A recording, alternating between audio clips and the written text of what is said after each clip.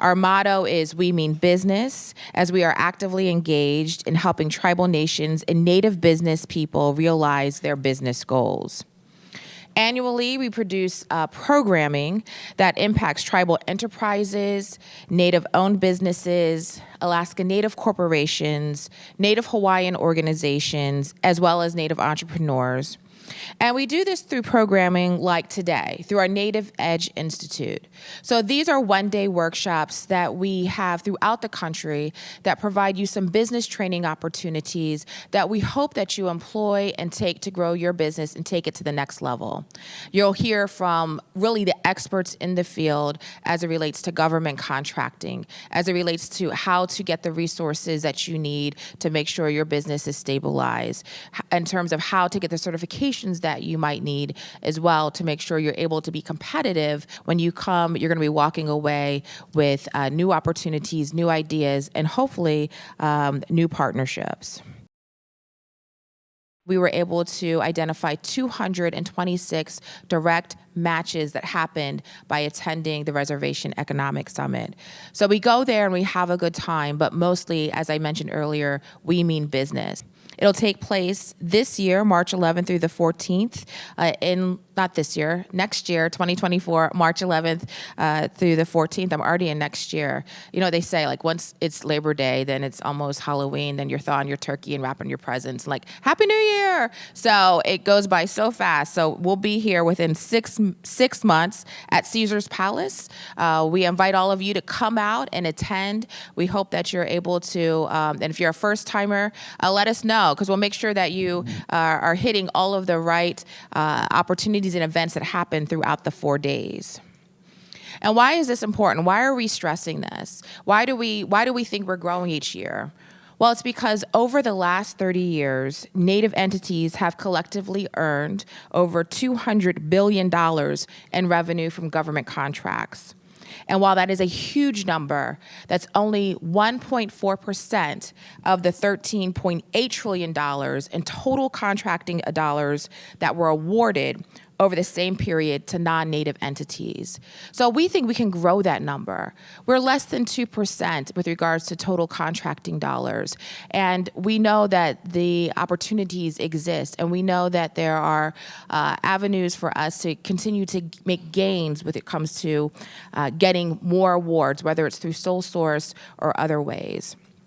And we know that federal contracting has diversified tribal revenues in part by outpacing the revenue growth of gaming or natural resources. So we have grown over the last 30 years faster than gaming. We're still the second industry for tribal economies, but we're growing faster than gaming and other economies in our communities.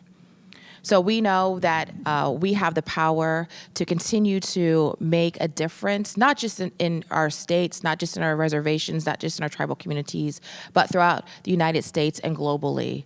We are doing contracting in all 50 states. We are employers in all 50 states. We are employers globally.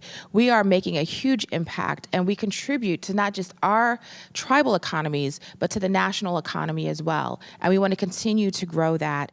We're a tribe who has blossomed by working hard, by doing the hand up. We've never been able to afford the handout. We have a social safety net, but it's not enough to do nothing. And so our challenge in our company, in our community, is going to be, can we keep that can-do mindset? You know, we're about to release an economic impact study. In the last 20 years, our number of college graduates have quadrupled in our small town. The population has gone from 1,500 to 2,200.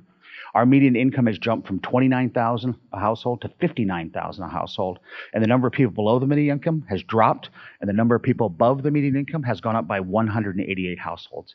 We have intentionally built a middle class in our community that strengthens our schools, that strengthens our community, and it strengthens who we are as a people, and our culture is starting to flourish.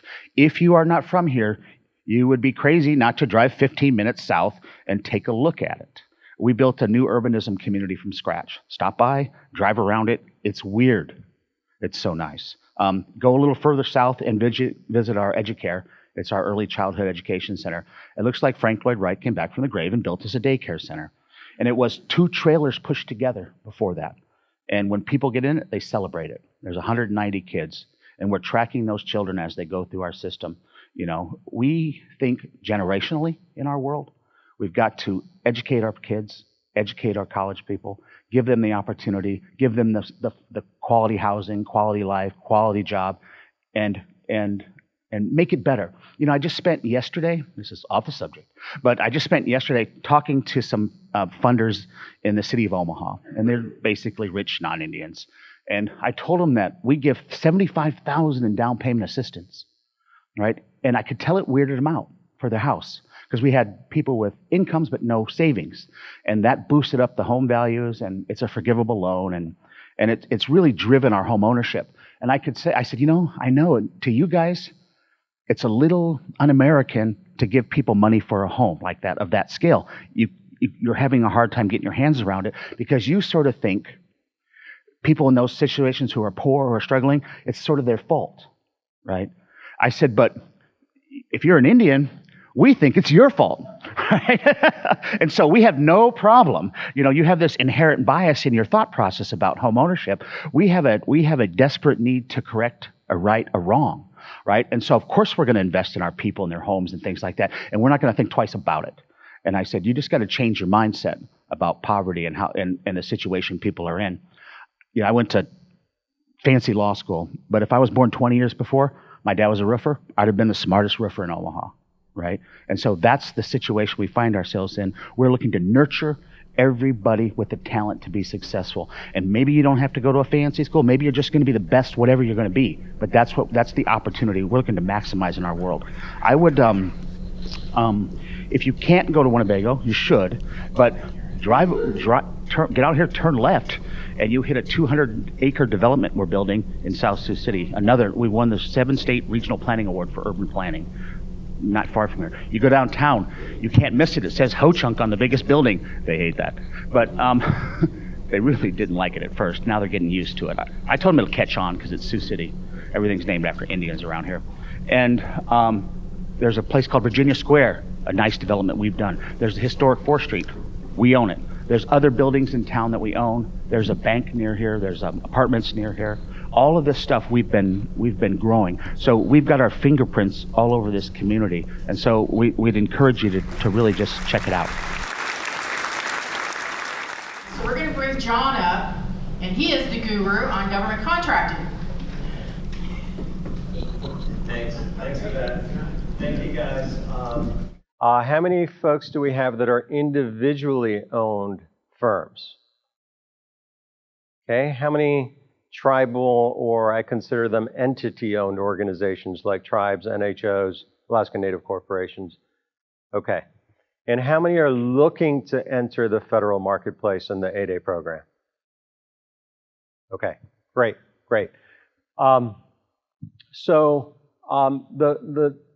Sort of the background that I want to share on federal contracting and the impact it can make to economic development. I want to go over that first, and then I want to keep the discussion flowing, right? I can certainly talk about the specifics of the program, but I like to talk about what you guys need to talk about. How do you get certified? What are the challenges around certification? There's been changes to the program recently because what you saw up there with the Ultima court case and impact on the individual participants in the program. So we'll talk about that as well. Overall, the federal government program is, you heard some enormous numbers, but roughly between $500 billion to $1 trillion of federal spending. That's it. Of federal spending every year, right? And of that, 23% has to go to small business, right? So if you look at that, this is my presentation, by the way, and we can jump all over this. Real quick, how many HubZone companies do we have? Do we have any HubZone companies? Awesome, perfect. Women-owned small business? Okay, and service disabled? Any veterans? Okay.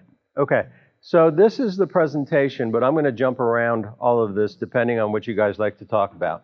So of the billions of dollars that get spent every year, 120 to 150 billion has to go to small business. That's a requirement. And the office that I used to run at the Small Business Administration was responsible for making that happen across the federal government, right? So setting goals with all the agencies, making sure that they're meeting their small business goals, reporting back to Congress on meeting those goals, and then administering the set-aside programs, the 8A, HubZone, Women-Owned, and Service-Disabled.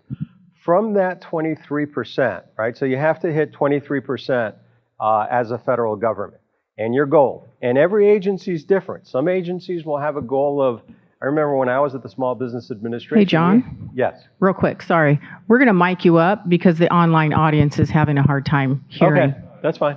Oh, we're not going to? You're Okay, not going to. never mind. Okay, so some agencies, like when I was at the Small Business Administration, we had a goal like of 78%. Other agencies, like the Department of Energy, that buys really complicated infrastructure and energy and nuclear weapons, et cetera, had a goal of 10%. So you sort of got to identify where you want to market your services depending on what the needs are at that particular agency. The overall goal is 23%. And then when you look at, okay, well, how does that 23% get split up? Under that, we have what we call the 5-5-3-3. So 5% for small disadvantaged business / 8A, 5% for women-owned, 3% for HubZone, and 3% for service-disabled. Now, the Biden administration, when the Biden administration came in, they said, hey, on the 8A and small disadvantaged business, we want to increase that to 15%. So there's a huge opportunity, and they want to cast a broader net, right? And they said, we're going to make it 11% in 2023 and slightly increase it until we get to that 15% in 2024, right? Now, that means two things. One is 5 to 15% is a huge jump, right? So it seems like there's a huge need for 8A companies and disadvantaged companies. What I will say is that the federal government traditionally has hit 10, 11% on 8A and small disadvantaged business. However, getting even from that 10 or 11% to 15% is going to require significant more spending with 8A companies.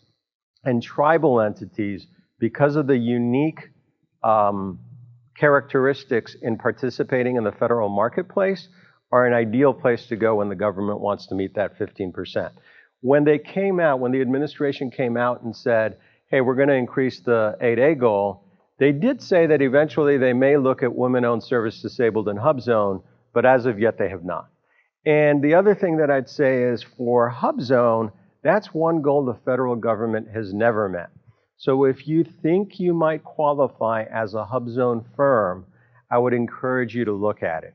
HubZone is challenging, and we can talk about the requirements around HubZone qualification. But if you have multiple designations, as it stands right now, because there might be some statutory changes, as it stands right now, if you have multiple designations, you become more attractive to a contracting officer. Why?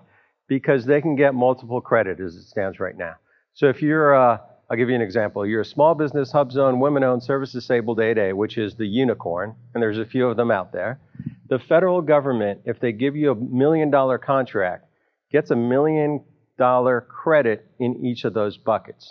So they get like quadruple credit, or whatever the 5 version of quadruple is. Centuplet? I don't know. Whatever that is, right? So they can't do multiple set-asides, right? The federal government can't say, hey, we're going to set this requirement aside for an 8A HubZone or a women-owned 8A. However, when they evaluate the proposals and the responses, certainly you're going to look a little bit more attractive because they're able to meet their multiple goals. Any questions or comments so far about the federal program? No? I want to try and keep this conversational, but so real quick, I'll give you the basic requirements of the programs. On the 8A program, you have to be socially and economically disadvantaged. What does that mean? Socially disadvantaged used to mean that you could be in a presumed class, Native American, African American, Hispanic, Asian, Pacific Islander, and you could check the box, and that would demonstrate that you're socially disadvantaged. Economically disadvantaged, the second criteria, has some thresholds with respect to income and net assets and total assets. Those numbers are in the slides. There was a court case in July that has sort of created a little bit of a challenge, and I know the SBA is here, and maybe they'll talk about it this afternoon, but it's created a little bit of challenge with respect to the presumed classes. So the courts came back and said that the presumed classes were potentially unconstitutional, and that all participants had to demonstrate that they were socially disadvantaged. So the way the program worked before is if you were in one of the presumed classes, you could check the box and make sure you met the economic disadvantage criteria. That was it. However, if you didn't fit in one of the presumed classes, let's say you're a Caucasian female in the construction industry, you could get into the program, because if you could demonstrate that you were discriminated against, and not just discriminated against, but that discrimination led to loss of promotion, loss of work, loss of education, loss of employment, or ability to move forward in your employment or be hired. If you could connect those dots, even though you weren't in one of the presumed classes, you could get into the 8A program. So we would see, Caucasian females in construction, in IT services, etc. What the court said is that, whoa, wait a second, you can't have presumed classes. Every applicant needs to demonstrate that they're socially disadvantaged. So that's a little bit of a challenge. The SBA had, and this just happened this past year, in this past summer, in July. So it's a little bit of an evolving situation, because the Ultima, who brought the court case, filed for additional remedies, and SBA is objecting. So it's that target's moving. But as it stands, if you're applying to the 8A program, you have to develop what we call a social disadvantage narrative, even if you're in the presumed class. And we'll go into that. I have a deck on that as well, but we can talk about that. It's a little bit frustrating, right? When I look at it from my perspective, and we work with a lot of clients that we've applied and helped apply to the 8A program in the past, I can see the frustration. If you're Native American, if you're African American, you're being challenged to have to demonstrate that you're socially disadvantaged, whereas previously you were just entered into the program, right? So, and it's not, hey, we as a people have been disadvantaged for centuries. It's, hey, how are you individually socially disadvantaged? And by the way, give me an example. And by the way, connect the dots. And by the way, provide a witness so that I can confirm this. So it is really frustrating, right? But that's how and the other thing that I'd say is, look, I was speaking at the HubZone Council conference just a couple of weeks ago, and there was a lot of frustration with the SBA. It's not SBA that's imposing these requirements, right? They are implementing directions from the court. So it's the court case that's imposing these requirements for SBA, and SBA's position is that they want to try to protect the program, and these are the steps that they need to take to protect the program. Any questions so far? Yes, ma'am. Yeah.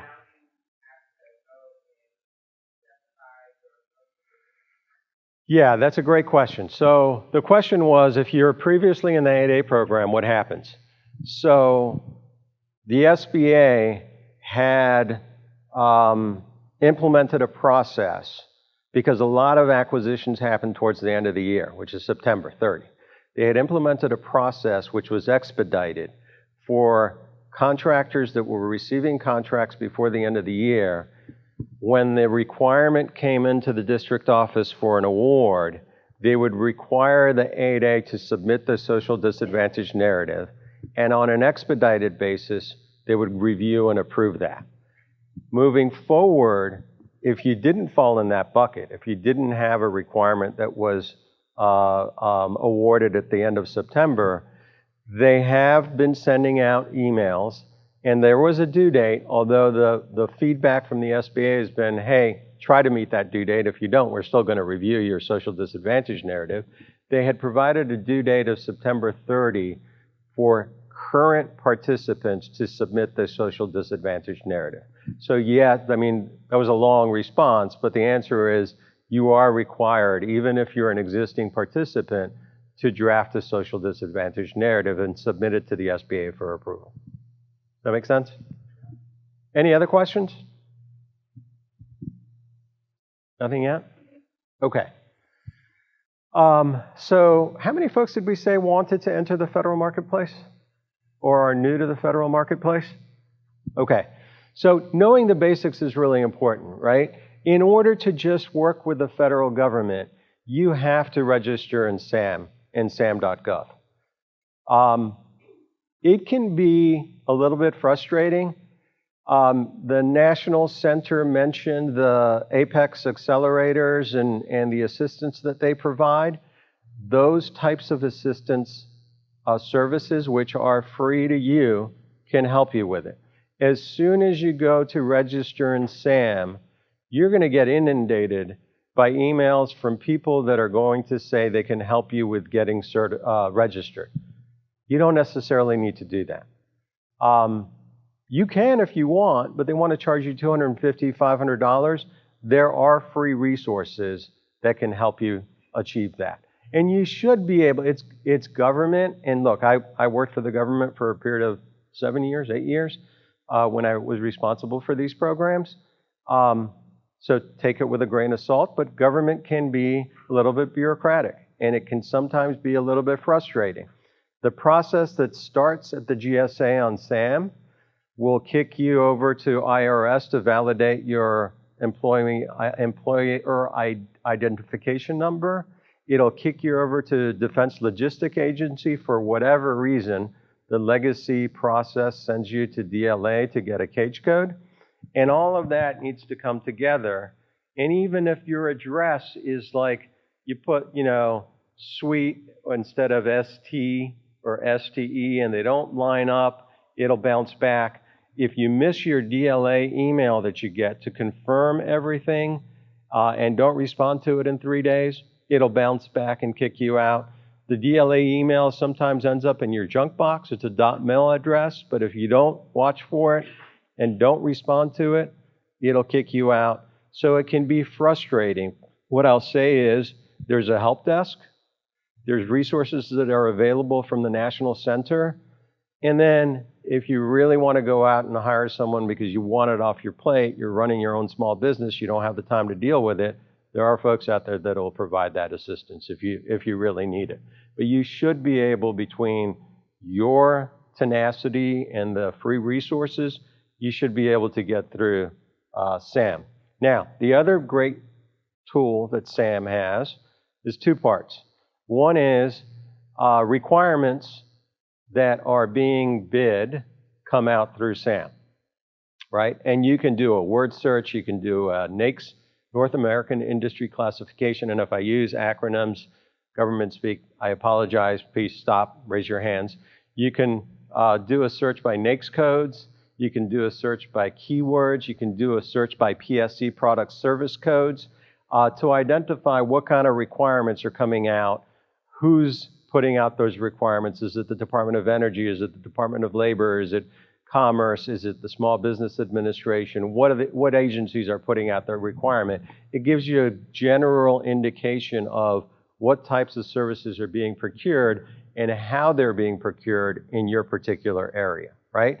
But what I'll say is if you're waiting for SAM to bid on stuff, you're probably too late. Because when you see it on SAM, and there's usually a 45, 60-day turnaround, your competitors, the ones that have been doing this for a long time, probably already knew that it was coming out, probably already have a team, probably already have a draft proposal, And so and may even be at the agency, have met with the agency, and they understand the agency's need, and they're probably pretty far ahead of you. So the other tool that SAM has is historically, everything that is awarded $25,000 and above is in SAM. So you could look historically at who's buying what you're selling and how they're buying it, right? So if you look at, okay, well, I know Department of Labor buys whatever I'm selling, and this is how much they buy every year. And oh, by the way, here are a few contracts that are right in my scope of expertise, and they're about to expire. So the question really becomes, can you do the data analysis? And again, there's companies that'll do that. There are resellers of the data, like you'll look at FedMine or Bloomberg Government. There's several others. BidSpeed, I'll put a plug in for BidSpeed. BidSpeed has a 7J grant. 7J grant is SBA speak for they receive a grant from the SBA, and BidSpeed provides its tool for free for 8A eligible companies. Doesn't mean you're in the 8A program. It means you're 8A eligible. And if you go to the website, you look at, if you go to the SBA website, you can go to the BidSpeed website, you can look it up. But there are third-party providers of this data that can make it a little bit easier to manage. But basically what you're trying to do is who's buying what I'm selling. That's step number one, right? Step number two is, let's say you find out Aberdeen is, buying $2 billion worth of the service or product that you're selling. Is that appropriate?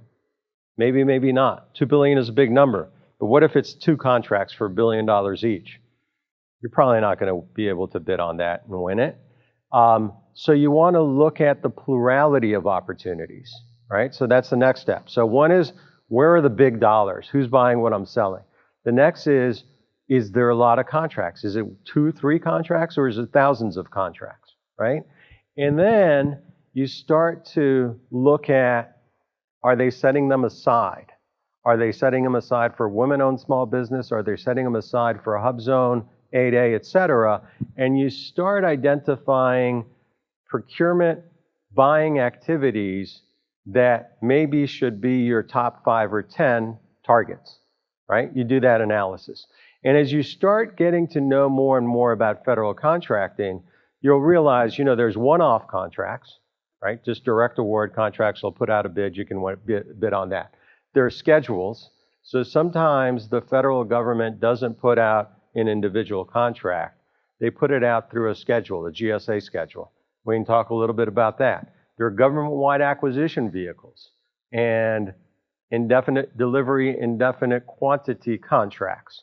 So it depends how the federal government is buying. If they're all going, so if they have $1 billion, right, and there's thousands of opportunities, but they're not directly contracting those out. They're doing it through, and I know I keep throwing out acronyms, but they're doing it through OASIS. OASIS is a government-wide acquisition contract. Well, that's not going to help you if you don't have OASIS, right? So then the question becomes, do I look for who has OASIS contract and maybe try to partner up with them? Do I look to see when the next open season is for OASIS? Or do I just look somewhere else where there's one-off contracts that fall within my scope of expertise and it's an easier entree into federal contracting? Does that make sense so far? Any questions? No? Okay, so then let's say you identify your top 5. Now what are you going to do? A lot of folks automatically say, oh, I want to talk to the contracting officer. That's the person that, issues the contract. Yes, that's fine. Contracting officers execute the program office requirements. So the program office gets the money. They have the funds. They engage the contracting shop that actually executes the contracts based on the federal acquisition regulations, based on the Code of Federal Regulations, based on the small business set-aside regulations, et cetera. So is it good to know the contracting officer? Yes. Should you stop there? Absolutely not. You want to be able to figure out, okay, well, who's the program office? Is there an opportunity to get in front of the program office? How do I start engaging with the program office and the contracting office? And the last sort of leg of that three-legged stool is the OSDBU. How many folks know what an OSDBU is? Nobody? Office of Small and Disadvantaged Business Utilization.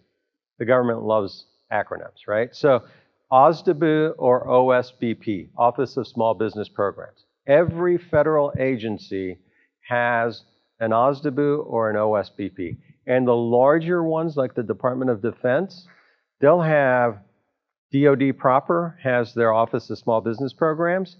Then there is Army, Navy, Air Force. And then even when you go down to the buying activities, let's say you identified Aberdeen as your ideal. I always use Aberdeen. It's in Maryland. I'm from Maryland. I always use that as an example, but it could be Wright-Patterson Air Force Base or wherever it is. They have a small business specialist assigned to that buying activity. So if you identify Aberdeen, you want to figure out who the small business specialist is. You want to start looking at, are they having matchmaking events? Are they going to be at res? Is there a way for me to get in front of them? And when you get in front of them, you want to know the history of, hey, I've done my research. I know you buy what I sell. I know you set it aside in the 8A program. I know these contracts are coming up for renewal. And guess what? I have the qualifications to be able to bid on it. Because those small business specialists, their job is to cast a broader net, to bring in new participants into federal contracting, and to help meet the goals. When we talked about those goals that get established for agencies, they all get pushed down. So if the Department of Defense is 22%, it gets pushed down to Army. I think used to be, at least when I was there, it was like 21%. Navy was much lower because of the aircraft carriers and the ships. So it was like, I think 18 or 15%. So that, and then from there it gets pushed down to the buying activities. So those small business specialists, their job is to be your advocate at the agency. Their job is to be the small business advocate at the agency. Make sure requirements get set aside, and then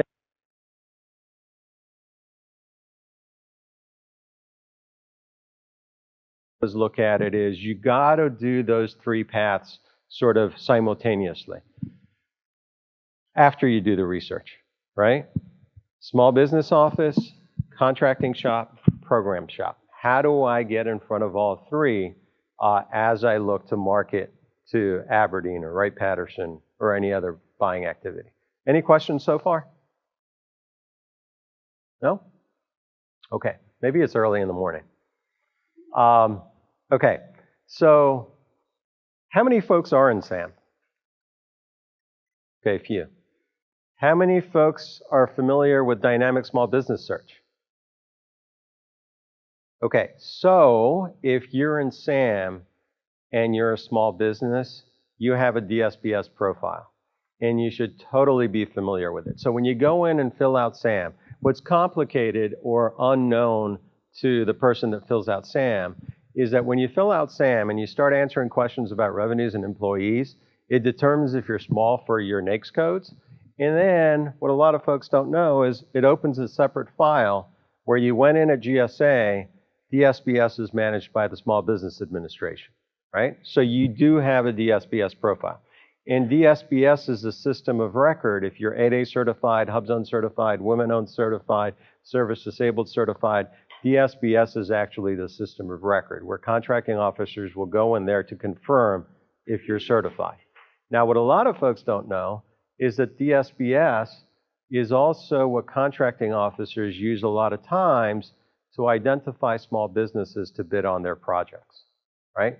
So when you're in DSBS, especially if you have a SAM profile, especially if you're 8A, women-owned, service disabled, et cetera, you want to update your corporate profile and your past performance in Dynamic Small Business Search.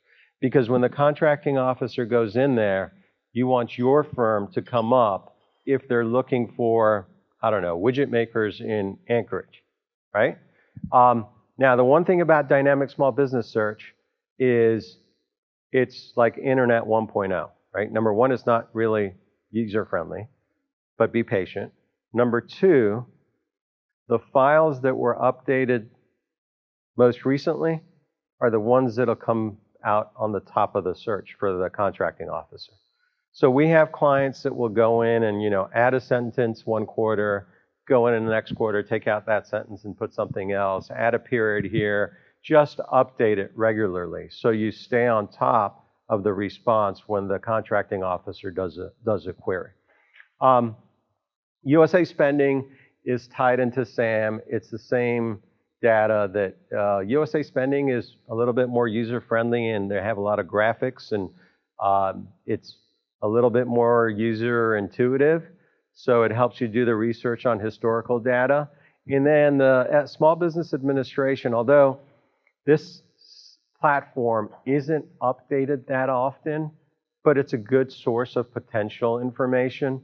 So when we talk about the 23% and the 5533 for the federal government to engage contractors, large primes, like let's say Lockheed, AECOM, Deloitte, when they get a federal contract, they're required to subcontract with small businesses. So just like the federal government has the 5533, Lockheed has a requirement to engage with small business subcontractors, and they have goals they need to meet. So Subnet identifies large primes with potential opportunities for small businesses. A lot of times, because federal government requirements have become larger and larger and more complex, a lot of times as a new small business entrant, your first interaction in federal marketplace is going to be as a subcontractor to a large company. So identifying, who might be looking for 8A companies, women-owned, service-disabled, et cetera, is a useful tool. There are other ways of doing this. When we talked about industry days, let's say Aberdeen's having an industry day, the small business specialist puts it together. A lot of times they require their large prime contractors to be present and engage with potential vendors to identify the subcontractors for their teams. So you shouldn't just look at, when you're looking at the federal marketplace, you shouldn't just look at, hey, I want to do prime work. You also want to look at, hey, large primes have small business contracting goals. I might want to team up with a large prime to help them meet their small business contracting goals. Any questions so far? No? I must be doing a really good job of explaining this stuff. All right, so I do want to talk a little bit about this before I talk about the previous slides. So know the basics, right? So how many folks know what the rule of two is? Okay, one. So why we talked about the goals, right? The 23%. But why does the federal government end up setting requirements aside for small businesses? There's two things. There's a simplified acquisition threshold, and there's the rule of two. So the rule of two, which is what my office was responsible for, is that if there are two or more small businesses that can provide the product or service at a reasonable price, not the best price, at a reasonable price, then the requirement shall be set aside. Shall, in government speak, means must, right? So the government doesn't have a choice. If there are two or more small businesses, then it has to set it aside for small business. It can choose, depending on where they are with their goals. The agency can choose to do an 8A, women-owned, service-disabled, just regular small business. But if they identify two or more small businesses, they have to set it aside. Now, again, where do they look? Sometimes they'll go ahead and just do a Google search. 9 out of 10 times, the contracting officer is going to go to dynamic small business search. They might do a sources sought. They might do a request for information. So if you see, when you're in SAM and you see a sources sought or a request for information, if you're looking to get into the federal marketplace, people tell you this all the time, hey, respond to the RFIs, respond to the sources sought. Why? Because if you don't, the contracting officer is going to say, well, there isn't two or more small businesses. I'm not going to set this requirement aside. I'm going to do full and open. So you have to, and if you have colleagues in industry that are in your same industry, I'd encourage them to respond as well to make sure that the requirements get set aside for small businesses. Now, who's responsible for monitoring the rule of two? How many folks know what a procurement center representative is? PCR. Okay, if you do federal contracting, you should know what a PCR is. The PCR is actually an SBA official that oversees every buying activity, right? Now, the challenge is, when I was running the program, we started with, I think, 119 PCRs or more. When I left, there was roughly 100. From what I understand is there's like maybe 40 or 50 PCRs now, and they cover every single buying activity in the United States. So if you can imagine, the tens and tens of thousands of buying activities are covered by 40 or 50 PCRs. Every requirement that does not get set aside for small business has to be signed off by the PCR. It's a form 5279 or 2579, I forget. But there's a form they have to sign off on. So if the requirement's not getting set aside, the PCR has to sign off. Now, what happens sometimes? Contracting officer doesn't want to set the requirement aside. And I love contracting officers. A lot of our staff at my company are former contracting officers. But they have tough jobs, right? And they want to get requirements done. So contracting officer doesn't want to set a requirement aside. Sometimes they go PCR shopping. They don't necessarily go to the PCR that's covering their buying activity. You can send it out to the PCR in Guam. The guy in Guam is like, I don't know what this is, but this looks fine to me, and signs off on it. You guys are the eyes and ears for the program. So if you see a if you've been responding to a requirement, if you've been engaging with the buying activity, if you know your competitors have submitted to a request for information and the requirement doesn't get set aside, I would reach out to the PCR. How do you find a PCR? It's really easy. You go to the SBA site, you do PCR directory, and you'll see a listing of every buying activity and the PCR that's responsible for that buying activity. And then in addition to that, you can see who their area director is. It's split up into, I want to say, is it 10 areas? There's 12 regions, 10 areas. But you want to, but they'll show you the PCR and it'll show you who the area director is. It'll give you the contact information. If you're seeing requirements not get set aside when they should, the PCR is someone you should get in touch with.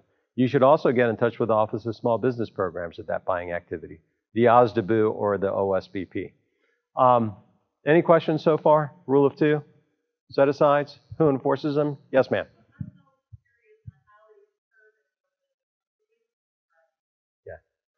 That's a good question. It can be subjective, but the government usually puts out a government price estimate. And they do their market analysis to come up with the government price estimate. And if you're way off of that, then they're going to say it's not reasonable. But it doesn't have to be the best price, right? So a lot of times, we used to have this argument when I was responsible for the program. We would actually sit down with agencies and they'd say, well, the small business can't give us the best price. We're like, wait. That's not the rule. They're not supposed to give you the best price. It just has to be reasonable. And then you shall set it aside. So yeah, usually there's a government cost estimate. Any other questions? Okay, now the other way set-asides occur is everything under $250,000, which is a simplified acquisition threshold, has to get set aside for small business. It's automatically reserved for small business. There's another area where it's great for new entrants to participate. Why? Number one, they're smaller size contracts. Number two, this is government speak, but SAP follows SAT. What does that mean? Simplified acquisition procedures follow simplified acquisition thresholds. So under $250,000, instead of having to be compliant with, all the federal acquisition regulations, all the Code of Federal Regulations, all that stuff, there are simplified acquisition procedures to participate in the federal marketplace. The SAT was increased to $250,000. I think it was around 3 or 4 years ago. There has been talk to increasing it even more in my opinion, and if you're advocates, and I know the National Center is an advocate of this, and maybe the board members should be as well, in my opinion, the simplified acquisition threshold should be increased to $1 million. Why? Because that gives a pool of opportunities to small business entrants to get into the marketplace. It gives a lot of opportunity for participating with simplified acquisition procedures, and it helps the federal government cast a broader net, which is what they've been talking about doing. When I was responsible for the program, we tried and almost raised it to $500,000. For whatever reason, to this day, I cannot figure it out. The Canadian government objected. U.S. Trade Representative went to the White House, quashed the idea, stopped at the last minute. Not sure why. Somehow it impacted the Canadians. They didn't like it. But I would encourage, if we're advocating for these programs, if we're advocating for tribal programs, if we're advocating for small business set-asides, I would encourage increasing that to $1 million because it helps participation with small businesses and it helps cast a broader net and bring in new participants into the federal marketplace. I think we talked about this. So real quick, the requirement to participate in federal contracting as a small business is that you're small in a NAICS code. It doesn't have to be every NAICS code. Every requirement, every contract that comes out has a NAICS code assigned to it. As long as you're small for that NAICS code, you can represent small for that proposal, right? In the 8A program, you have a primary NAICS code. That's supposed to be what you specialize in. That's supposed to be where you do the predominance of your work. In the 8A program, you have to be small for your primary NAICS code in order to participate and get certified in the program. But there are firms that are, borderline. They're small for some NAICS codes and they're other than small for other NAICS codes. That doesn't mean they can't bid on contracts that have the NAICS code that they're small for, right? So they can be small in certain instances and other than small in certain instances. And then folks would always ask me, well, how is 1,500 employees considered small? It is if you're looking at shipbuilding, right? So a shipbuilder generally has 15 to 20,000 employees. So in that industry, 1,500 employees is actually small. Computer services, and some are employee-based. Manufacturing is employee-based. Services is revenue-based. So if you look at computer IT services, it's 37.5 million. If you look at professional staffing, administrative services, I think it just got increased to 21 million. If you go to the SBA website, look up NAICS codes, there's a chart and a table that'll explain that. The look-back period used to be 3 years. There was a Runway Extension Act that the Small Business Committee put together. Senator Cardin was really behind it because if you had one really good year, you'd spike and you would be other than small all of a sudden. They now look back 5 years. So the look back, when you calculate your size, is what were your revenues for the last 5 years. And there's a formula. Generally, it's from your tax documents, but there's a formula in the regulations on how to calculate that. But it's a 5-year look back. On employee, it's 2-year average. So you take a look at your employees for the last 2 years. You average that out, and you have your employee count with respect to size standards. Any questions as far as size? Yes, ma'am.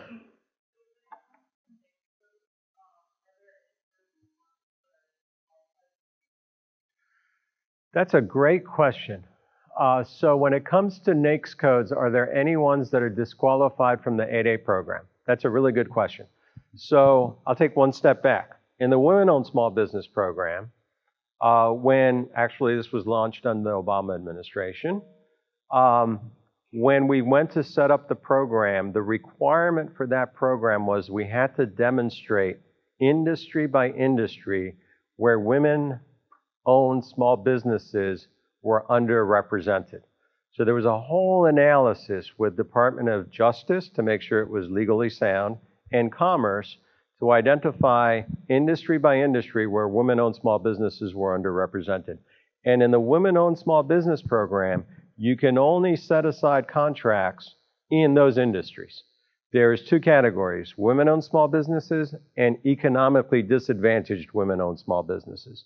And the women-owned small business, Ed Wosby, I call it. If you're Ed Wosby, then you already include all the Wosby NAICS. But if you're Wosby, you don't necessarily include the Ed Wosby NAICS. The Ed Wosby NAICS are much broader, right? So that analysis had to be done. In the 8A program, historically, there was no requirement. You could, depending on your market research, set aside a requirement in any industry. One of the additional remedies that was requested for the courts to impose as a result of the court case in July was that in the administrative NAICS code, staffing and administrative NAICS code, that there was no demonstrated documentation of underrepresentation by socially disadvantaged individuals. And so they have asked that set-asides for the 8A program be suspended in that particular NAICS code. SBA filed their position and rejected that, but the court hasn't made a decision on that yet. My concern is that if we start going NAICS by NAICS in the 8A program, we're quickly going to run into way too many issues that may ultimately kill the program. And this is, I'm not being overly dramatic. This court case and the impact of the court case on the 8A program is uncharted territory, right? It's sort of chipping away at the foundations of the program. And the more court cases there are, the more potential there is to just break the program apart. Now, I will say that when it comes to tribal entities, tribes and 8As, there has been an initiative amongst the tribal community to start getting prepared in the potential occurrence of the program falling apart. In other words, the tribal program is a nation-to-nation program, sovereign nation to nation. And so the idea is that if this 8A thing falls apart, there is an entire different reason why tribal entities participate in federal contracting, and it should be its own program, aside and separate from 8A if it falls apart. Does that make sense? Sure.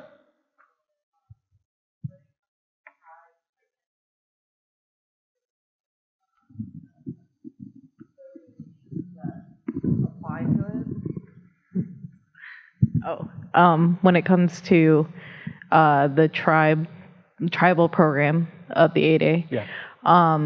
have there been any changes in that? No. So as it stands, right?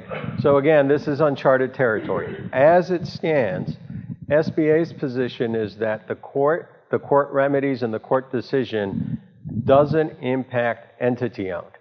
Doesn't impact tribal, Alaska Native, or Native Hawaiian owned. That's been their position so far. Now, when the further remedies were, hey, let's just not set aside contracts in this NAICS code, that impacts everybody, right? And that's why SBA is pushing back, because that's not really a remedy for social disadvantage. That impacts tribes, entity-owned, et cetera. Does that make sense? Any other questions so far? Yes, ma'am.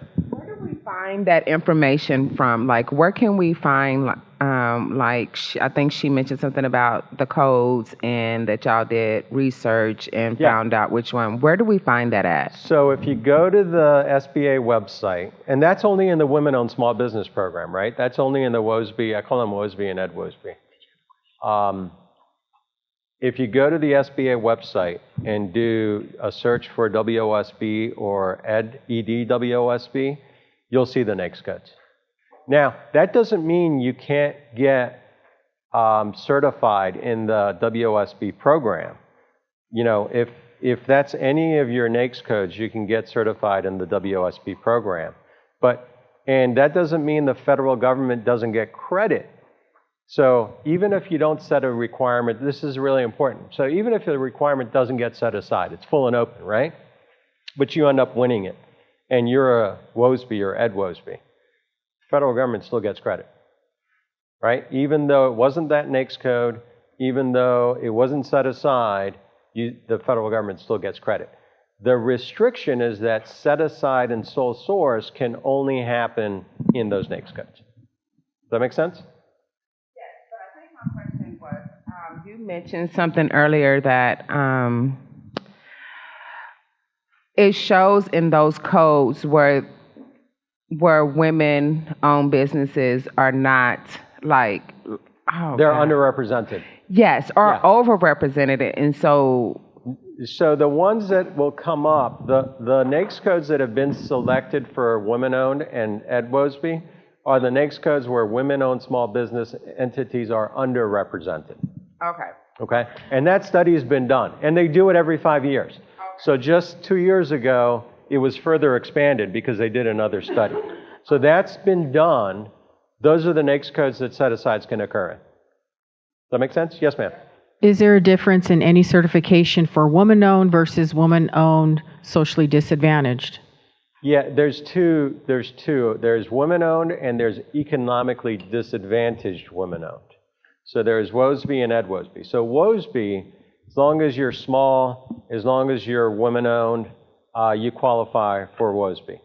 When you look at Ed WOSB, and there's many more NAICS codes for Ed WOSB, then you have to demonstrate economic disadvantage. And those economic disadvantage criteria are just like 8A. There are income thresholds, there are net asset thresholds, and there are total asset thresholds. Yes, ma'am. So do we need to hire somebody to help us become AD Westboro? You AD? should, so that's a great question. You know, when I was running the program, I would say you should be able to do that on your own. It shouldn't be that complicated that you can't do it on your own. But the Apex Center can help. The MBDA centers can help. There are clients that come to us and just say, you know what, I don't have the time to deal with all this bureaucracy. You guys do it for us.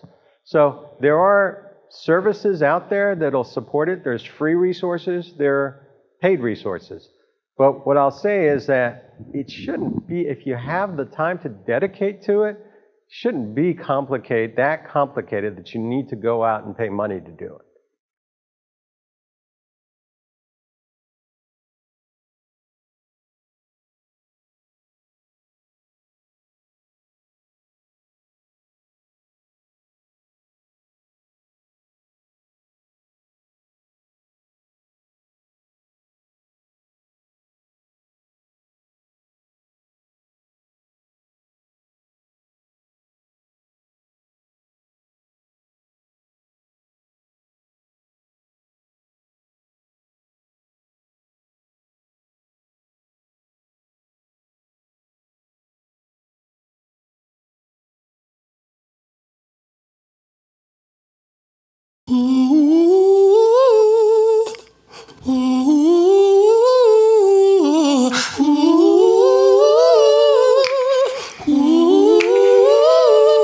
The number one thing that I've been blown away by is the belief that everything that we do can have a bigger impact on the community as a whole. We're doing some things here that nobody else in the country is doing. We're always looking at those opportunities. What kind of businesses can we start, create, that we utilize our current expertise? We are smack dab in the middle of a really diverse community. We really want to make a lot of good, positive changes. For our community, we have to do something that'll change things forever. We are the diversification effort of the Mille Lacs Band for government contracting. If gaming goes away for whatever reason, we want to be that to be able to ensure that all the facilities that the tribe has can be maintained and we build more. And our goal is to ensure that happens for the next 1,000 years. We work a lot with our Anji Bamadizing program. That is our after-school youth mentorship. Tim Taggart Jr., who's actually a professional boxer, he's over that program, does a fantastic job. He teaches anything from golf, basketball, boxing, all kinds of sports. We just want to make sure that we take care of our people. That's what kind of sets us apart is I tried to build that relationship and rapport and actually get results versus trying to view them as a number. Being able to help people with their nutrition, their health and wellness, to build something really, really simple and that works with their lifestyle is the best thing I've ever done. Good morning. My name is Yvette Fielder. Thank you so much for being here at our Native Edge Institute, provided by the National Center for American Indian Enterprise Development and funded in part by the SBA. When you make a profit in a business, you need to do something socially and civically responsible. Instead of waiting for employees to come to us, we go out to poverty areas where there are people who don't have jobs, and then we provide whatever is missing, whether it's education or transportation or maybe just some enthusiasm and optimism to get them started. We try to build business that way. We're told as Anishinaabe, we all have gifts that we need to make sure we share. My goal was always to make a life better for the Mille Lacs Band of Ojibwe. Home ownership is for everybody. I'm a huge advocate for that, and I want everybody to be able to have a home and to feel comfortable in that whole process. We're floor nurses. We are working in the trenches. We have created the Earth Act. Oh shoot, I just switched. Go again.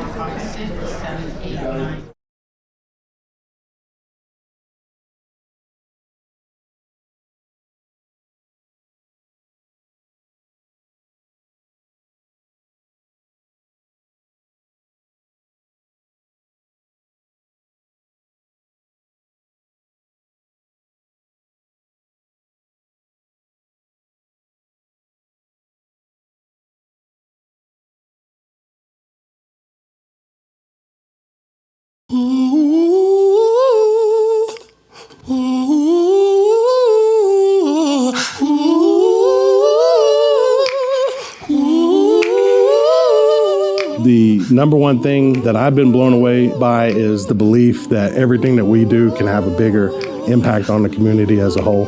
We're doing some things here that nobody else in the country is doing. We're always looking at those opportunities. What kind of businesses can we start, create, that we utilize our current expertise? We are smack dab in the middle of a really diverse community. We really want to make a lot of good, positive changes. For our community, we have to do something that'll change things forever.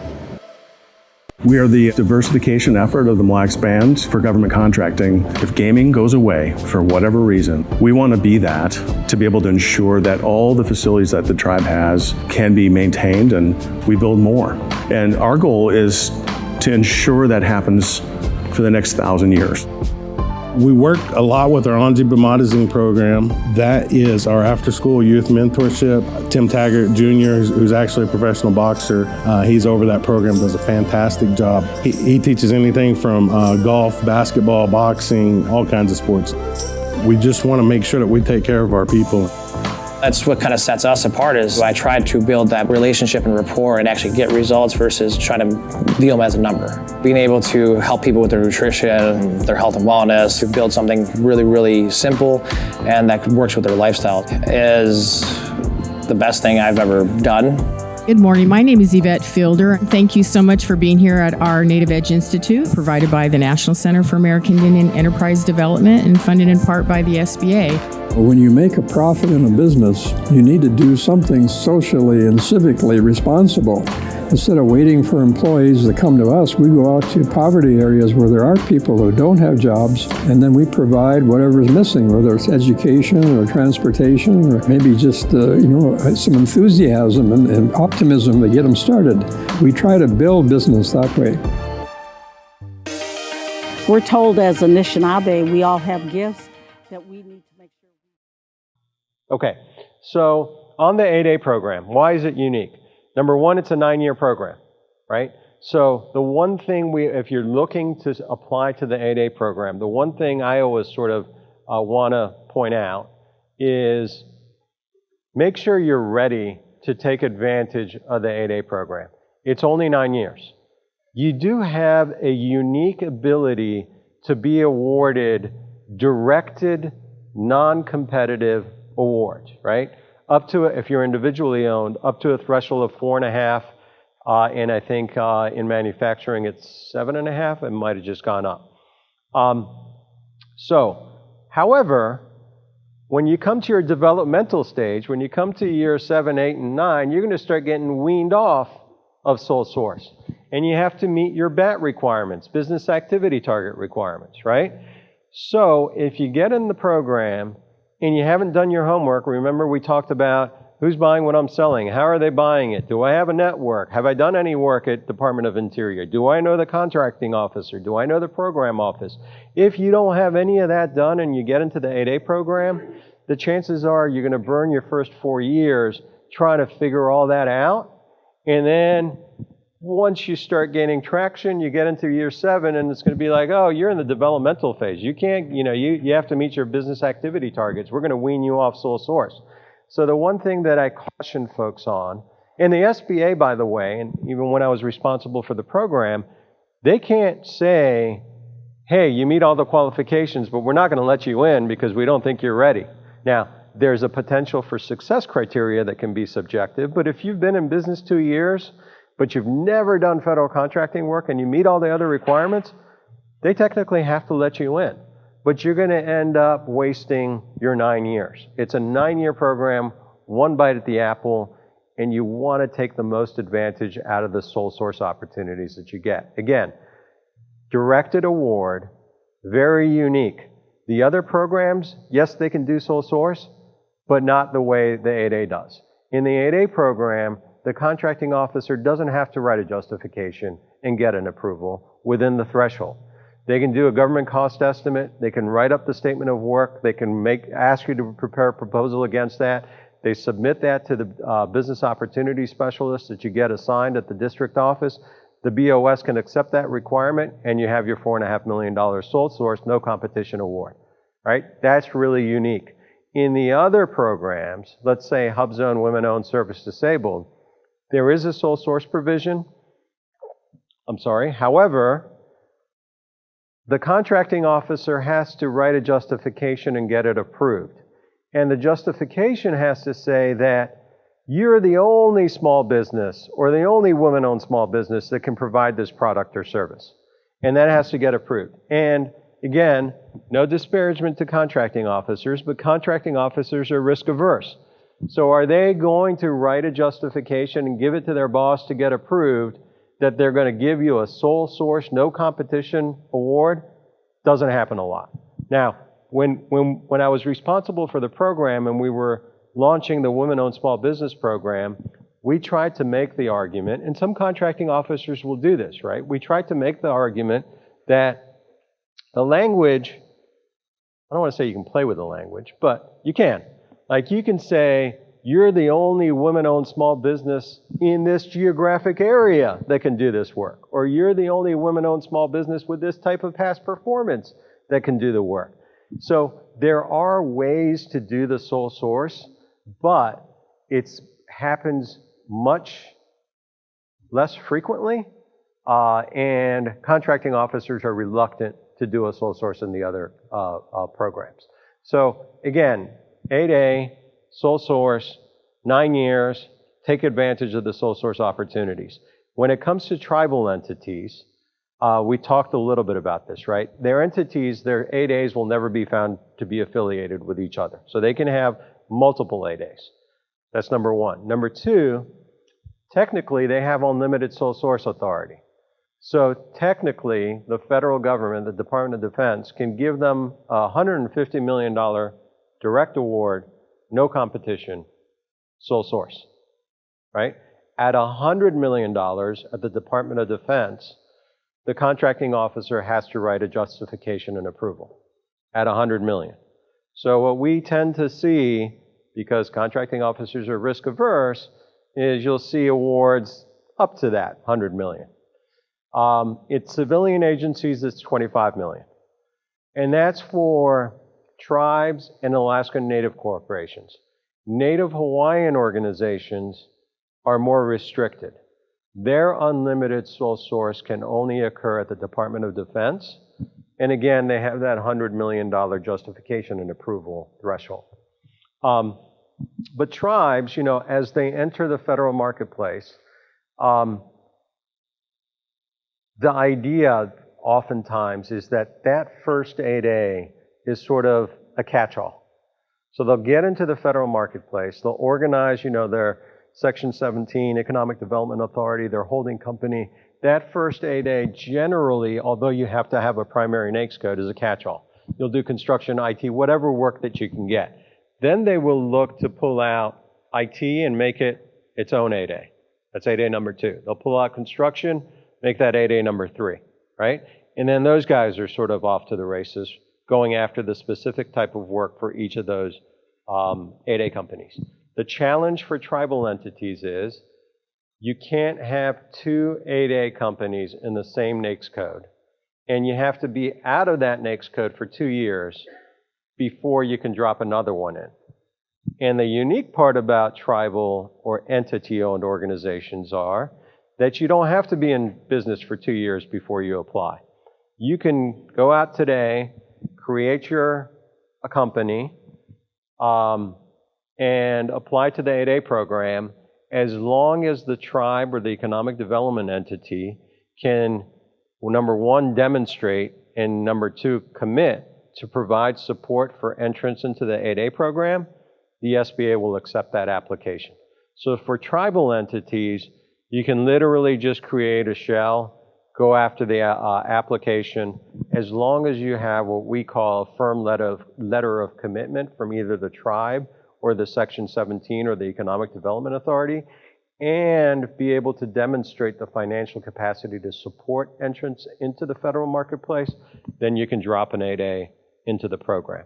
Now, for tribal entities, like we talked this morning, or the presentation this morning about Ho-Junk, there is a whole strategy around NAICS codes, number of companies, when am I going to graduate from this NAICS code, how do I drop a new one in, maybe 1 or 2 NAICS codes. If the NAICS code doesn't match identical, it could be 1 or 2 away, and then you start transitioning contracts. So there's a whole strategy and science as you grow as a tribal entity in the 8A world on NAICS code management and your subsequent entities that you drop into the program. Any questions so far? Okay. So 8A program, we've sort of talked about it, right? I mean, this is another thing that I just want to make sure that the group understands. When it comes to any of these programs, number 1 is, are you small, right? 8A is primary NAICS code. Are you small? Number 2 is ownership and control. So in the case of a woman-owned small business, is the woman principal, the female principal, own and control? SDVOSB, same. HubZone's different. We'll talk about that. 8A, same. Does a disadvantaged individual own and control? Ownership is easy, right? You own 51%. You can demonstrate that you own majority of the organization. Control becomes kind of tricky. Why do I say that? Because if you have a minority owner and you have unanimous consent provisions in your operating agreement, you don't control.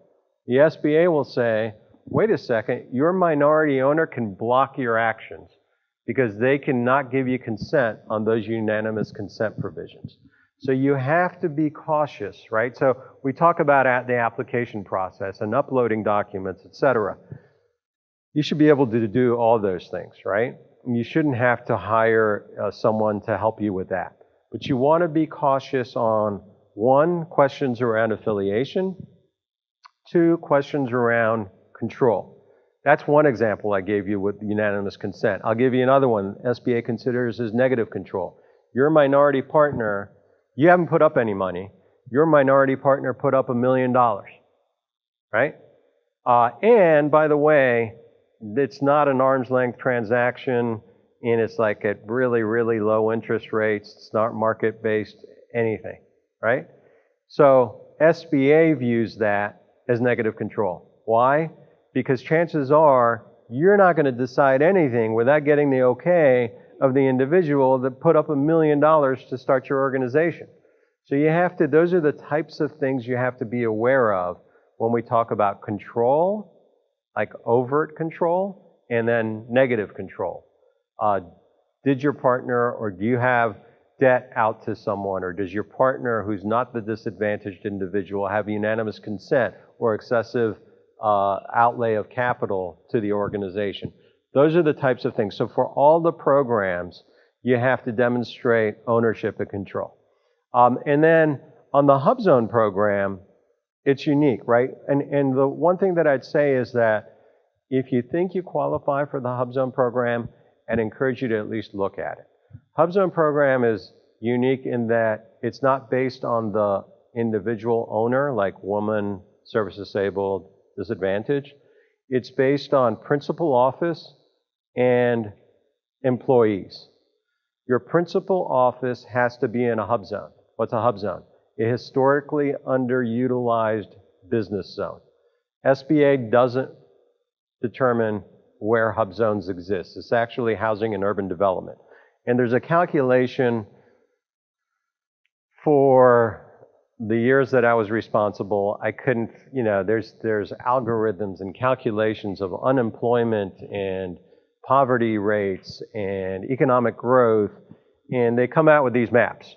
And it used to be the maps kept changing all the time. The maps have been stabilized. They won't change but every 5 years. That's number one. So your principal office has to be in a hub zone. What's a principal office? It's not your headquarters. So if you say, oh, I have headquarters in, I don't know, Manhattan, doesn't matter. A principal office is where most of your employees work. So if you have 2 locations and you have 3 and 2, your principal office is where the 3 work. And if you have job sites, let's say I love Aberdeen, let's say you have 100 people out in Aberdeen, they don't count. You can exclude them. So you take out your job site employees, you look at everybody else, where are the most people located? That's your principal office.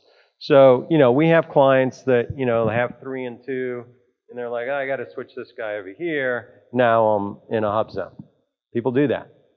It's okay. It's not, that's okay. It's within the regulations. So that's requirement number 1. Is my principal office in a hub zone? The other requirement is, do 35% of my employees reside in a hub zone?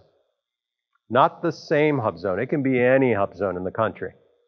And if you look at the map, there's a lot of hub zones. And all tribal land, by the way, is considered hub zone. So and the other thing is, an employee is anybody that works 40 hours a month, not a week, a month. So again, not necessarily gaming the system, but you can hire interns in college towns, right? College towns, a lot of them are hub zones. You can hire interns in college towns for 40 hours a month, and your employee count goes up to meet 35%. Once you're in the program, if you get a hub zone set-aside contract and your employee count drops, it can drop down to, it has to stay above 20%. It's called attempt to maintain. So if you get a hub zone contract and you have to hire and you start going down in the number of hub zone employees, that's okay as long as you don't break the 20% threshold. You have to demonstrate, though, that you're doing it in good faith. Are you trying to hire? Do you have ads out? Are you going to events and doing employee development and outreach and recruiting and all those things? You have to do it in good faith, right? You can't just say, you know what, I'm still above 20%. Because you have an annual submission that you have to attest to, and every 3 years you have a full documented resubmission that you have to demonstrate compliance. Those are the 2 requirements. The one thing that I'll say is, with respect to tribes can participate in, and this doesn't impact Alaska Native corporations or Native Hawaiian organizations. So tribes are unique.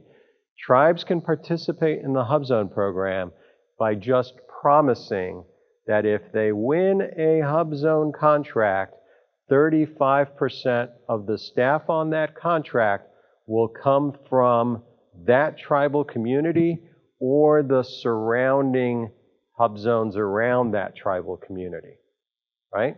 So, technically speaking, and again, I don't consider this gaming, but I'll give you an example. In 8A, Tribal 8A gets a tribe entity gets into the 8A program, right? They apply for the Hub Zone program through the tribal exception, which is basically filling out a form. There's a process, but basically filling out a form saying that, hey, if we win Hub Zone contracts, we will comply, right? They go out and get a $100 million 8A sole source. It's an 8A set aside, but they're Hub Zone. So that contracting officer gets a $100 million 8A credit and a $100 million Hub Zone credit. That tribal 8A never has to apply or bid on a Hub Zone set-aside contract. And yet the government will get the Hub Zone credit. So it makes the 8A, tribal 8A, very attractive in trying to meet the federal government's Hub Zone goals, right? So that's another approach if you're a tribal entity. Any other questions around either ownership, control, negative control, 8A or Hub Zone program? Oh, yes. That way our online audience can hear the question. Thank you. Just a quick question about the principal office as it relates to the Hub Zone. Yeah. How does remote work play into the equation? That's a great question because after, during the pandemic, SBA suspended some of those requirements about presence at a location.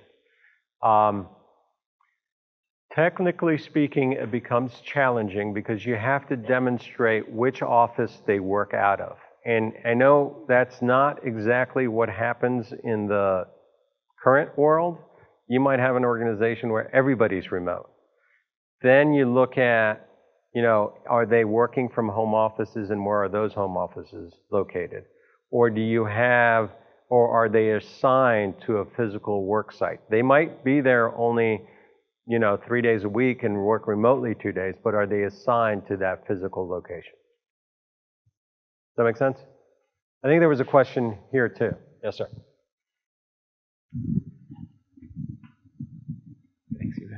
Thanks, John. Good information. You were talking a little bit about ownership and control, and great information. What about active engagement of the disadvantaged individual? Oh, that's a great point. Thank you. Thank you. That is actually a great point. In the 8A program, in order to be certified, the individual that the certification is based on needs to be 100% engaged in running the day-to-day activities of that entity, right? So we've had clients that are like, well, I started this thing on the side, I'm doing this, and I'm still working for, I don't know, Lockheed, and I just want to get this certified. SBA is going to look that you have 100% devotion to that 8A entity in order to get certified. There is an exception for tribes. You can have a day-to-day manager that can manage up to 2 entities, as opposed to having 100% dedication to that entity. Thank you. Any other questions? No? I'm trying to think if I'm missing anything on the 8A program. Talked about 8A. The one thing that I'd say is, in the 8A program... John, I think yes. we have a question. Yeah. So I just want to make sure I heard you correctly. Like if you're going to be applied to be in an 8A program, right, you need to be 100% actively engaged. So you can't be like a professor part-time and here for what does that mean? So that's a good question. That's also a good question. SBA considers 100% dedication, like can you demonstrate that during work hours your time is dedicated to the firm? Like we had a client that owned a brewery that spent most of her weekends managing that brewery, but during the week she was running her 8A construction company. That was okay. SBA had a whole bunch of questions about that, like how can you possibly do that? But she demonstrated that she had other people running the brewery operation and she was only occupied there on the weekends or after business hours. So there'll be questions, but if you can demonstrate that your business hour time is fully dedicated, you can have side jobs, you can have weekend jobs, you could have off hour, I don't know if you're a full-time professor, that might be a challenge, but if you're an adjunct or something like that, that might be able, arguably, to make the case. Yeah, Something? Traditional business hours. Okay, so 9 to 5. Correct. Okay. You have to demonstrate traditional business hours.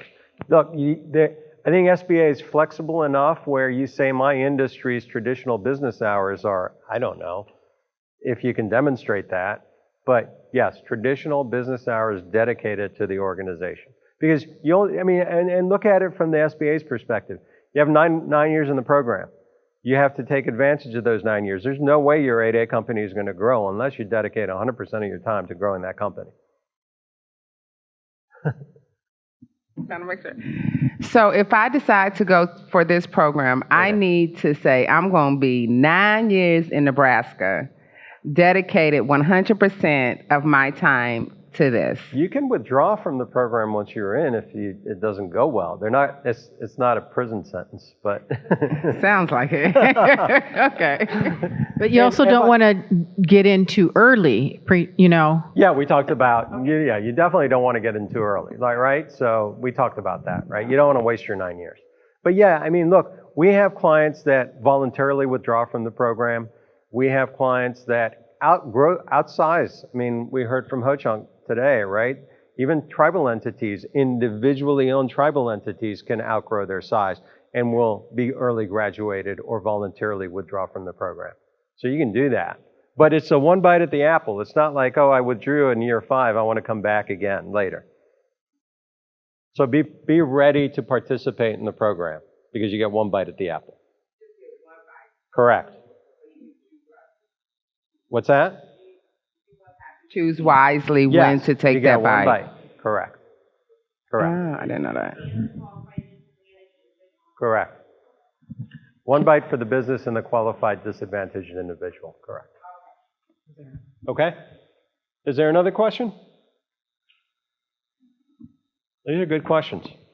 Any other questions on 8A or Hubs? I do want to talk about the mentor protege program. Wow, we're only down to half an hour.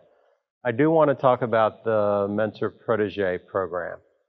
The one thing that I'll say, I meant to say this earlier, there's annual reporting requirements, right? So when we talk about early graduation, you have to maintain compliance, especially in the 8A program, even in the HubZone program, but you have to maintain compliance with the thresholds, right? So once you're in the program, they're going to evaluate, every year there's an annual review, right? So they're going to evaluate, hey, is your income still within those thresholds? Is your net assets still within those thresholds?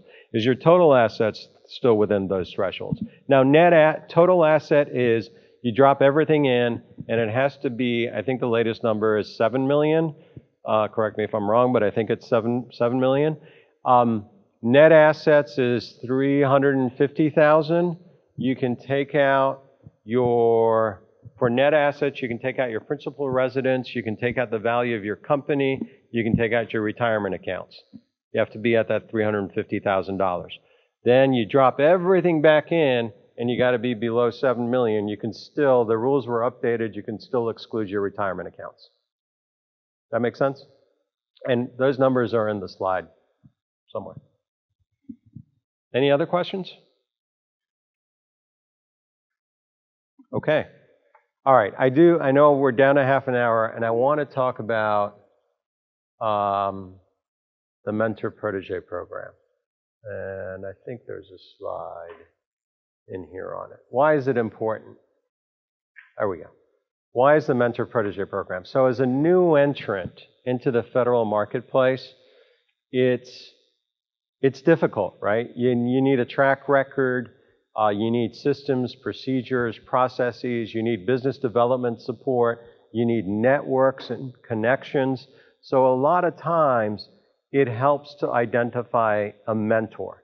The mentor protege program used to be allowable only in the 8A program. And what did that mean? It meant if you were a 8A, you could team up with an other than small entity.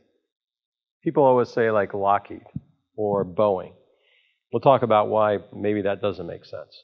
But you can team up with a large entity, right? And that large entity is supposed to provide assistance to the protege in these areas, right? Now, you have to be really careful because you only get 2 mentors, right? The 8A is 1 bite at the apple. Mentor-protege is you only get 2 bites at the apple. You only get 2 mentors in the entire life of your business. So when we're advising proteges, we're like, hey, make sure you do a gap analysis, right? These are the areas. What are the things that are preventing me from growing? Do I need business development support? Do I need contracting opportunities? Do I need networking? Are there systems and processes that I need? If I'm in construction, do I have contract management and construction management systems? Do I need access to capital? International trade doesn't come up a lot. So what I always suggest, or what we suggest to our clients, is do a gap analysis. Identify what your needs are and make sure, it's like a marriage, make sure you understand the culture at the mentor and make sure you understand that they can provide against the needs. The MPA application itself is a template. The SBA has it on the website. What's really important is the chart that identifies the assistance flowing from the mentor to the protege, and the preamble, which says, well, this is why the mentor can help the protege, and this is why the mentor is qualified to be able to help the protege in the industry that they're in. Those are the sort of the 2 important parts. And in all reality, I wouldn't really mess with that template, because when you do, SBA General Counsel's office gets involved and it slows everything down. Now, sometimes we'll have a mentor that's like a $5 billion company that's like, well, you know, our legal team wants to add this paragraph. Well, that slows everything down. Doesn't mean it doesn't get approved, but it slows everything down. The template is pretty well set. Now, when you look at that chart, when we look at clients, if we're advising, and sometimes we advise both sides, right? But if we're advising the protege, we always say, hey, be really, really specific. What are they going to provide? Who's going to provide it? When are they going to provide it? How are they going to provide it? And what does success mean, right? When we advise a mentor, we're like, hey, you have to report on this every year. And it's a 3+3 program. 3 years, it gets renewed for a second 3. But SBA has to renew it for a second 3. So you have to demonstrate that you're actually providing the assistance that you said you would. So you know what, make it a little bit fuzzy, make it so that you can definitely demonstrate against it, and make sure that it's not overly burdensome so that you're not able to demonstrate success. So there's a balance. When we, in my mind, in reality, there's a balance. It's got to be specific enough so that the protege gets what they need. The protege really needs to do that gap analysis. And then, you do have to report on it annually, so you want to make sure it's targets that you can meet. Now, why would a mentor want to do this? Right? First of all, this was only in the 8A program. Small Business Jobs Act of 2010 said, hey, put it in the socio categories, HUBZone, women-owned, service-disabled. Then they came back in 2013 and said, oh, you know what, just make it all small. So it took the better part of 6 years to get it launched in 2016. So now it's been launched for 7 years for all small businesses, right? So why does the mentor want to do this? Okay, so mentor gets 1, but up to 3 proteges. Used to be that your proteges definitely couldn't be competitors. Used to be really strict. Like if your proteges were in the same NAICS code, SBA would be like, no, they're competitors. SBA's loosened the rules a little bit. If you're in the same industry, but you can say, you know what, this protege is an 8A, and this one's a HUBZone, and they're not going to compete against each other, and we're not going to make them compete against each other, SBA is okay with that. Or if they're in the same industry and they're construction, and one only does work in the Northeast and the other one does it in the Southwest, they're not competitors. If they're in the same industry and one does DoD works only and the other focuses on civilian agencies, you can demonstrate that they're not competitors. So the rules have loosened up a bit with respect to the mentor and their proteges, but they're still limited to 3. The rules technically say you can have 1, but up to 3. Now, when folks come to me and they're like, well, I want Lockheed to be my mentor. Lockheed, in all of its billions of dollars of organizations and subsidiaries and everything else, only gets 3. So the chances, I mean, no disrespect to your companies, but the chances that your company is going to be one of those 3 is highly unlikely. They work with folks, prime, sub, small business. They have really needed technical expertise that end up being their proteges, right? In my opinion, the best mentor is a firm that's been through what you're going through, right? I like graduated 8As that are successful and are taking off. Why? Because they've been through what you've been through. They've figured out the infrastructure that they need. They've figured out the BD and the networks that they need. And by the way, if they're a graduated 8A, they can't bid on those 8A contracts anymore. They need a home for them. So maybe this place is a good home for them, right? They can start flipping those contracts. Now, how would they flip those contracts over here? When you create that mentor-protege relationship, right, you can create a joint venture under that mentor-protege relationship. That joint venture, because it's created as part of the MPA, is exempted from all affiliation. So even though they're other than small, even though they're going to provide you all sorts of assistance and maybe office space, and maybe even 40% of, invest 40% of, in your equity, they're exempted from any finding of affiliation between mentor and protege. Now that joint venture can go after those contracts that they had, that they graduated and couldn't get anymore. Those contracts can be transitioned to the joint venture. The joint venture implements it. The protege has to do 40% of the work, but the mentor can do 60% of the work. So as they graduate, right, their position is, wow, I'm going to get stuck doing none of the work. Well, if I mentor somebody and create a joint venture, then I can continue to do 60% of the work. So that's the benefit to the mentor. For the protege, you get access to all those contracts. You might get assistance in getting your facilities securities clearance, which is critical if you're in IT and cybersecurity. They can sponsor you for that. They can help you go after larger contracts. And the unique thing about the joint venture is it inherits the past performance and qualifications of both members, right? So think about that for a second.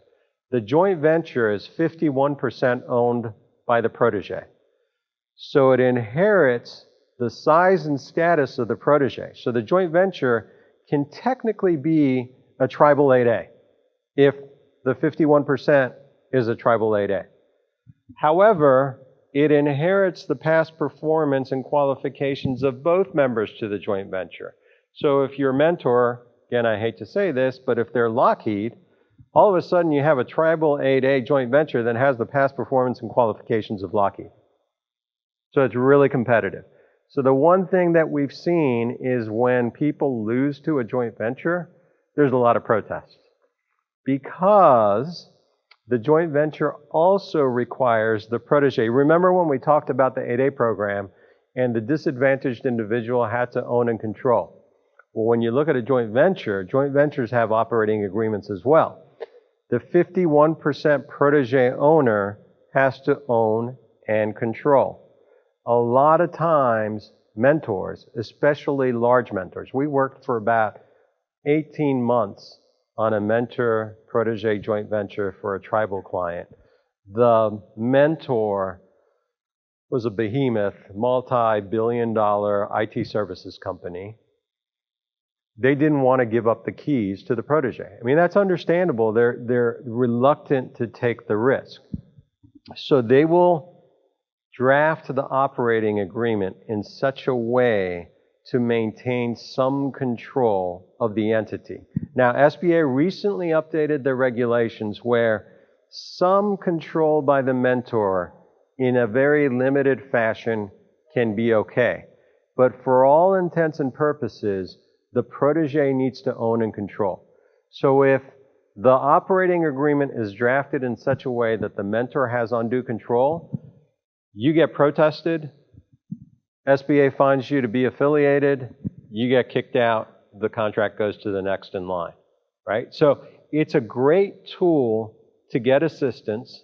It's a great tool to create the joint ventures as long as they're created appropriately. And it's a great tool for graduates of the 8A program to continue to participate in the 8A program. And by the way, it's also a great tool for a Lockheed to be able to do 60% of an 8A sole source requirement. Unlimited. They could get a $100 million contract and do 60% of it. Again, as long, now, so it used to be all 8A joint ventures had to go to the district office and get approved. Then it was all 8A sole source joint venture awards would go to the district office and get approved. And that was streamlined even further where there's a checklist where you submit to the district office, and correct me if I'm wrong, but I think that's been implemented across the country. Joint venture. The check. So the sole source opportunities are still going to the district office. Everything else doesn't need to go to the district office, competitive. Yeah, so the sole source will go, they'll review it, they'll approve it. But if it's competitive, it never has to go to the district office. But it can be protested. So you want to make sure it's created according to the rules. And again, the mentor usually pushes back. But if you get protested, you want to make sure that it prevails on protest. And if you haven't followed the rules with respect to ownership and control, you're probably going to lose out on protest. Any questions about mentor-protege? The one other thing that I'll say is, when you create the mentor-protege agreement, on that chart, you want to put in there everything that you want exempted from affiliation. If you're going to do joint ventures, you want it in the chart. If you're going to do a 40% equity injection by the mentor, you want it in the chart. If you're going to do sponsoring of facilities clearance or management assistance or any of those things, you want it in the chart. That doesn't mean you can't go back later on and amend your MPA, but to be on the safe side, whatever you want exempted from affiliation should be in that mentor-protege agreement and the chart. Yes, ma'am.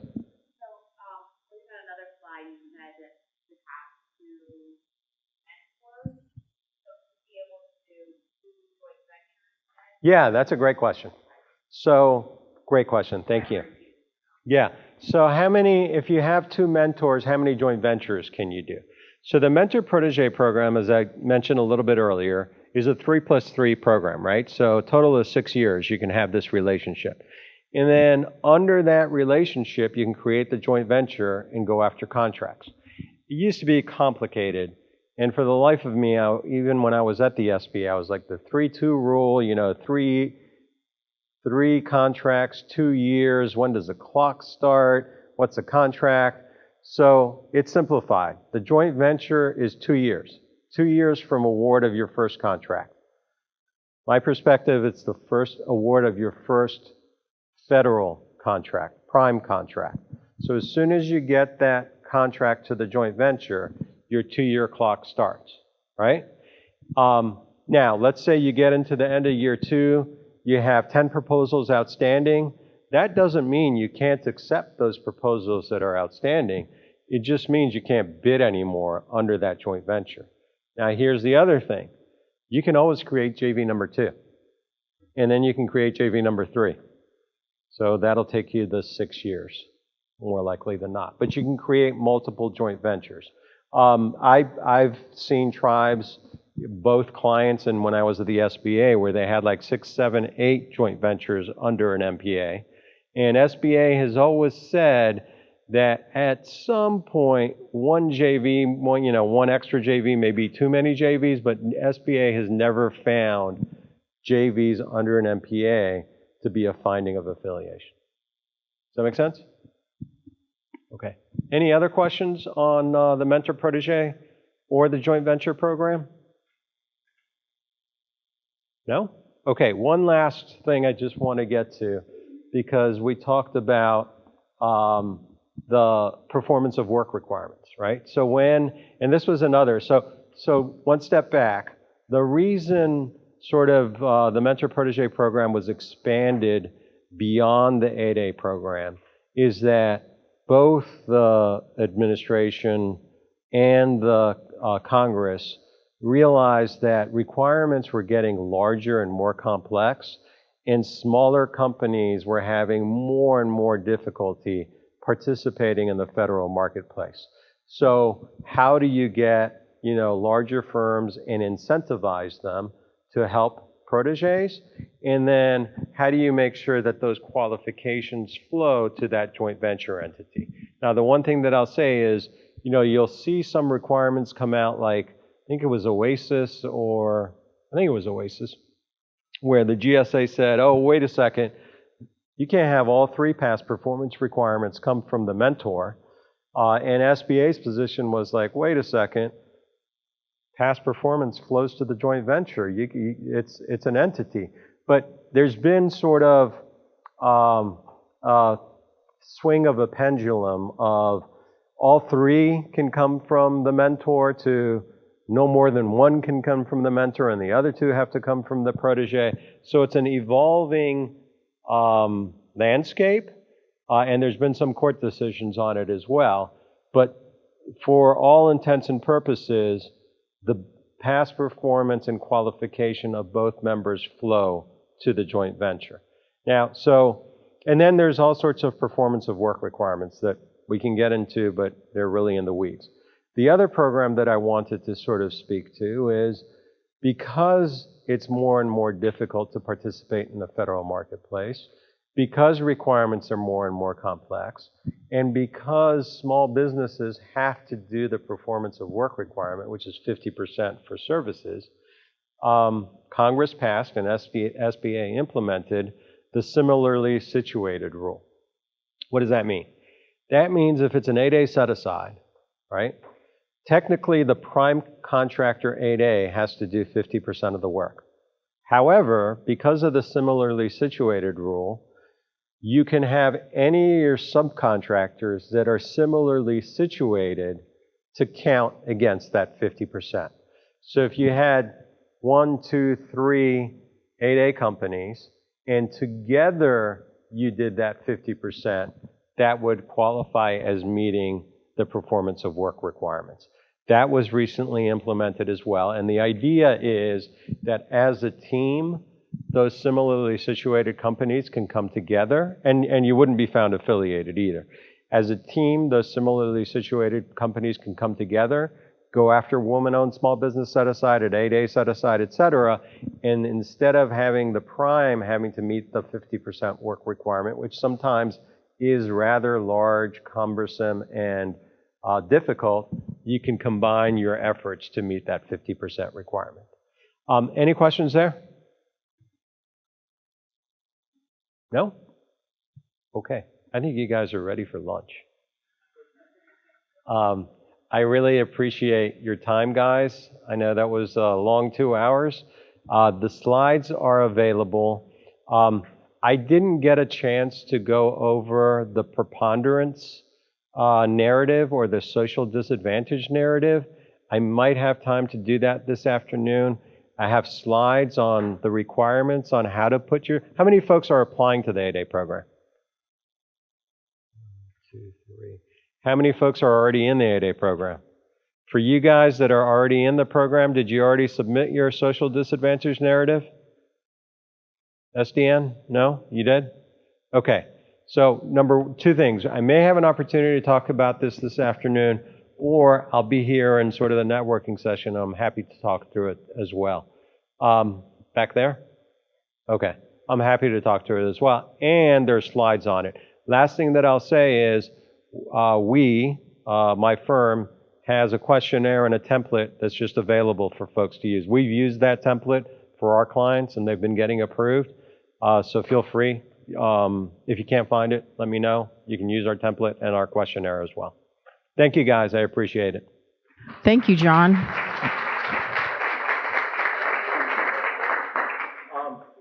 Okay. Thank you, John. Appreciate your time, and don't forget your jacket. So we're going to go into a short lunch break to go ahead and grab your food, use the restroom, and then we're going to start back up again with this panel at 12:15. Okay? So those of you online, please come back in the next few minutes, and we'll get started with our panel.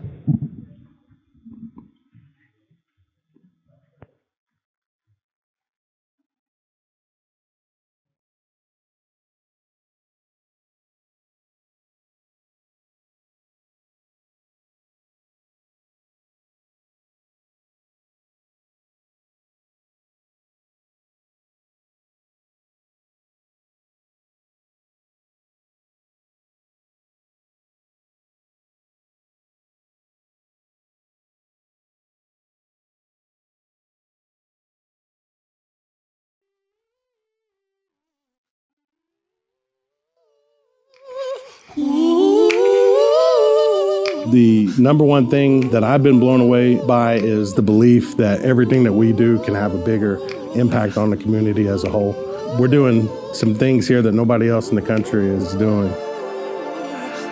We're always looking at those opportunities. What kind of businesses can we start, create, that we utilize our current expertise? We are smack dab in the middle of a really diverse community. We really want to make a lot of good, positive changes for our community. We have to do something that'll change things forever. We are the diversification effort of the Mille Lacs Band for government contracting. If gaming goes away for whatever reason, we want to be that to be able to ensure that all the facilities that the tribe has can be maintained and we build more. And our goal is to ensure that happens for the next 1,000 years. We work a lot with our Anji Bamadizing program. That is our after-school youth mentorship. Tim Taggart Jr., who's actually a professional boxer, he's over that program, does a fantastic job. He teaches anything from golf, basketball, boxing, all kinds of sports. We just want to make sure that we take care of our people.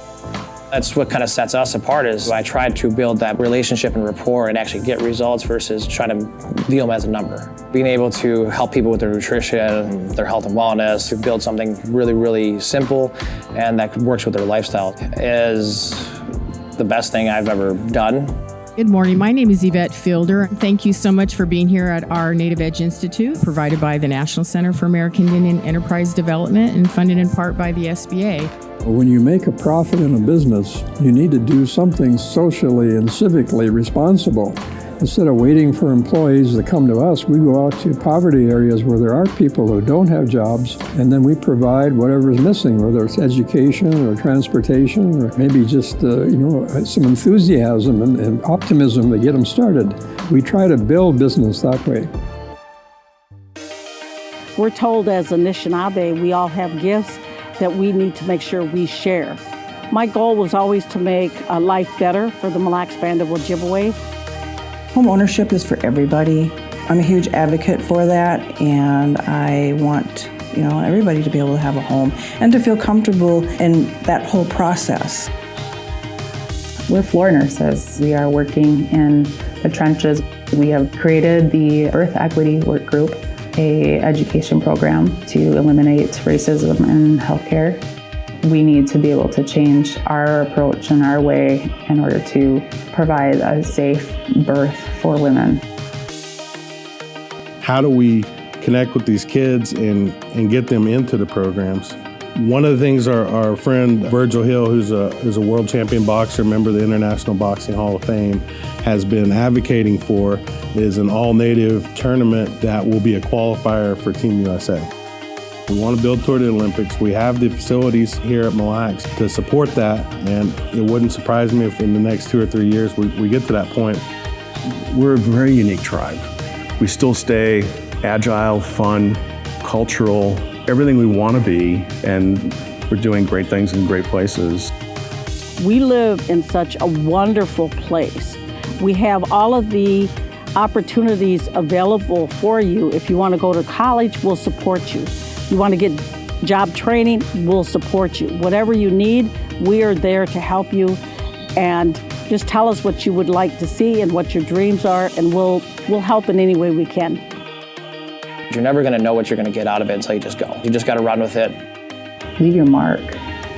Do something that's going to be impactful. That'd be my advice to other folks, is to do good things for other people, and you'll have all you need come back to you.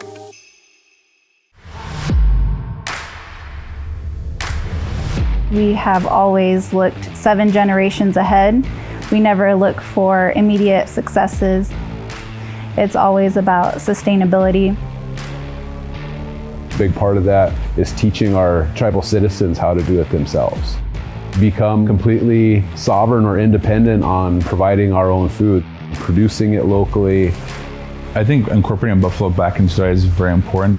It wasn't just a cultural food that we were so used to eating, but even just looking at the nutritional side of it, it's so much more leaner. We currently have around 150 buffalo on the property. Right now we are focused on building out the infrastructure at the ranch, which requires the fencing, water. I think it's so important to be involved with the community because it builds trust. That's another thing that I'm really proud of here at Redco is they take community input very serious and they do something to change it immediately. There isn't any time to reinvent the wheel. Supporting local small businesses, native owned, is what we have to start doing. The National Center is critical to tribal businesses, to small businesses. I see them supporting tribal enterprises and the growth of those within the United States. Connecting them to government contracting, marketing services. I think it's a good step forward to making relationships. I'm actually going to take a lot of this information back to several people back on our reservation that I know are starting to try and open their own business. Our mission is to spark a prairie fire food movement to indigenize our food system. I see a lot of progress. I'm excited about the new opportunities to preserve our sovereignty and to work on our common needs. This is where Native should be on the forefront with their businesses. Food sovereignty work doesn't have to be what we're doing. I think it's anything around learning how to cook, learning how to hunt, learning how to grow your own food. Going forward, I would love to see people's mind shifts around what is healthy food. It doesn't have to taste gross to be healthy. I would like for people to remember what their Lakota values are because those values will guide you. Indian-owned businesses can flourish and support one another and just move down this green path together. We just want to welcome you and thank you so much for being here in this amazing space. Thank you for joining us. Great information to improve Indian country. Today we're in New York City at the beautiful Hard Rock Hotel owned by the Seminole Tribe. There's some lucky attendees that are here today. They're getting the first-hand experience of what a Native Edge Institute is. It's important to attend events like the Native Edge Institutes because of the resources that are here. Networking is always a big part of any event that we do at the National Center. We like to pride ourselves in being the #1 connector in Indian country and for Indian country. So we're able to connect these different tribal nations to each other because we're everywhere in contact with everyone. We see what someone on the West Coast is doing versus someone on the East Coast isn't aware. So person A has something that person B needs, and we're able to connect those people. And our goal is to expand globally. I'd really like to see our tribal enterprises and our Indian-owned businesses selling to the world and doing trade with the world. I've been with the National Center since 1980. We're one of the first Native American government marketing assistance programs to introduce the 8A program to the Native American community. We've pretty much been there since the beginning. In my tribe, super active with the National Center, calling, asking for consultation. They're looking into working with our export team on exporting rice and doing their agriculture. For me, the 39 tribes in Oklahoma, we all have tourism groups. It would even be more beneficial to us if we had a museum And the National Center, especially with the exports, could definitely get us there. They're going to Africa, so they're doing great things. We're going to South Africa and we're going to Ghana, and we're going to be meeting with businesses who are looking into importing and exporting. This being the first mission is pretty exciting. We're going to see what opportunities there are and we can bring them back to our clients. You know, economic development, we think about it as a circular economy. How can we share more of the resources that we have and expand on that and build it? Our goal is to create more opportunities for investment into tribal communities and Native-led nonprofits. And we do that by advocating and working with tribal leaders and Native-led nonprofits. Whenever you support a Native business or a tribally owned enterprise, that money doesn't go into the pocket of one person, of like a millionaire or billionaire. It goes into the pockets of the community. These tribes are assisting the local communities, the surrounding towns, the state that they reside in. Even though it's a sovereign nation within the state, they still provide financial assistance to the state by providing those jobs and supporting the local economies. A system that has made tribes dependent. If we're allowed to be creative and to bring into our culture, elevate tribal ecological knowledge, then the outcomes will look quite different. A lot of the communities that I went to when I was younger, you go there now and you see the growth, and that growth comes from the economic development that these tribes have done. Being able to provide resources and be an organization that can help move tribes and the businesses into their next level, that's something that I really enjoy. We have clients that have been clients for years, and they've just pivoted and grown their businesses into other arenas. So I would love to see small business owners just reaching their goals. And if we can be a part of that, sign me up.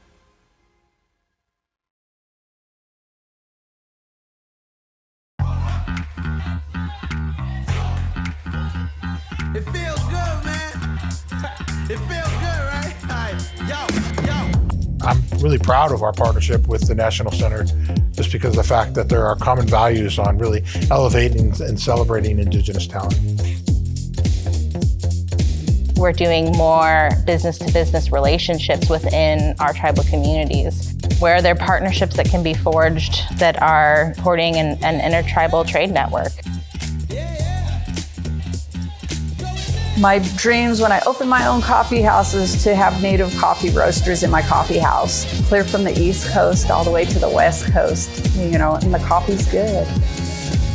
I use this company platform to give opportunity to our community to build careers, not just jobs, careers. We're just trying to take care of our people that way. This is an excellent opportunity for someone like me who just hasn't had the exposure or any opportunity. This is great for me. We're just looking to build relationships with larger companies to gain, bigger contracts and be able to expand. This is a perfect room for you to be able to see other businesses that have, leveraged some of those resources and opportunities. And this is a great place to make those types of connections and to find resources. Eventually, we want to do our own roasting, so that's one of the things that will hopefully be in the near future, and then opening our own commercial kitchen.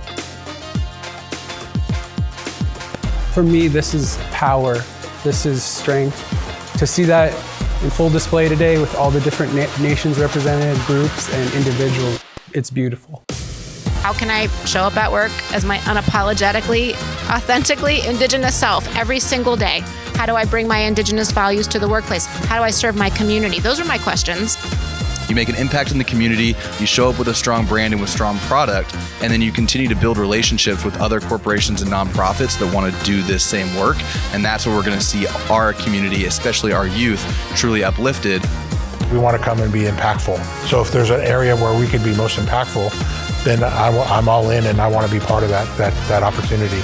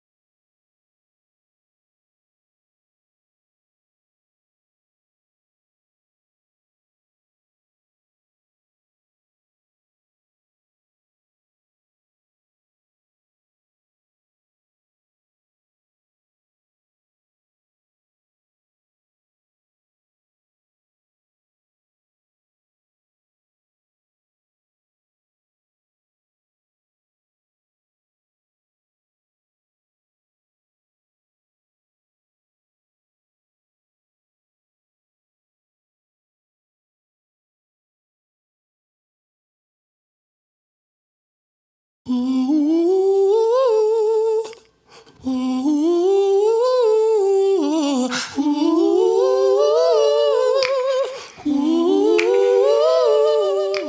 number one thing that I've been blown away by is the belief that everything that we do can have a bigger impact on the community as a whole. We're doing some things here that nobody else in the country is doing. We're always looking at those opportunities. What kind of businesses can we start, create, that we utilize our current expertise? We are smack dab in the middle of a really diverse community. We really want to make a lot of good, positive changes for our community. We have to do something that'll change things forever. We are the diversification effort of the Mille Lacs Band for government contracting. If gaming goes away for whatever reason, we want to be that, to be able to ensure that all the facilities that the tribe has can be maintained and we build more. And our goal is to ensure that happens for the next 1,000 years. We work a lot with our Anji Bamadizing program. That is our after-school youth mentorship. Tim Taggart Jr., who's actually a professional boxer, he's over that program, does a fantastic job. He teaches anything from golf, basketball, boxing, all kinds of sports. We just want to make sure that we take care of our people. That's what kind of sets us apart, is I tried to build that relationship and rapport and actually get results versus try to view them as a number. Being able to help people with their nutrition, their health and wellness, to build something really, really simple and that works with their lifestyle is the best thing I've ever done. Good morning. My name is Yvette Fielder. Thank you so much for being here at our Native Edge Institute, provided by the National Center for American Indian Enterprise Development and funded in part by the SBA. When you make a profit in a business, you need to do something socially and civically responsible. Instead of waiting for employees to come to us, we go out to poverty areas where there are people who don't have jobs, and then we provide whatever is missing, whether it's education or transportation, or maybe just some enthusiasm and optimism to get them started. We try to build business that way. We're told as Anishinaabe, we all have gifts that we need to make sure we share. My goal was always to make a life better for the Mille Lacs Band of Ojibwe. Home ownership is for everybody. I'm a huge advocate for that, and I want everybody to be able to have a home and to feel comfortable in that whole process. We're floor nurses. We are working in the trenches. We have created the Birth Equity Work Group, an education program to eliminate racism in healthcare. We need to be able to change our approach and our way in order to provide a safe birth for women. How do we connect with these kids and get them into the programs? One of the things our friend Virgil Hill, who's a world champion boxer, member of the International Boxing Hall of Fame, has been advocating for is an all-native tournament that will be a qualifier for Team USA. We want to build toward the Olympics. We have the facilities here at Mille Lacs to support that, and it wouldn't surprise me if in the next 2 or 3 years we get to that point. We're a very unique tribe. We still stay agile, fun, cultural, everything we want to be, and we're doing great things in great places. We live in such a wonderful place. We have all of the opportunities available for you. If you want to go to college, we'll support you. You want to get job training, we'll support you. Whatever you need, we are there to help you. And just tell us what you would like to see and what your dreams are, and we'll help in any way we can. You're never going to know what you're going to get out of it until you just go. You just got to run with it. Leave your mark. Do something that's going to be impactful. That'd be my advice to other folks, is to do good things for other people, and you'll have all you need come back to you.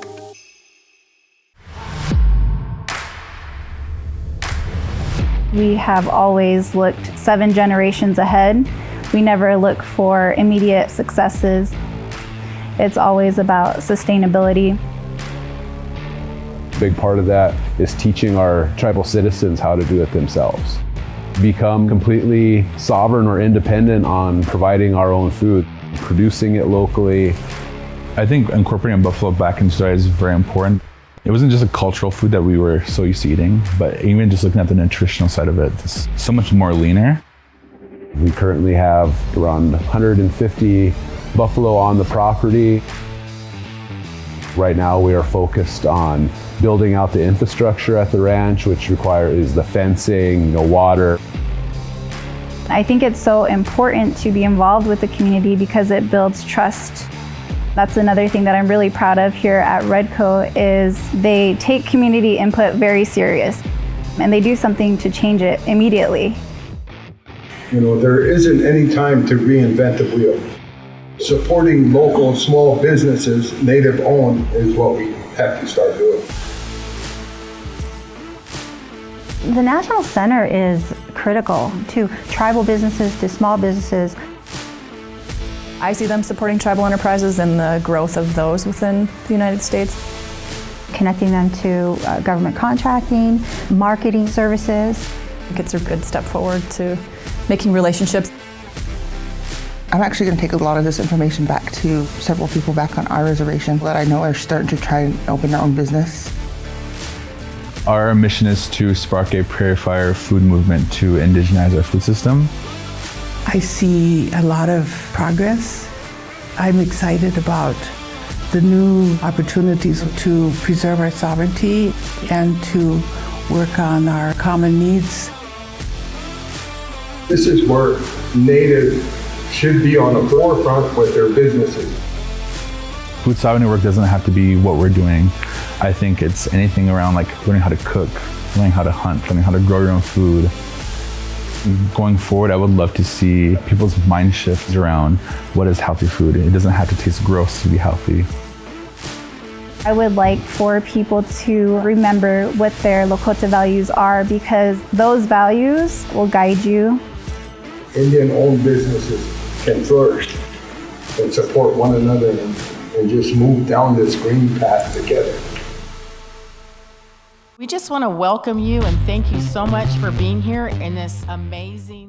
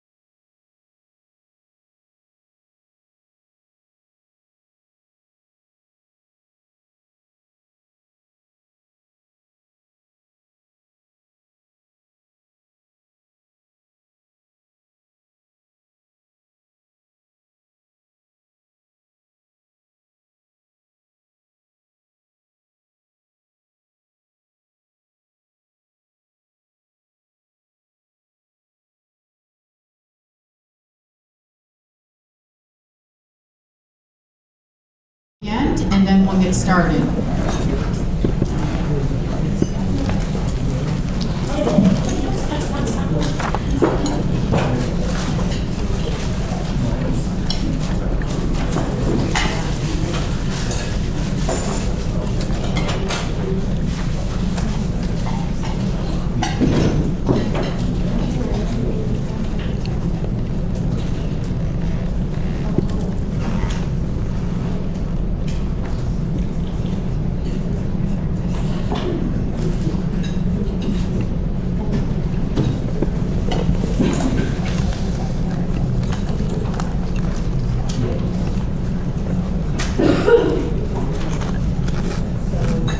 Maybe we should put up the Little Priest presentation, even though we're not going to run it right now.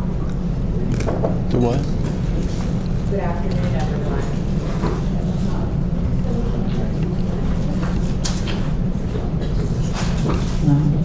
There we go.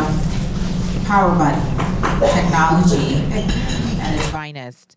So good afternoon, everyone. Welcome back into the room as we are beginning our afternoon sessions. And this is our lunchtime panel, which I always say is the hardest panel because we're trying to get everyone's attention and keep them engaged as they eat, as they're trying to conduct business, right? Emails, returning phone calls. But we have a really dynamic panel with us today. We have Lance Morgan, who we heard from earlier. He is the CEO of Ho Chunk Inc. We also have Jill Meadows Jones, the Vice President for Human Resources at Ho Chunk Inc. We have Mr. Aaron Lapointe, the Senior Director of Business Operations for Ho Chunk Inc. And we're also joined by President Manoj Patil. He's a president of Little Priest Tribal College. So please help me welcome our esteemed panel.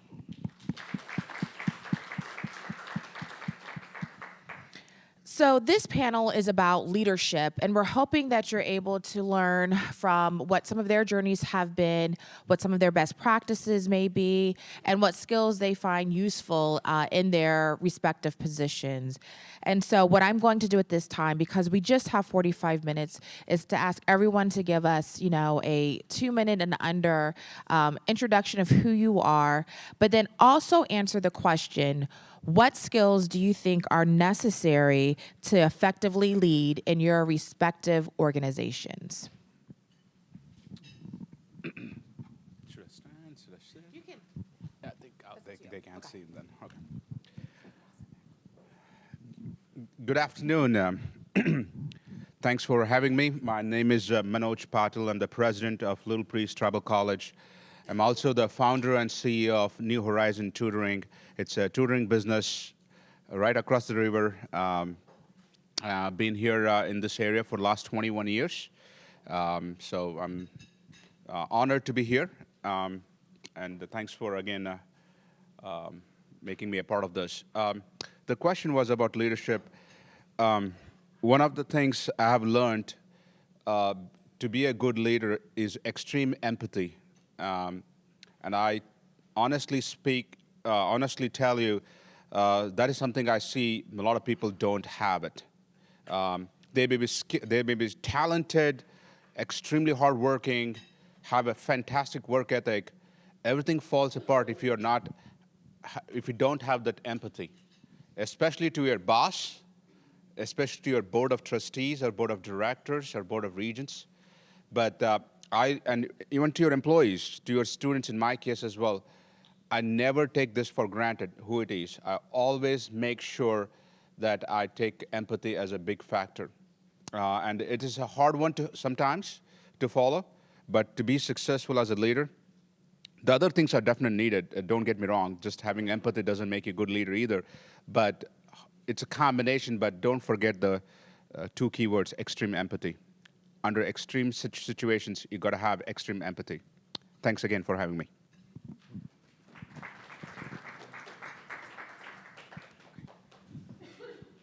Hi, I am Jill Meadows Jones. I'm the Vice President of Human Resources for Ho Chunk Inc. Thank you. And I've really had the opportunity over the past 10 years to develop my own leadership. And I think the thing that I've really taken away the most and that we really work to implement across our organization is meeting people where they are and helping them to really lean into the natural strengths and talents that they already possess and use those to find the best way for them to be successful. We do a lot of work with Gallup engagement and strengths and teaching people what their natural abilities are, and then how to transform those into actionable goals and use them not only in their own success, but the success of their team. So I think that's really one of the most important things is your ability to discover and really understand that individual, where they are, what their goals are, and how you can help them really use the talents that they already possess to take them to the next level and help you take the organization to the next level.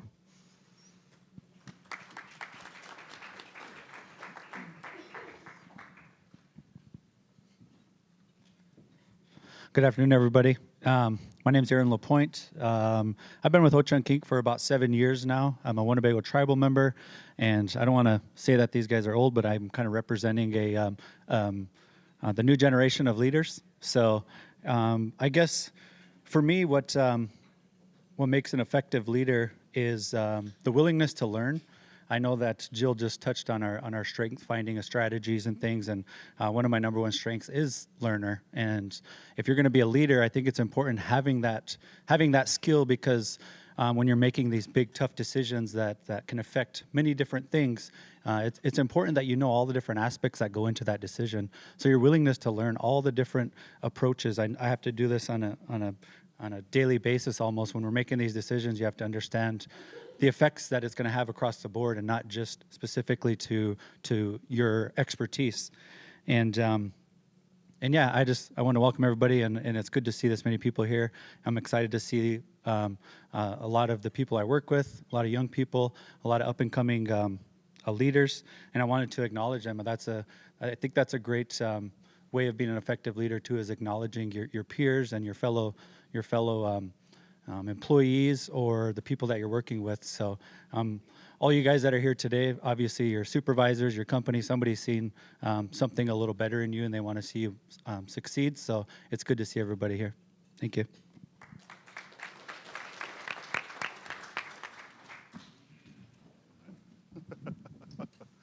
I got that chair, that's leadership. So I didn't know this was going to be sort of a question thing, but I have like a couple minute sort of intro thing that I'm going to do. I'm just going to do that. And then, because I really wanted to emphasize some of the work my team is doing, because they're actually doing some fantastic things I wanted to show. But I think of, I watch those documentaries on TV. I like to watch the Indian ones, before we got wiped out. But anyway, they have this thing where they have a buffalo kill site. And what they would do is the Indians would, chase the buffalo over a cliff. And they would all die, and then they could easily just eat them, take the hide, whatever it is we did to buffalo, right? Right now, all I do is eat them. Anyway, so a herd has a leader, right? And I am sure that the leader of that herd thought he was doing the right thing. But they all ended up being ate, and they went right over the cliff, right? And so you gotta be, it's easy to lead, right? If you're motivated and you have power. What's hard is leading correctly. And I always have this phrase where you better, and I'm more explicit, but you better be damn sure you're right. Right, if you're going to use the power you have, especially when it's the power of a tribal entity, and we have 5,600 tribal members, right? We had a marketing issue, and I took my marketing team to the powwow, and my family had a food stand, and I introduced them all to them. And the next week I said, "You met my family. They are under the impression I'm some kind of marketing genius. So I need you to make them believe that, right, to do a good job." Right, so that's motivation, right? I want them to understand. And when you're the CEO, you have more information than everybody else. It's like a pyramid. And they're acting logically below you, but they don't have all the information. So if they don't have all the information and you don't share them with them, that's on you, right? Odds are they have more information about the details of what they do, and so you need to use them to get the information and come to some sort of conclusion. And so I've worked in companies, I work in some company cultures that I don't like. Like at Ho-Chunk, we have a few cultures that have morphed, and it's kind of a need-to-know basis. And we just had this in one of the new entities we started, and I said, this needs to be we are not a need-to-know company, right? We are a company that shares information. I want everybody to, if I wasn't there, I want my people around me to know what I would do in 95% of the situations I would do. I want them to know me well enough to do that. I go around telling these stories, but the stories are memory points. They're easier to remember inside the company because I want them to know in this situation we can apply it this way. And the trick is if you're going to have a 95% rule, do not freak out about the 5, right? Because if you freak out about the 5% they're wrong, you're going to freeze and paralyze your organization. And in a tribal company, you've got to transfer knowledge. You've got to educate people. You don't show up with 100% perfection and knowledge. And Ho-Chunk was small. We didn't have a lot of college-educated people.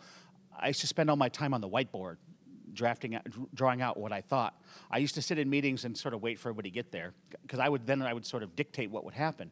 But it doesn't quite happen that way anymore because we've been able to transfer enough knowledge to do things. And if you can get your people to do 95% right and you don't freak out about the 5, you just try not to do it again, you become a learning, evolving organization that doesn't just go by the great leader. Leadership starts popping up all over the place. The other thing I want to mention is that there's a thing called a like-me hiring bias. We had a lawyer, and we got a new lawyer that I had met, and I said, was this your brother? You know? And then we had a marketing person, and then he hired another marketing person. I said, is that your sister? Right? Because that's human nature, right? That's why Indians don't do well in corporations, right? We're not in that environment very much, right? But what you need to do, and what we'll talk about, what Jill and Aaron will talk about, is that you need to build a team. And if they're all just like you, then what the hell's the point, right? And Ho-Chunk Inc. has become the fastest growing company in Sioux City, and we are the brownest, the most woman-oriented, and we have the craziest backgrounds because we look for different traits to balance out our team to create this. So you can't just lead yourselves over the cliff. You've got to be smart. You've got to have the right people. You've got to have the right perspectives. And the diversity of our company has been our strength. We're an Indian company, but if you look at who we are, we look like America, right? And sometimes in corporate America, that makes them nervous, right? But that's already coming, and we're already here, right? And we're kicking ass. So I think that there's a strength in who you are, right? And who we are. And so if you look at Ho-Chunk Inc., once you're in, you're in. But we've balanced out our company. We've balanced out our leadership. We have different strengths. We have different skills. And we are an open-ended company that shares information, that builds up the next generation of leadership. And you're going to see that with what we're doing. I'm not going to go get into the details of it because that's what they're going to do. But I wanted to set the tone for who we are and what we want to be, right? All right. Thank you very much.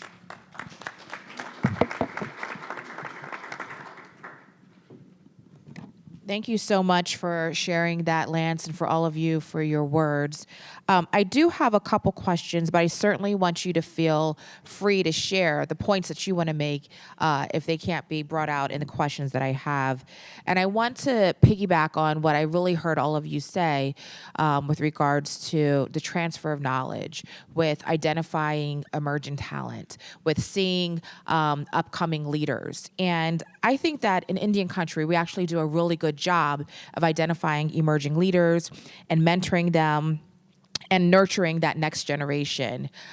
It's once you get in that role that we give you hell, right? But while you're coming up, we make sure that you have the tools necessary and the support necessary.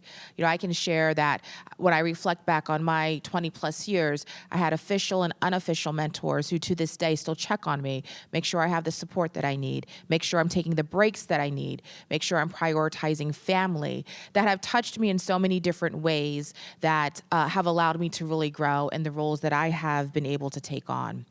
So my question for you are, what are some of your best practices for succession and transitional leadership? Because, we always say we kind of want to work ourselves out of this job, right? We can't hold everything so close to us because it doesn't belong to us. Even in individually owned companies, we know the knowledge doesn't necessarily belong with us. It belongs to those that we're working with and those that we're serving through the services that we provide. So how is it that you are able to, or what are your best practices? I'll start there. All right. There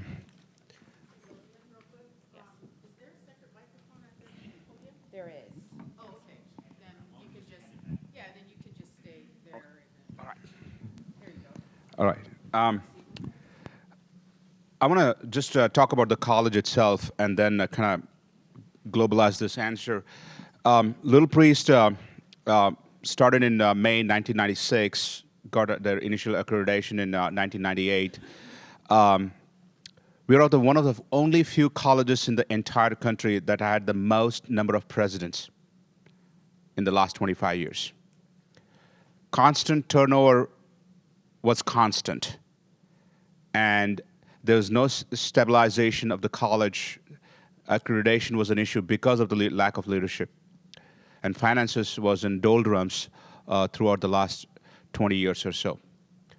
So when I inherited quite a bit of problems, the first thing I did was to stabilize the situation. But the question is, we just completed 25 years, by the way, 2 Fridays back, and we had a big celebration.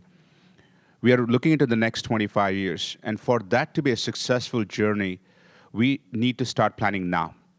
One of the things I've already undertaken is the documentation of everything. So if I need something from 1996 to 1998, by the way, Lance was one of the original board of directors on to have chartered this institution, so special thanks to him. But I don't have any documents. We don't have the blueprints of the buildings we are in. So first is to document the history. So I'm creating history at the college. So you'll see, if you come to the campus now, you'll see old pictures of the institution. The graduates of the institution, you'll see that. And then we're centralizing all these things with the backups, in cloud backups and stuff like that. Second is to provide all the employees with a possible chance of becoming a leader. I was very fortunate to be one of the Aspen Presidential Fellow. I just completed the fellowship with the Aspen Institute, one of the only 25 presidents in the entire country this year. So I'm using that model to create future leaders, not only at the college, but at the community. We may produce graduates. Eventually, they may be the CEO of Ho Chunk someday. We never know that. So to provide the opportunity is to be intentional about it, is to provide them training, professional development at the right times, in the right place, and to recognize early who can be a leader and who cannot be. And I can guarantee that not everybody can be a leader, and it's not everybody's cup of tea. So in my case, it's a documentation to create history and to create a pathway for our new graduates and to have them leadership options as well. So thank you. So I think over the last several years, Ho Chunk Inc. has worked really hard to develop programs internally for learning and development opportunities for all of our employees, and really specifically to work on succession planning and preparing for that next generation. As Aaron may have pointed out earlier, our leadership team may be getting older and starting to work on some different life transitions within the next few years. And so it's really important that we get that next group ready to take over those roles. Willie Bass, who's here with us today, has done a lot of work to develop some programs that really start individuals in the community from the time they're in high school up through college and beyond to really get that foot in the door with Ho Chunk Inc. We have an apprenticeship program with high school kids that gives them some opportunities to learn about different professions. We've got an ambassador program and an internship program that gives them responsibilities across the organization and the opportunity to work on different projects and be part of different groups that are working towards some big goals and get some life experience. We have a successful plan of transitioning those individuals into long-term roles and hopefully continuing their leadership development. In addition to that, we've been really mindful of creating succession plans that really meet people where they're at. So we start with their strengths. What are their natural abilities? We do individual development plans to think about what they want, what are their goals in life, where do they want to go? And then we look at traditional succession planning, which is just those, career lattices or career ladders that everybody is familiar with. We have an immersive leadership program where we just kind of pluck really talented individuals out of college or out of maybe another organization that they're in, and we throw them into the fire, so to speak, and we let them run a department or run a division and really get that on-the-job experience with some mentors from our leadership team. And then we have a footprints program, which is kind of a fast-track program for our rising stars and people that have really demonstrated that they could be future leaders within the organization. And so there's an opportunity for everyone. There's different tracks based on where people are. And it all ties back to, that strengths perspective and how do we help you to be the most successful that you can be, doing what comes naturally to you. And I think Aaron's going to talk a little bit about his personal experience in those programs. Yep. So I've been fortunate enough within my 7 years at Ho Chunk to have the opportunity to grow within a leadership role, and I guess a lot of the programs that Jill was talking about from the programs that try to bring in new employees with the apprenticeship program, ambassador internship. I was an intern that came into the company as a full-time employee, but there's all these other opportunities within the division. Like one of the things I think is really cool within Ho Chunk that Jill might not have mentioned was like our internal committees that help some of our internal employees develop leadership skills, organizational skills, and different things that they can transition into a leadership role. But myself, I get to kind of live it. There's a few programs that have been rolled out, and we've been really pushing succession planning within our organization. So I don't know if I've kind of been that guinea pig to push through some of these programs, but it's really helped me develop as a new and emerging leader within the organization and within my community and tribe. But since being in a leadership position as of now, there's a couple points that didn't get brought up with the first two individuals, and one of those is identifying internal potential. And I think to do that, you have to be present within those divisions, within those businesses, and that's something that I try to do to identify some of those potential leaders. But you have to be very intentional. I know Manoj mentioned that, but be intentional in finding those next leaders too, and taking the time and really evaluating them. And then one thing, I've had the opportunity to do this. One of my employees here, who most recently took on a management position, Corey over there, he knows, and Lance does it to me all the time too. You got to test them. Put them through some situations that really test their leadership skills and evaluate them through that. And it's a great opportunity for them. Some people, like Manoj said, leadership might not be for them, but this is a great tool to use to identify whether that is them or not. But it really starts with giving them that opportunity and trying to empower them too. That's a word that hasn't been used that's really important in leadership, is empowering them to want to do that too, because it's really important for us as Native American business leaders to really empower our youth, empower that next generation of leaders, because when we were that age, I'm a young guy and I'm saying that, but when I was younger, it was like you didn't really see. It just gets worse. But you didn't get to see you didn't get to see Native Americans holding these high position areas or being the big leaders. So now that we have that, I think it's important that we embrace that too, and use that platform to empower the next generation, coming from the youth to the people that have established large corporations or large initiatives like Lance and Manoj here, and using that platform to really empower that next generation and show them that we have a place at the table too. So thank you. Yeah, back in the day, right, that just keeps happening. What's really bad is when all of a sudden you can't see anything, just so you know. So I won a board of directors, and we had like an event, and we made cards, like greeting cards. It was kind of fun, right? But we had to write a note to ourselves, one to our 14-year-old self, and I basically said, "Buy Google, Microsoft, and Apple, and be nice to the woman I was gonna marry," right? So that kind of stuff. And but the other one was, what would you write to your current self, from the future? And the first thing on my list is, well, interestingly, it was 10 things. I don't remember the other ones, but the one I do remember said, think intergenerationally, right? When my grandmother, she's passed away now, and I miss her a lot, but the last 6 months of her life, I learned so much about her, right? She wanted to pour information into me. I learned all kinds of things about it.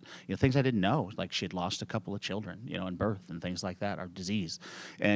And she told me their names. I had no idea, right? So she was pouring information into me. And I was thinking to myself, I don't want to be that guy. I don't want to be pouring information into people as I walk out the door. And we've been thinking that way for some time. We once had an interview with a guy, and he was a non-Indian executive MBA. And he was kind of like talking down to us a little bit. Like, this is what you need. We know this. We know this. He was like lecturing me on something. He goes, "Do you understand?" It was some kind of accounting technique or something. And I said, and I've used this before, I said, well, this is where I said, I feel like I need to mention I got an A in management accounting at Harvard Business School, right? Because he could stop lecturing me, And he's like, "Oh, okay." But, and I said, I don't want this guy working for us, right? And the problem you have is that you don't have a pool of that kind of talent, resume talent. And so you've got to, what Aaron referred to is you've got to extrapolate skills. And some of the smartest people I've known in my life are relatives or tribal leaders who didn't have a lick of college education, right? And so you've got to understand what you're dealing with intelligence and people, and you've got to put them in a position to succeed. At Ho-Chunk, we decided after that meeting with the guy who was talking down to us that we're going to play the long game, right? And we had one intern, we had two, we had 20-some last year, 20-some. And what we're going to do is we are going to put time, energy, money into our young people, and we're going to see what pops out the other end. And I used to be kind of mean to them, like in the first month, like put them on the spot, because I wanted to see how they reacted to pressure, right? I don't quite have time to be mean to interns anymore, but I miss it, right? And one of the great events of Ho-Chunk Inc.'s annual year is the intern presentations at the end, where you can see their growth in just 3 months. But they've sat in the board meeting, they've sat in business meetings, they've gone with us on trips, they jump so fast in the confidence level, and we love that event every year. And we pour hundreds of thousands of dollars into these programs, and every year something pops out. Let me ask a question. Who in this room, I see a lot of Ho-Chunker, who in this room is an intern or was an intern? Yeah, well, who has worked with our interns? All right. So this ain't lip service, guys. Right? This is the real deal. And our interns are also, our tribal leader was a former intern. We've had people who've run the college in the past, the hospital in the past, all be interns. The whole thing of the Rhodes Scholar was to send a little bit of England, to everywhere around the world at Oxford. They'd send these people from all these countries around the world to Oxford, and they'd go back and they'd do something, right? So this is not exactly the same thing, but we take a little bit of Ho-Chunk Inc. and put it throughout the whole community. And that confidence, is powerful. I had an intern one time who said to me, "What do you want me to do?" I said, "You don't know enough to really help, but I want you to remember that you're a total badass and go back and finish school and come back here and help me," right? And that person now is one of our top people, right?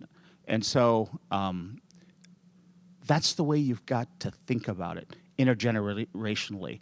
And if you're intentional in your approach, good things happen. Not everybody benefits. People fall off the wayside, you know. It's a little bit of a pyramid structure, but you get enough, right? And these guys run programs on a daily basis and systems on a daily basis that nurture that environment.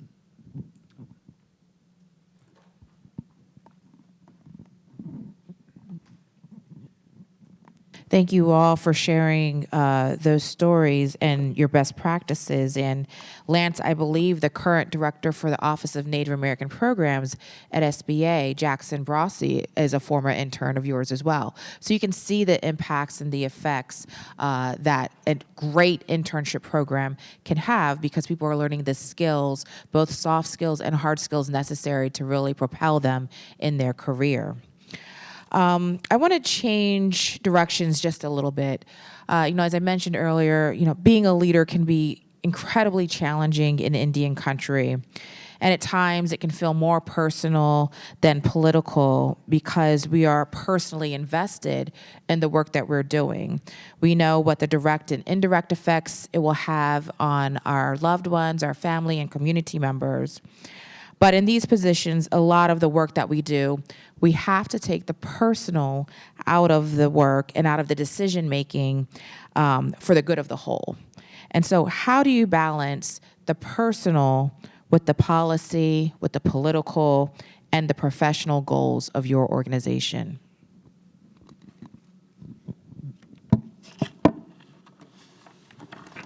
That's a tough one. I want to actually give an example. This happened in November 2022, last year.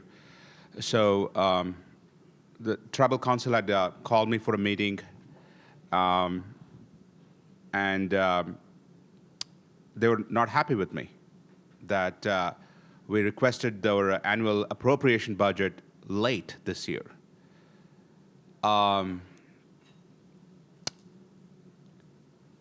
And that was not the case, actually. We never request the annual appropriation. It's always been a part since the college's inception. But this time, somebody dropped the ball somewhere. And of course, I know who that person is and was. Another thing about the leader is you don't throw people under the bus. You just have to accept it. And I remember it was 308 people watching on YouTube, and there were almost 40 people at the Tribal Council chamber who were watching my discussion, me getting questioned by the Tribal Council, which is their duty, of course.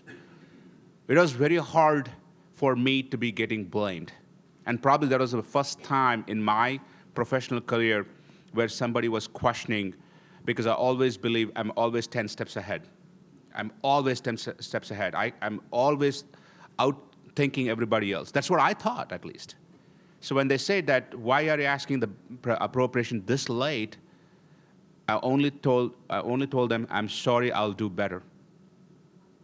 I could have easily said, this is the history of the college, and I can show all the dates where we got the money in the past, and all the meeting minutes where we never actually asked for the appropriations.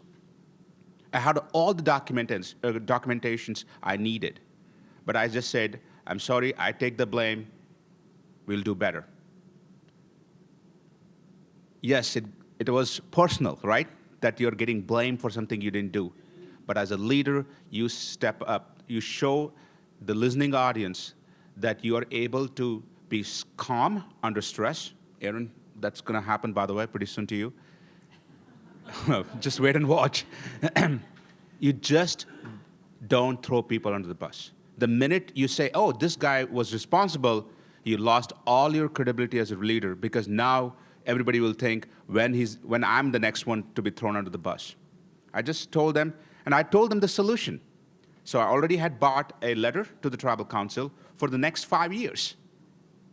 So I had given them the plan that I'll send notifications to the Tribal Council treasurer on March 1st of every year. And boy, we have already done this year, and we are already ready for the next year. So not only I didn't throw anybody under the bus, I took the blame, but I have also an action plan how I'm going to solve it. Yes, it is hard. Let me tell you, it sounds great right now. At that point, I was sweating. Nobody could see it where I was sweating, but trust me, it is hard to be blamed. As a leader, and I'm pretty sure Lance has been 10 times or 100 times more been in that position than I am, but it's hard. But you got to take the personal thing out of this, because you are thinking about the institution, not you as a person. I helped the college get that money that day, by the way. They didn't make a motion of $450,000 without getting contentious, because I was thinking about the impact we would have if I started having a discussion or an argumentation. Think the big picture, take the blame, don't blame others. Thank you. So I think one thing as a leader, you are responsible for the entire well-being of your employees. So not just from a career aspect, but everything really within their life. Career might be kind of the pillar of all of that, and it impacts all of those other things, but you really have to support them, from a community perspective, from a stress management perspective, from, things that are happening in their personal life. And so I think the importance there is that as a leader, you have to demonstrate those things yourself and set that example. If it was brought to my attention at one point, I was stressing to an employee that they needed to take a break. You need to really take a break. You're at your limit. I can tell you're at capacity. You're really stressed. You've been, working really hard and long hours and on the weekend. And the employee said to me, well, I see all of you doing it. I see all of you, sending us emails on the weekend or sending a note on the weekend, or you're at an event, or you're, doing this or that, or I see you in the office late at night. And so it really was a wake-up call to me that I might be saying all the right things and trying to support people in the right way, but if I'm not myself, demonstrating the need to take a break, demonstrating the need to take care of yourself, that employees are watching that and you're modeling maybe the wrong behaviors. So I think one of the most important things is making sure that you are taking care of your employees by really supporting yourself. All right, I'm hoping I answered this question, but from my understanding is, how do you remove your personal political opinions or whatever from what's really right? And I think it's important as a leader that that you know who you work for. It's more than just yourself. You can't take your personal perspective and weigh that too hard on your decisions, because for me, in my position, it's those 1,800 other employees, it's the 5,700 other tribal members that we're making decisions for, that we're carrying on our shoulders when we're leading, whether it's just one small organization or it's an entire company or an entire tribe. It's understanding that, and also letting your team know that that's your stance, that your personal opinion isn't going to weigh on your decision, that it's a collective of all the different impacts it could have. And yeah, I think it's important that your team knows that, and that's your approach, and that should be one of your strengths as a leader, is making a holistic decision based on who you represent, not just yourself. Those are all good points. When you're the CEO and you're a big entity, and then you deal with tribal employees. It's a weird thing, because it's a macro switch, right? So you've got to set up, you got to create the company, the jobs, the town, the structures, all these programs, and there's going to be success and failures. But when you deal with an individual, especially with tribal members, right? They say it's not personal, but it's personal to them, right? And it's their life. And so you slide down to a micro level issue, and it's a hard thing to do. I see Dulcie back there. I think Dulcie's, every time she calls me, what do you call me about? What? No. She only calls me about one thing. A tribal member's in trouble. Yeah. So Dulcie's whole job, I think, as far as I know, is to call me when a tribal member employee is having an issue. And what we do is we talk about it. All right. Is there something going on in their life? Is there something else they can do? Can we put them on an employee improvement plan? Can we do all these things? Because I sort of have a protective force field over my peeps, right? But every once in a while, you got to remove it. And they don't appreciate it, just so you know. So it becomes personal. And in a tribal environment, it's hard to get past that. But what you do is you give them every opportunity to succeed. And half the time, it gets thrown in your face, right? And I even suspect it's going to be thrown in my face, but we still do it, right? Because what Aaron pointed out was that we are not strictly a company. You know, we're a development company, not just in business, but in people. And so it is very hard for us to let go of the development, especially after we've invested sometimes years in people, right? And usually it ends up working out in the end, but it can be painful. So in my world, you can't avoid the personal at certain levels, but all you can do is sort of manage it to the best way you can and give everybody every opportunity. I once said to somebody, you know, this is your like ninth life. Come on. You know, I had another guy who was sort of yelling at me because he didn't believe his lie. You know, he said, I was sick. I said, yeah, he didn't remember because he was buying me beers at the bar the night before, right? And I said, search your mind, man. We hung out for like an hour. And he's like, okay. I said, just take the suspension, right? But when you're dealing with people, they got to go home and tell their wife something. They got to tell their mom something, right? And so it's never, I really screwed up. It's always the system, racism, all these kind of things. You just got to deal with it, right? And that is part of the gig, you know, if you're going to work in a tribal arena, you know. And so, but the main thing is to stay focused on the big stuff. And keep that train running, because you'll keep having success after success after success. You can't get bogged down in the micro, although when you do get into it, be compassionate.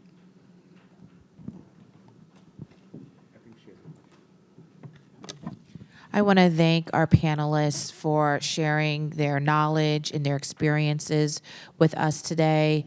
Certainly, we have learned a lot from your journeys, and I encourage you to meet and have conversations with our panelists, find ways to follow up, you know, be a leader, introduce yourself, take the next step to make sure that you're growing in your organization by continuing to network and nurture your network with our established leaders that we have here today. So please help me thank them for spending time with us.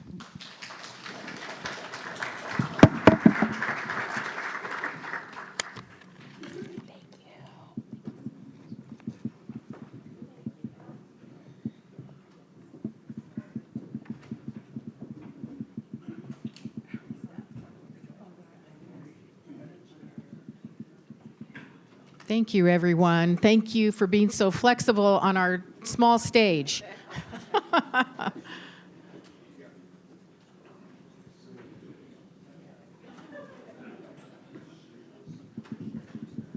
All right, we have another panel coming up. So Misty and team. Misty will be moderating this session. And again, please look to your bio handouts to read more about all of our speakers. And I'll take some of this down. So does the camera catch all of these, or do they? Yes. No, it catches all of them. Okay, that's great. So this one's on. Okay. And be past them. Is that on, or do we have? It is on. Yep. And I don't want you to trip, so I'm going to take this. Thank you. Being cognizant of where I am on the stage.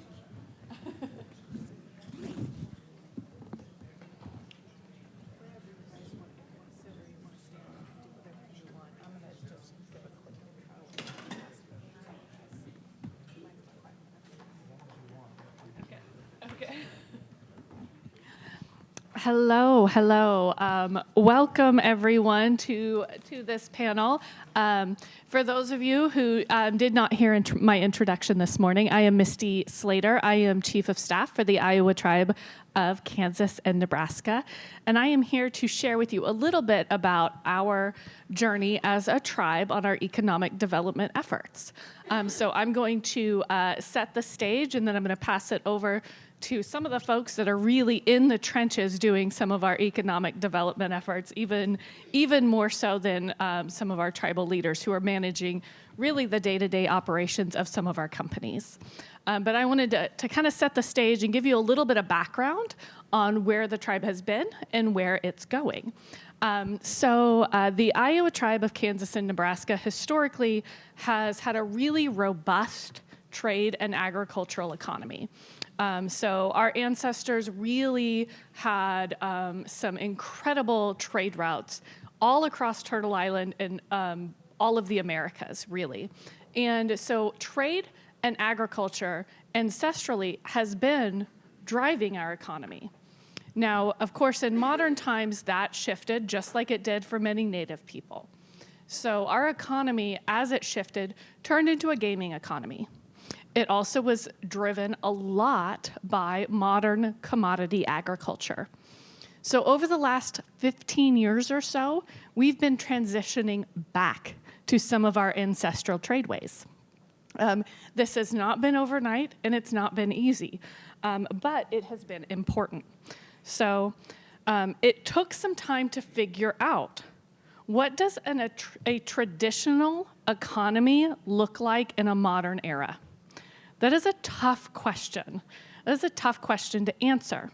But we've got some incredible leaders on our council that was really up for the task. So we start by every question we ask, every answer we come up with, we look through the lens of what impact does this decision have on life? And when we say life, we mean life of humans, of people, life of animals, life of plants, life of our non-human relatives, and life generations back, generations forward. So every decision we make, including our economic development decisions, are made through that lens, first and foremost. And when we look at, okay, so what does our ancestral kind of economies look like in a modern era? Well, to us, that looks like reinvigorating indigenous to indigenous trade. We're doing that by signing commitments, and we're calling them commitments to indigenous relations and trade, because we build relationships first. First and foremost, we want relationships with the people that we work with. We want to know them. We want to know their strengths so we can have a relationship that is just going to work for both of us. The capitalistic economy oftentimes ends up with winners and with losers. And we want everyone to be winners. So we need to build those relationships so we can make winning transactions for all of us. We have participated in trade missions all across the globe. I've been to Australia, to Alaska personally. We've been in Texas, we've been in Nebraska. We've been signing these commitments to indigenous trade and relations with a number of partners all across the globe. Also, we're putting our money where our mouth is. We broke ground on our foreign trade zone in July. So we're actually creating opportunities to build those indigenous trade routes all across the globe. Also, we're transitioning our agricultural economy from the modern kind of commodity crop economy to a fully regenerative model. Regenerative agriculture is a model that is going to create healthier soils. It creates healthier waterways, healthier air. It mitigates the impacts of climate change. And it also brings premium prices for the same products because we're using regenerative methods. So again, it's a win-win all around. In this instance, it's a win-win for both Mother Nature and for us. But I should say we have experienced some challenges along the way. No new pathway or new old pathway is without its hurdles. We've experienced It challenges particularly with transitioning to some of our regenerative methods, but we have learned from them. So one thing we particularly want to do with all of our ventures, but also with our agriculture, is making sure others can learn from our challenges, so folks don't have to experience the same things we did. So one of the ways we did that is through the creation of CERNA, the Center of Excellence for Regenerative Native Agriculture. We are actually launching that, and it's a farm training program where native farmers and non-native farmers alike can really come together to learn about regenerative farming, to have access to new markets that they otherwise would not have known about, and to subsidize that transition from a conventional model to a regenerative model. We are also actively building out our food system infrastructure. I struggle sometimes when talking about farming because our food system infrastructure is not built for regenerative agriculture or for traditional ecological knowledge of Native people. It is built for commodification, so much so that when you talk to society at large, traditional ag is modern ag. So our traditional agriculture is not traditional agriculture for the society at large. So we are building out that infrastructure to create the ability to aggregate, to market, to distribute foods for native producers, similar to the model that's already going on for non-regenerative products. And finally, as we work to diversify our economy, we have adopted a tribal business code and developed a number of tribal-owned businesses. So one of the companies, which I will let my colleagues speak about more here in just a minute, is Gray Snow. Gray Snow is derived from our name. Iowa means people of the gray snow.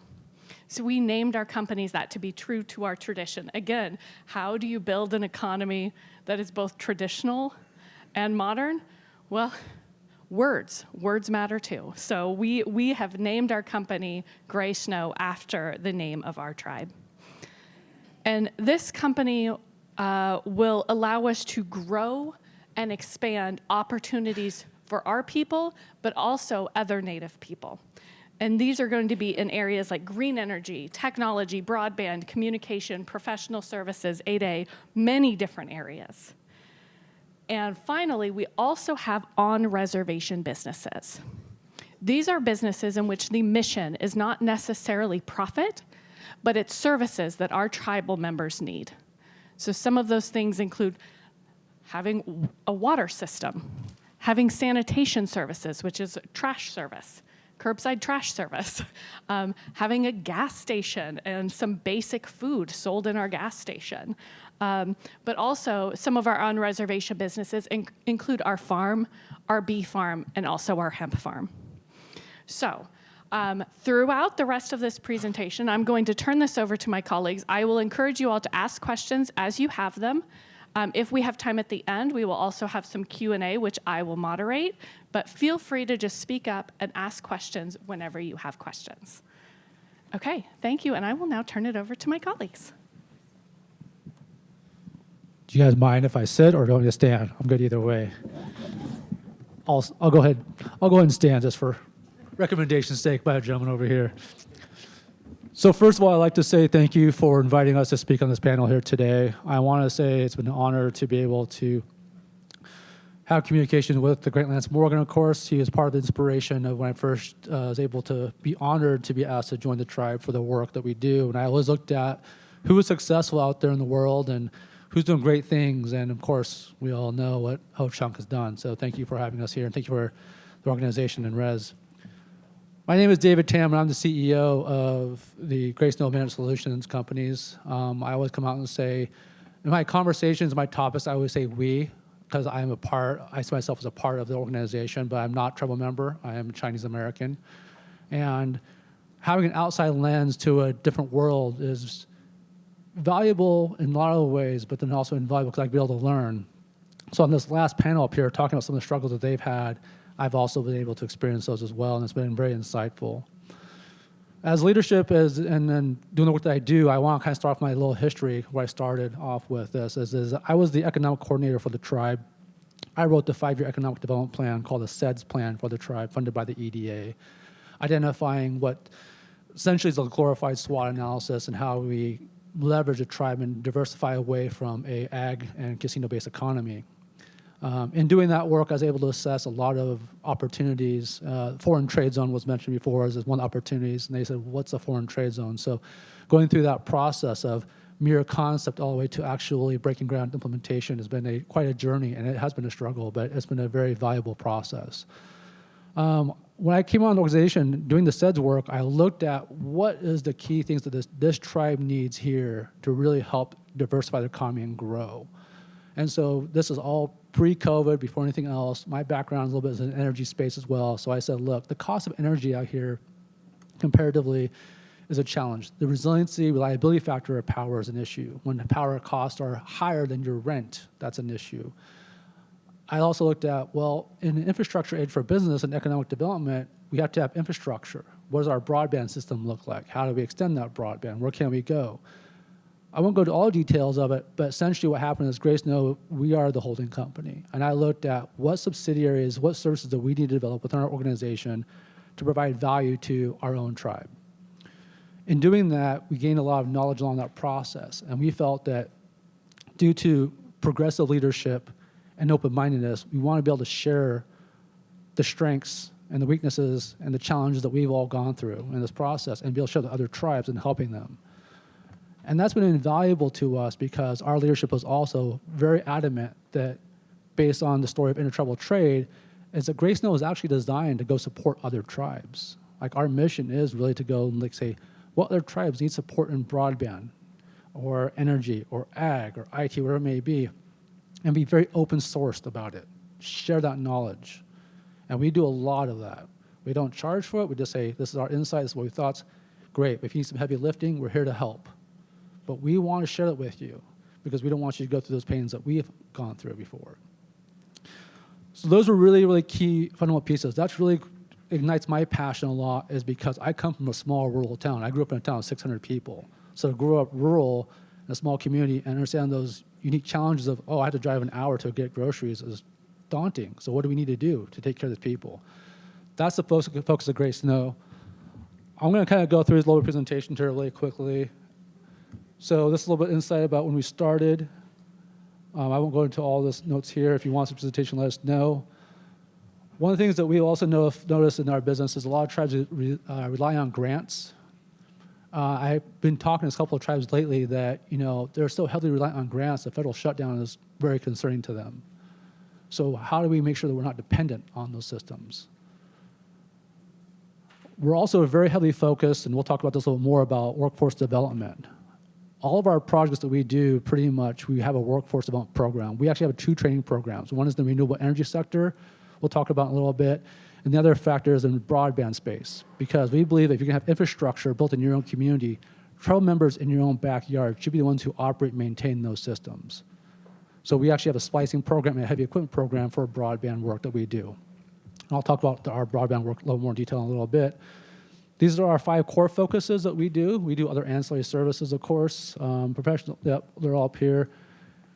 I will also just like to announce for everyone in this room that we're very fortunate that even though this new recent 8A topic and that's gone through the court case right now, we were actually able to push our case through, and we were actually a tribally owned 8A as of 2 weeks ago. All right. And again, I will say it's not for the faint of heart either. Our office locations, as you can see here, just like you know, myself and Peter Gregory, we are located in the Oregon office. We also have our Colorado office, which is known as SolarTAC. We'll talk about that in a little bit, but to give you a little insight, SolarTAC is a 74-acre renewable energy testing facility. I believe it's the only tribally owned renewable energy testing facility. There may be others out there I'm not aware of, but that's really important in our mission and our commitment towards renewable energy and energy sovereignty for tribes. Of course, White Cloud, Kansas office and our Kansas City, Missouri offices, which is our federal office location. We're going to talk a little bit about the energy services and so forth. Just kind of a high level. This is what we do as Greystone Green Energy, but I'm going to pass this to our GM and our director for Greystone Green Energy, Peter Gregory.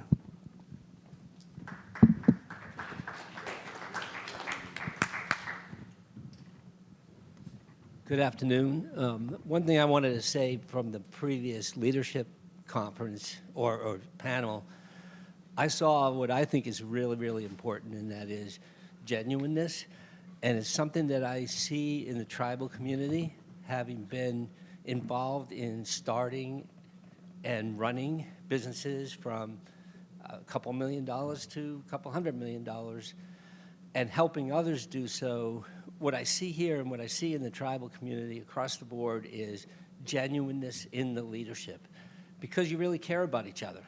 And that's so important, and that's what makes or breaks, to me, a leadership team. And I think, Lance, you've done a great job. It just emanates from you, and I think that's really important. Some unsolicited comment, but in terms of energy, we are at a stage right now where there's a generational opportunity for tribes in energy. There's a big push at the federal level, at the state levels, at the tribal council levels to go to energy sovereignty, because in the future, there's a lot of danger associated with, am I going to be able to get energy when I need it? Am I going to be able to afford the energy when I need it as time goes on? And I can tell you right now, you look 30, 40, 20 years out, the answer is no. You won't get it when you need it, and you won't be able to afford it when you need it. And the way to solve that is take care of that problem right now and build your own energy systems and your own sovereignty around energy, because you can't have any kind of sovereignty without the energy to support that. And it's a generational opportunity because the government, the federal government, is supporting energy sovereignty as much as I've ever seen them support anything, and for tribes. So there's a lot of grant money, a lot of grant programs, billions and billions and billions of dollars to support energy sovereignty. And they just authorized tribes to take the investment tax credit, which has always been a 30% tax credit for putting in renewable energy systems. Now it's available to tribes, even though you don't have a tax appetite. You can take it as a direct pay. So there's a 30% base, and then there's up to 40% additional adders that tribes can take. And a typical tribe not the super rich tribes, but a typical tribe can get up to 50% usually, and then some in certain conditions can get up to 70% of the money back that you put into a energy system that you develop for yourself. So we're looking at three ways to do that, and we've been working now. David and I have been working since he was a little kid together on renewable energy. We've been working with this tribe, the Iowa tribe of Kansas and Nebraska, for about 5 years now, and we learned a lot. We're trying to understand what it takes to get to energy sovereignty, what kind of systems can be deployed, how do we finance those systems, how do we get grants to support those systems, et cetera. So we learned a lot. We've gone through all kinds of successes and failures in doing that. But we've developed an energy plan, a 5-year energy plan that said, hey, to get the sovereignty, this is what we got to do. Here's all the buildings that have to be supported, the ag that has to be supported. How do we make sure that we're not dependent on the utility? Then we look at all the grant opportunities that are here now and that are coming down and determine what should we look at in terms of grants. How do we make sure that we have a good opportunity with those grants? And we know how not to get a good opportunity. We've had a lot of failures in submitting for grants and it not working, not being accepted. So we're learning that. So now we put together a plan that says, hey, we're only going to go after grants that make sense, and it's going to be part of a 5-year plan, and it's going to be a very important part of getting there over the next 5 years. But then again, grants take a long time, so it's really the long-term plan.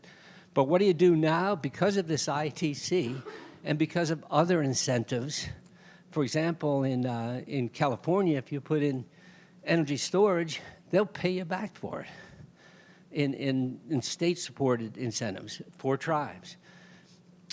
So how do we do something now And that's what I'm working really strongly on now, is developing the financial partners who can finance these projects. The tribes can own and operate these systems, and you can deploy a system today that is to pay for that system.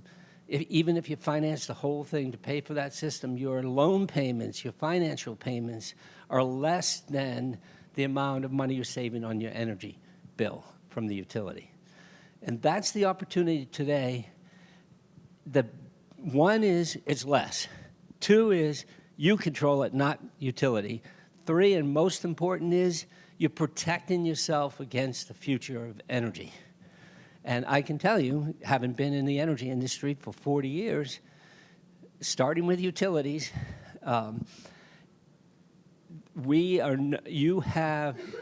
there's no way that you're going to have the energy supply and price you need to run your tribes over the next 10, 20, 30 years.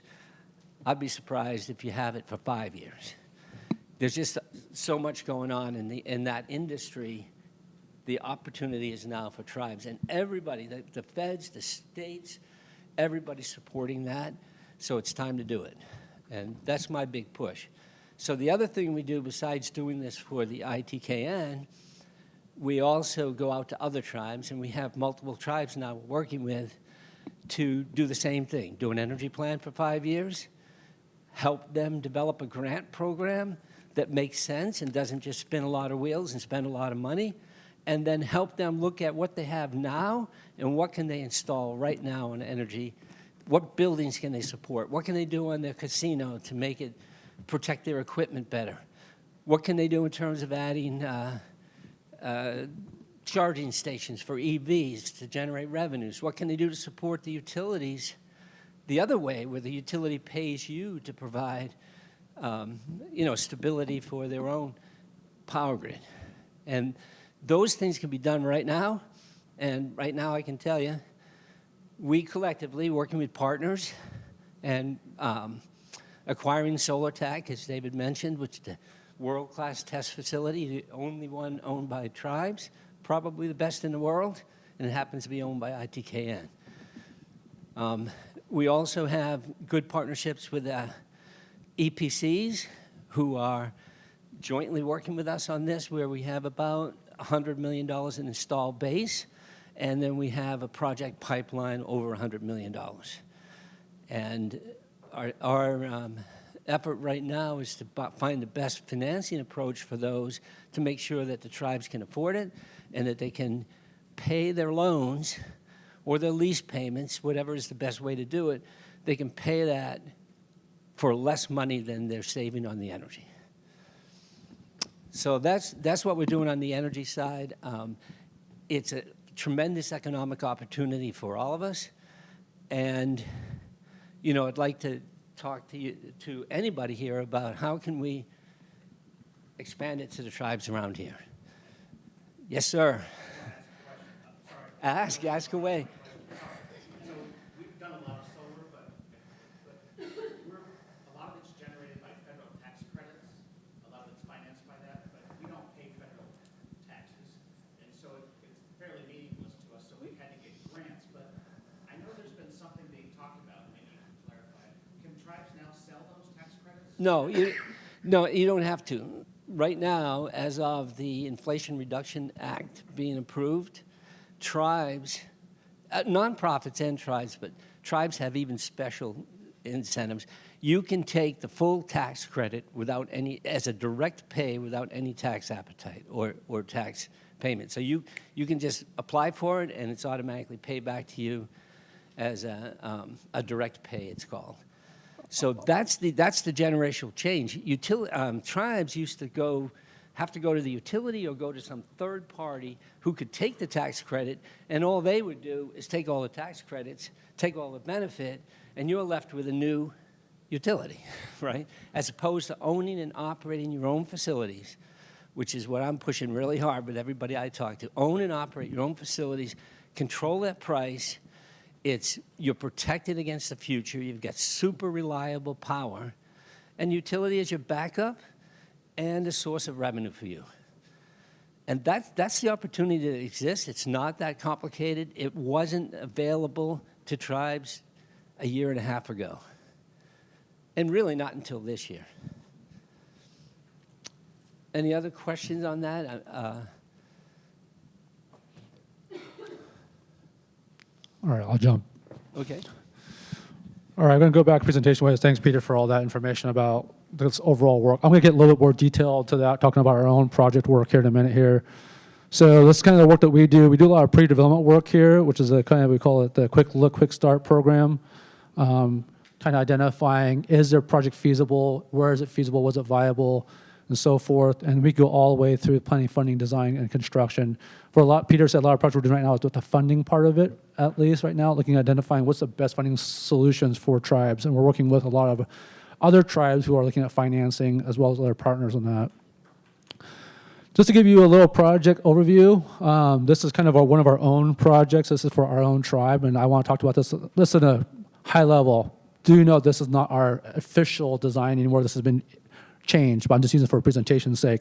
So this is the Iowa Tribe's reservation here. If you look at that larger building, it's a casino. We have a police station, fire station, gas station, a food pantry, and other ancillary buildings within the area. We identify microgrids as critical service support because this location here is at the end of a co-op. So we have power reliability issues. We have a power bump issue. Power bumps for the casino per annum cost around $200,000 per year in equipment loss, just in power bumps alone. So that isn't even tied into the financial savings aspect. We're talking about equipment savings, all the indirect benefits of that. We looked at critical services because in the event of a disaster, and for example, there's a major flood out there happen on this tribe, so we limited access, road access, some bridges were taken out. How do we ensure that this location has power in its most critical time for support services? And so that's kind of where we designed everything, looked at it. We did a ground mount proposal on this platform. There are some other designs that we're looking at as far as rooftop mount, but again, this is a heavy wind area as well, so you got to take those factors in consideration. But we took essentially everything down to what are the three main loads are required. So first is this normal operation mode. Second of all is essentially emergency services mode. We have some power, but not, and then there's critical services, meaning that everything gets shut down. And because the casino also acts as the emergency response shelter. So in the event of a major emergency, everyone goes there for food and shelter, so we have to have critical load services. So these are things that we take a look at. We analyze the load analysis of what's the solar array look like, how much load do they need, what does critical load look like in the assessment, making sure we have power at critical times, and then if we have power bumps, how do we avoid that loss of equipment?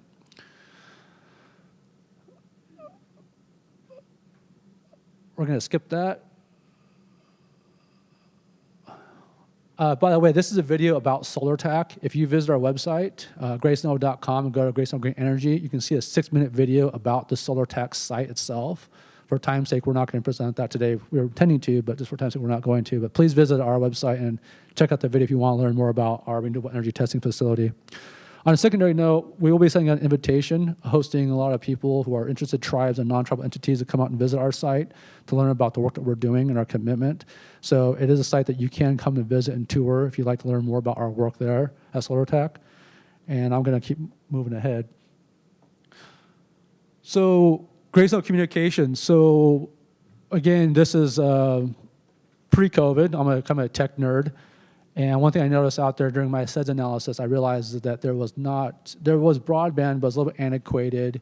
We have a smart farm initiative where we want to use modern equipment to deploy regenerative agricultural practices.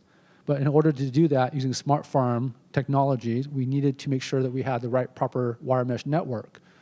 So we kind of look at how do we increase our communication expansion. Not only, and if you come out to our reservation, by the way, and you're on your cell phone, it's a little bit of a hilly, right? So it's kind of funny because we'll be on the phone with somebody and the call will drop out. I'll just hang on because I know they're going to go back up the hill and then the cell phone will reconnect. But that's kind of the type of communications that we have out there, which is very challenging for a lot of people. There are also some homes out there that have, not the best cell coverage and probably not the best. I mean, the Wi-Fi we have is a little bit antiquated, but we do have broadband to the home. So anyways, but doing that work, we decided we're going to expand our services. We've built a very, very robust, a very deep bench of a broadband communications experts. where we actually do permitting, design, site assessment. We do actually the essentially everything it says right here pretty much, but we can go all the way from concept to deployment. So we did a lot of work in the NTIA round 1. We are doing a lot of work in NTIA round 2. We're helping quite a few tribes understand their broadband feasibility work. We actually did some work with the Omaha tribe here locally. I don't know if you guys know, but Yurok tribe is a $67 million broadband project. We're the prime on that project. We have a few other clients that aren't listed on here. There are projects that we're currently working on right now. I normally wouldn't be speaking about broadband, as that's not my expertise. Our expertise in that is John Walton. He was a CIO for the city of San Francisco, CIO for the city of San Jose and San Mateo County, 25 years in federal government and communication space. And he's actually on the Yurok project today as we speak. He's actually on site developing that work out there. But we're approximately about $60 million in work in the pipe right now for all of our broadband efforts, supporting tribes, all tribal clients in this case, helping them expand that. With that being said, my earlier comment about infrastructure projects are important to have workforce development. All of our projects that we tack onto this is that we also provide the workforce development training. So we'll train people how to build a broadband in their network, how to maintain it. We also have a splicing course that we teach on site. We just got done, I apologize, I don't have any photos of it, but we just finished our training course out on the Iowa Tribe's reservation. We had a few members from the Omaha tribe actually come out to our course and participate in that class. So they know how to put that fiber in the ground, how to operate that equipment, how to install everything. And so when their project is done, that they make sure that they have the team of people who are tribe members, who are employed, getting good paying jobs to do this. Just to give you a scope, the fiber industry, the broadband industry, AT&T has said they need to fill approximately 600,000 jobs in the broadband sector over the next 10 years. They want 60,000 people trained this year. They're never going to make it. The demand for that sector is huge. Because right now, guys, we're in this time of modernization. And so when I came on Grace Snow, I looked at what do we need? The utility grid's going to modernize no matter what. We have to. It's an antiquated system. We all know that. We have to be able to live off the land. We have to have energy sovereignty. These are all important things. That's why Grace Snow Green Energy was started. When we looked at the broadband space, this is a critical piece because if you're tribe members who are very entrepreneurial, I think a lot of reservations have people who are making jewelry, for example, or they're making some sort of clothing or whatever it may be. How do they get their product to the mass market is typically through like an Etsy platform, right? Or a Pinterest or some sort of online presence. But if they don't have good online access in their own home, that entrepreneurial spirit dies. It goes away, or they try to find other ways and it's harder for them. So to encourage more entrepreneurial spirits, we feel that broadband is a key piece of infrastructure. If you're really going to do economic development and do international trade, for example, you have to have some sort of access to broadband. So these are key fundamental elements. And everything that we do is talking about how do we take care of our people first. And I say that because I probably got a little bit of a flack when I spoke at the Seminole Tribe, the Renewable Energy Conference, because everyone in that room were large-scale utility equipment providers, for example. And I have said, look, if you guys want to build large-scale solar or large projects for broadband and just sell it to the tribe, but not really take care of them, or use tribal land, generate large-scale utility power for the utility at a wholesale rate, but there's no value to the tribal members themselves, that's a problem. So we are microgrid developers because we believe take care of your people first is a key foundation before you worry about selling power to utility, for example. Take care of your tribe first. And there's no reason why in today's current technology that you can't. And like Peter said, if you go to a PPA model, utility model, or in a lot of broadband cases, you have a third party install it and maintain it for you on your own land, you're really just not really promoting sovereignty. And that's really what we're trying to promote. So all the work that we're doing is all about sovereignty. I just kind of want to emphasize the points that workforce development are super critical.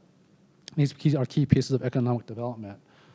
That's all I have as far as our presentation goes. We want to make sure that we have lots of time for Q&A.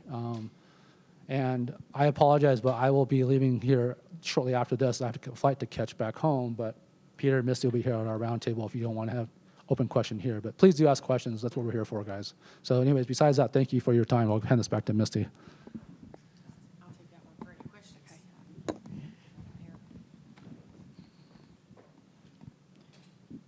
Any questions from the audience? We have a few minutes left in this session, so we do have time for questions.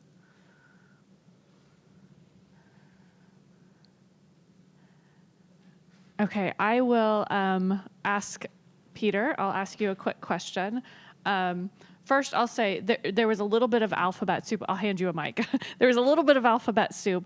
I want to mention ITKN is the Iowa Tribe of Kansas and Nebraska, in case anyone doesn't know us by that acronym.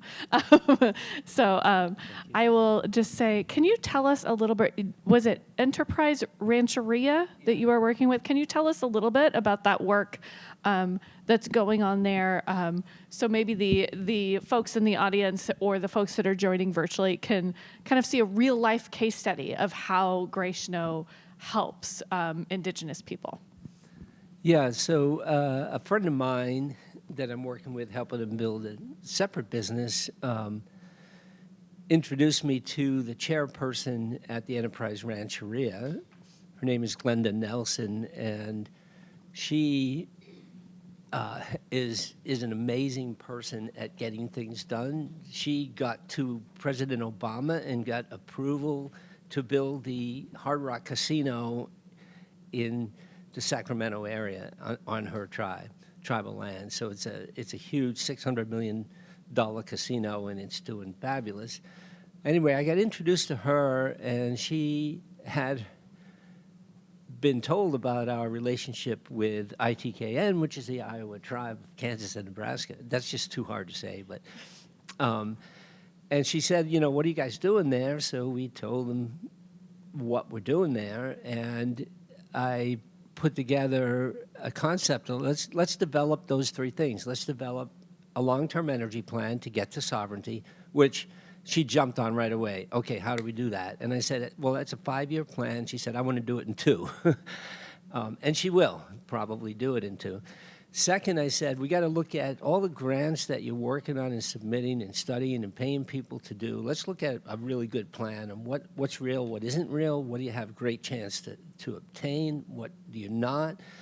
What's new in that? There's a lot of new programs that you really got to understand how to capture those grants. So let's look at that.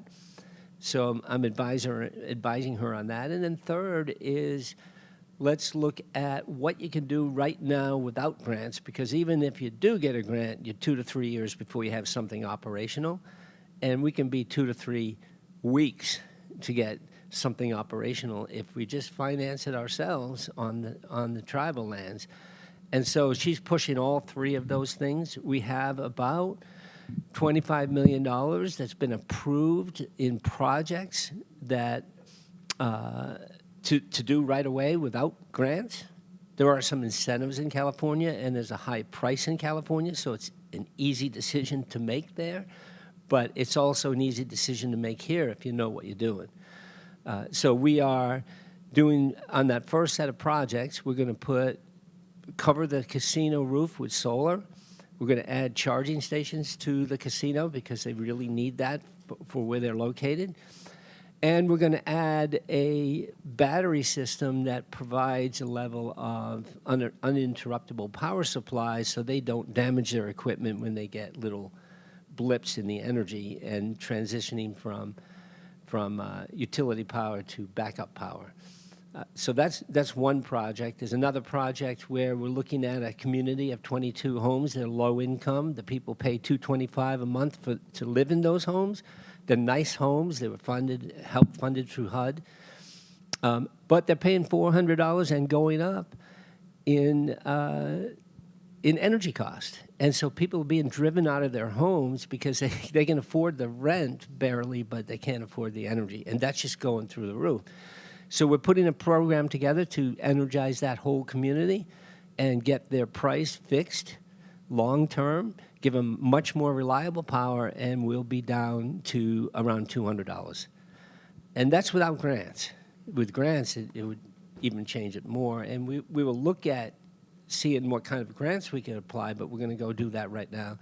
There's another community of low-income homes that are duplexes and triplexes, and we're doing the same thing there, putting a system together so they can get long-term energy at a fixed price. And I would even look at it like a utility is a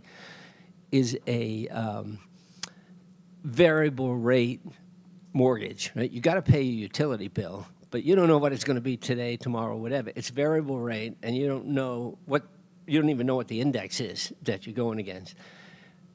A system that you develop on your own and that you install and you fund on your own at a tribe is a fixed rate mortgage for energy.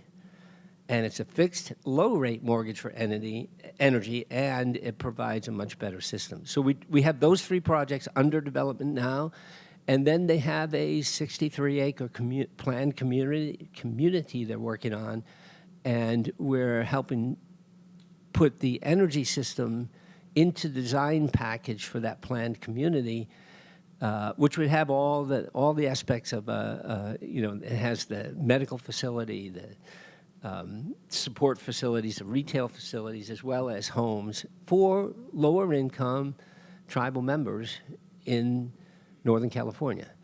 So those are the projects we're working on. We can't do it fast enough for the tribal council there.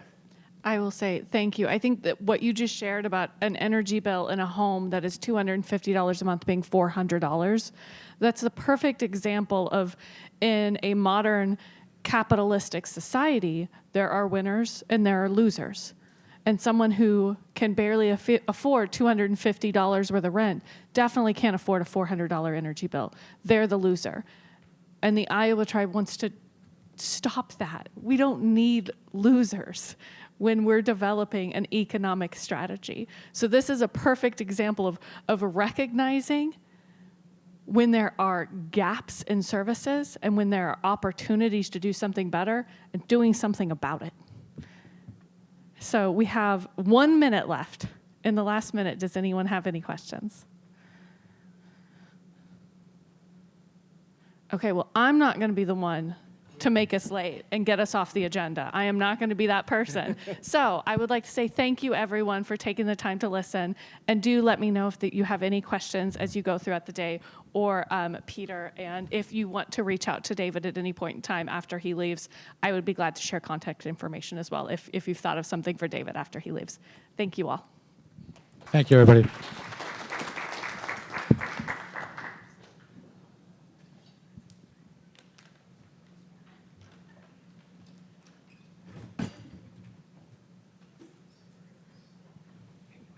Thank you, Misty and team.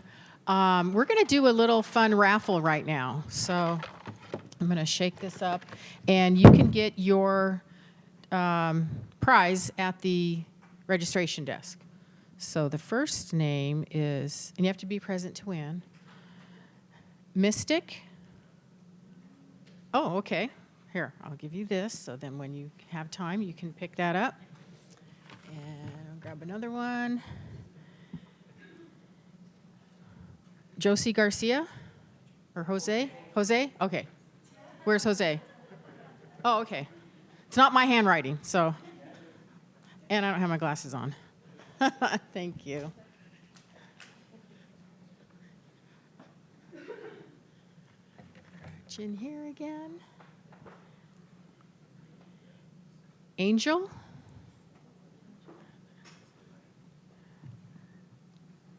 Doroshi? Angel, is she here? Her jacket's here? Her bag's there? Okay. So she's sitting right next to you? Oh, okay. Maybe we'll just leave it there. And Iva? Iva? She's here as well? Okay. Where are they? Karen Russell? Is Karen? Raise your hand high. Okay. And is that all the bags? Okay, perfect. Next we have Aaron, who's going to introduce the next group.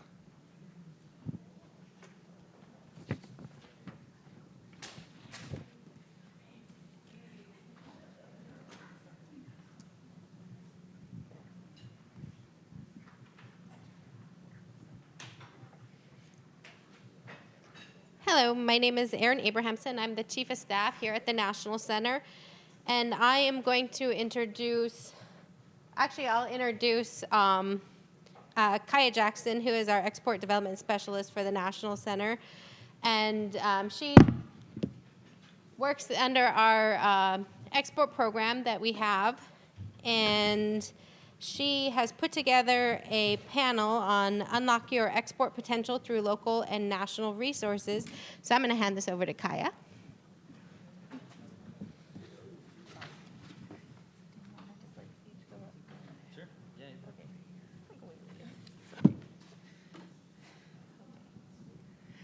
Hi everyone, my name is Kaya Jackson. I come from the St. Carlos Apache tribe. St. Carlos Apache tribe in Arizona. I am the Export Business Development Specialist at our National Center office for our MBDA export program. And today I am joined by Kobe with the Nebraska SBA STEP program. Yep. Okay. Department of Economic Development. Okay. And then Kathleen with the South Dakota STEP program. Yes. Yes. Okay. So we also have, I peeked at the registration list and I saw we have a few other people from the U.S. Commercial Service. So we have Meredith, right? Meredith Bond with the Omaha, the Omaha representative for U.S. Commercial Service. And then I also saw Cinnamon King with Sioux City. Sioux City. Is Cinnamon? Oh, okay. So a lot of export resources here. So I'll just kind of go in and then we're going to go down the line and present. Let me see. So I kind of went into like who we are. So we're part of the National Center. We are in our third year of our grant, and kind of like what we do here at the Export Center is we work with minority-owned companies who are already exporting or who are interested in exporting and wanting to get connected to different markets. And by exporting, I mean like exporting their goods or services outside of the U.S. So we don't really do much with importing, but our connection with the National Center, the work that they do with tribes could also make that connection too as well. So what we do at the MBDA Export Center is we assist minority-owned businesses, minority-owned businesses with technical assistance, export plan development, consulting, making those connections through like B2Bs or direct matchmaking. We'll have matchmaking services and then export compliance training. So here's some of the minority people we work with. Being with the National Center, we can be an advocate for our Native Americans, Alaska Native, Native Hawaiian, Pacific Islander folks, and so that's kind of one of the main reasons I love working at National Center, so we can really bring that all together. You can find us at different trainings, conferences. We host monthly trade talks.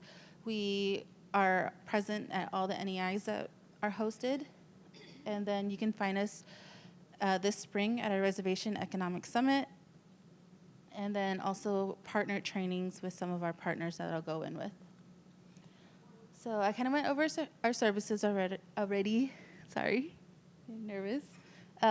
We have our direct matchmaking, different training and education resources, and then just connecting you overall with the rest of our National Center partners, which includes our, I need to change it, not PTAC anymore, but Apex Accelerators, our other MBDA partners, and then our additional partners, so like the U.S. Commercial Services and XM Bank. And there's our contact info. Joanne is our director, and then we recently got a new business development specialist, so Melissa Cody. So yeah, that's just us in a little package. Kobe, you can go next. All right.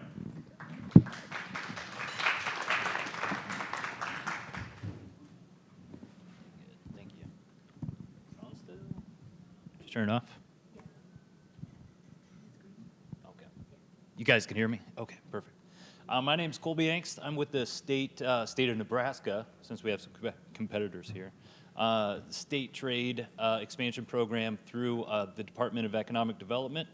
Our STEP is administrated by the DED, and I manage that grant, but it's funded through the SBA, the Small Business Administration here in the United States. And so what we do is we take qualifying small businesses that are ready to export, and we incentivize them through a couple of different grants, grant activities, and make sure that it's not too painful to get this process started or to keep it continuing.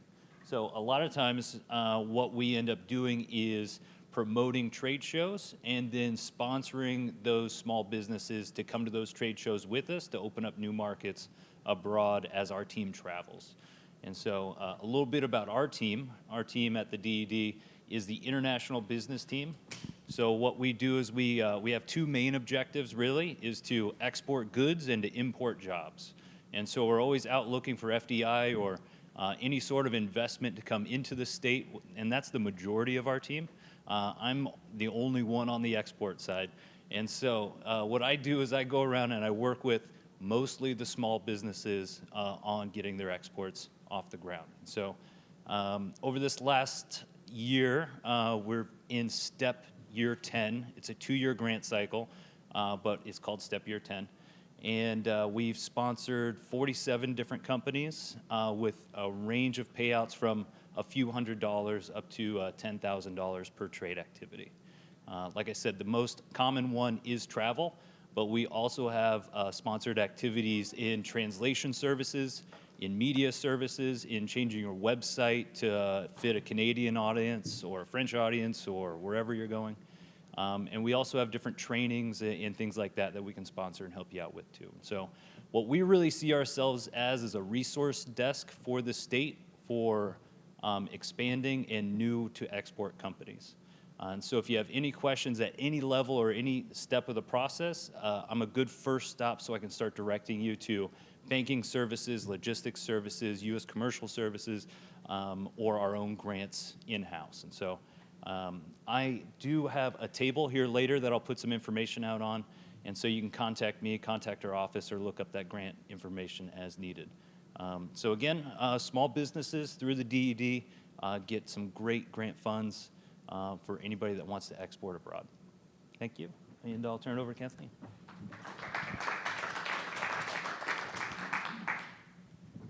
Okay, I'm not as eloquent as my colleague, not competitor. So I've got pretty pictures, but I need to read my speech, so please forgive me for the nerves. Okay.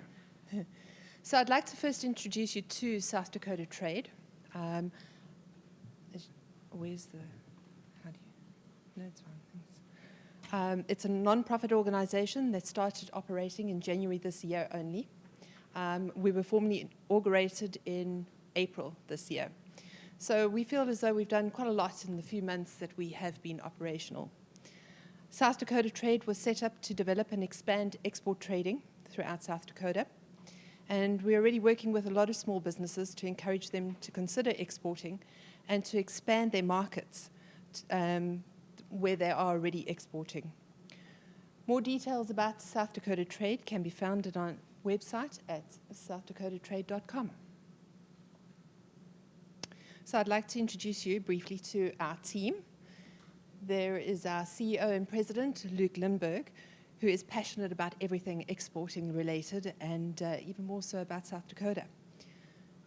Edward Newburn is our Senior Advisor and Chief of Staff, and he keeps the operations running from day to day. Then I deal primarily with all things STEP related, which I'm going to tell you more about just now. And then there's Rock Nelson, our Senior Trade Specialist, who has been advising South Dakota companies and surrounding state companies for over 25 years. He deals with the companies mostly East River in South Dakota. And then Callie Ruland is the Trade Specialist that deals with small businesses West River. And she's with Elevate Rapid City out in Rapid City. So there are 4 pillars of focus for South Dakota Trade. We've got export education, where we held a seminar in June already, and our next seminar coming up on the 17th of October deals mostly with regulatory and compliance issues for small businesses. We also have, we've partnered with SIDO to provide new to export training, which I'll tell you about shortly. Then we have the STEP grant and international trade consulting and trade missions, and we've just concluded our first trade mission to Mexico City, which was a great success. So if you are interested in any of the pillars of our focus, then please get hold of one of us. Anyone of the trade team will be able to assist you further.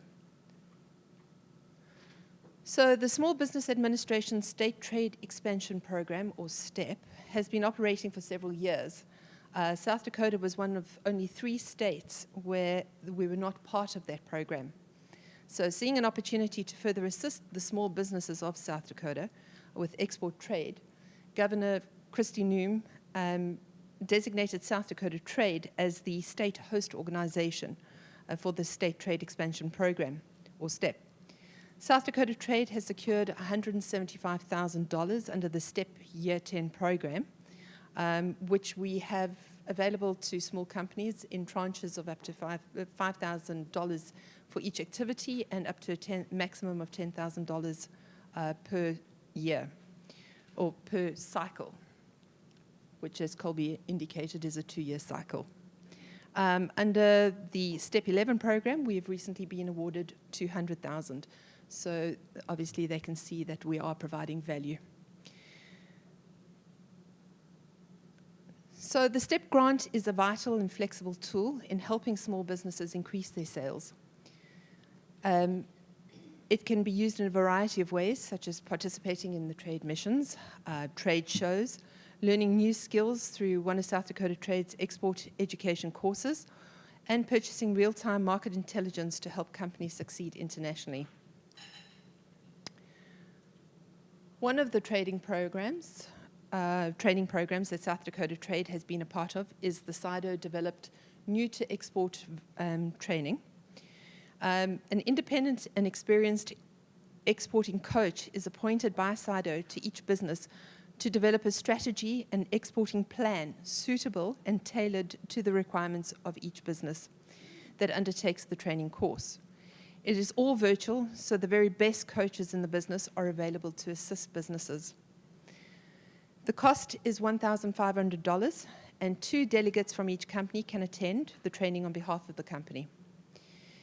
This is an ideal opportunity to investigate the readiness of your business and to take the next step in exporting and to decide and understand which markets would be most beneficial to your business. A couple of our businesses in South Dakota undertook the training in May this year, and they reported back that it was invaluable to their business, and they have since started exporting into other markets, Canada, Mexico. It's a first step. It's been fantastic for them. We've got the next training session is starting on October 17th, so if any companies are interested, please get hold of us shortly. So the STEP grants operate on a reimbursement basis for eligible small businesses. To be eligible, businesses must meet the SBA definition of a small business, and you can find the full details on the SBA website. But just briefly, it includes that businesses must have been incorporated in America and be operating in South Dakota to be eligible for the South Dakota STEP grant program. You must have operated profitably for at least 12 months and have less than 500 employees. But to check the eligibility requirements, a small business can visit the SBA website. There are 9 key areas of eligible expenses or activities that are covered under the STEP grant program, such as participating in trade missions, trade shows, website development, design of marketing media, attending export training, and these are all reimbursed once a project or activity has been completed by the business. Applications for assistance with these eligible activity costs must be received prior to undertaking the activity. Otherwise, South Dakota Trade will not be able to reimburse the costs. We will also require reports on the impact, successes, and even your disappointments will be helpful on a quarterly basis for at least 6 quarters or 18 months after the funding has been provided. So in summary, small businesses are eligible to apply if they meet the SBA Small Business Definition Guidelines and wish to participate in eligible activities, which are those activities supported by the SBA STEP program. If your business is sitting on the fence or involved in accidental exporting, or you wish to expand your exports into new markets, please contact me or any one of the South Dakota Trade team, and we'll gladly answer any of your questions and assist you with an application for the funding or guide you through the export or trade process. My email address is there, kathleen.ireland@southdakotatrade.com, and you can set up an appointment with me. I'm always happy and available to chat.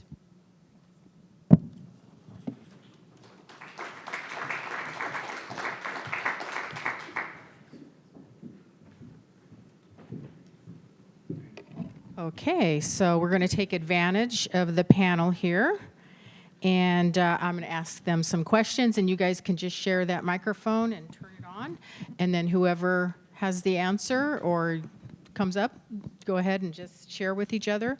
So my first question is, and I'm a small business owner, I'm pretending. My foreign buyers want credit terms, but I require cash in advance. I don't want to lose their sales. What advice would you give them? Go for it. So that's where South Dakota Trade has the knowledge and the ability to guide the various businesses through that process. We've got Rock Nelson, who's got the experience in actually operating his own small business, and he guides many small businesses in those sort of trade terms. We also partner with the Small Business Administration and various other entities within South Dakota to assist and guide the small businesses on those various issues. One of our board members is part of the banking system as well, so credit terms is definitely an issue for businesses, but we've got the knowledge and the ability to look at the issues and to guide you from there. Okay, anybody want to add? I would just parrot that, we can find somebody to help find that right answer for you, but it's a delicate balance of how much you trust each other. And so it's pretty difficult for us to say you absolutely have to do one thing or another. But I say talk to the experts and make your own judgments when it comes to that, because neither one of you might want to do that business on those terms. Okay, next question. My company provides a service, not a physical product. How can I be assisted?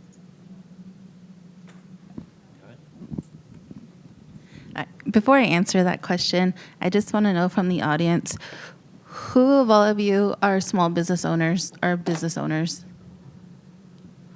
Okay. And then, do any of you currently export right now or have interest in export? Okay. I just wanted to know for myself. But for the question was, what was it? I provide a service and not a product. So how can I get into exporting? So service-based businesses definitely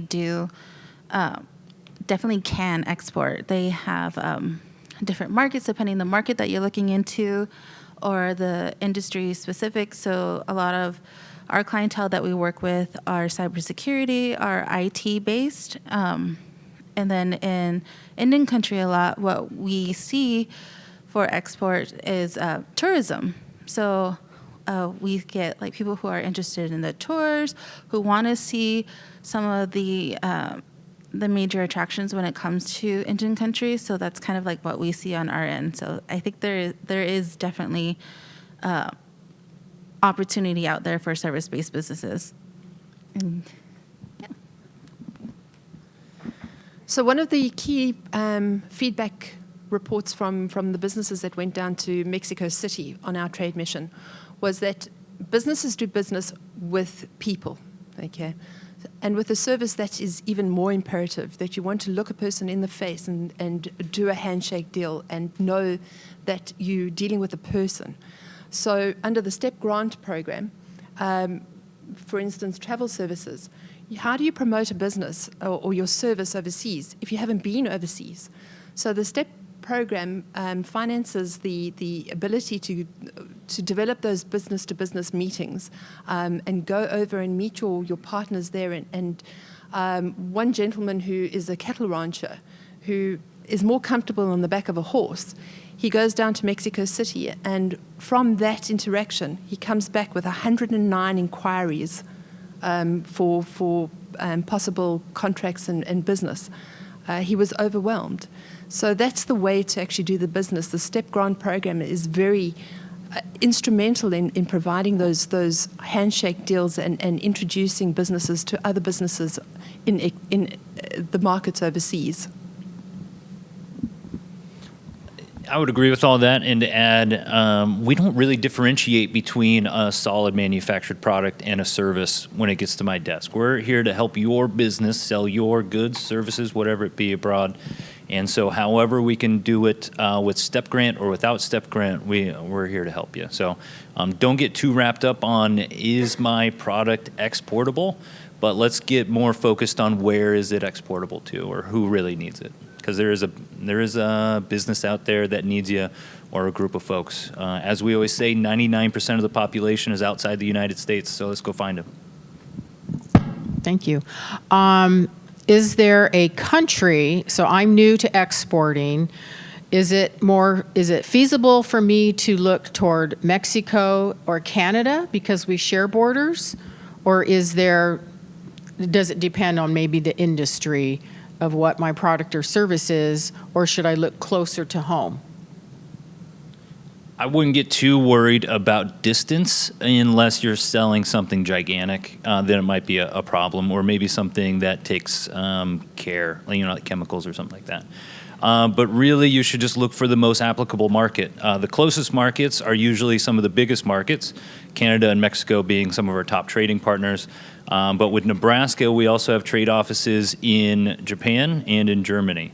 So whether you're looking at locating your product in Asia or in Europe, we have allies in those areas that can help you as well. And so don't get too narrowly focused on the neighbors, because your product might not fit the demographic of Canada, but it would really fit, Philippines or something like that. And so it's an easy way to get started, just to go up to the border. I know a lot of folks that work along with us take product to the border and then have that company come and grab it and take it across. And so they're not technically exporting, they're just pushing it up to North Dakota or Michigan or something like that and letting that company pick it up. So there's all sorts of different ways to export, and so don't get too wrapped up in one idea.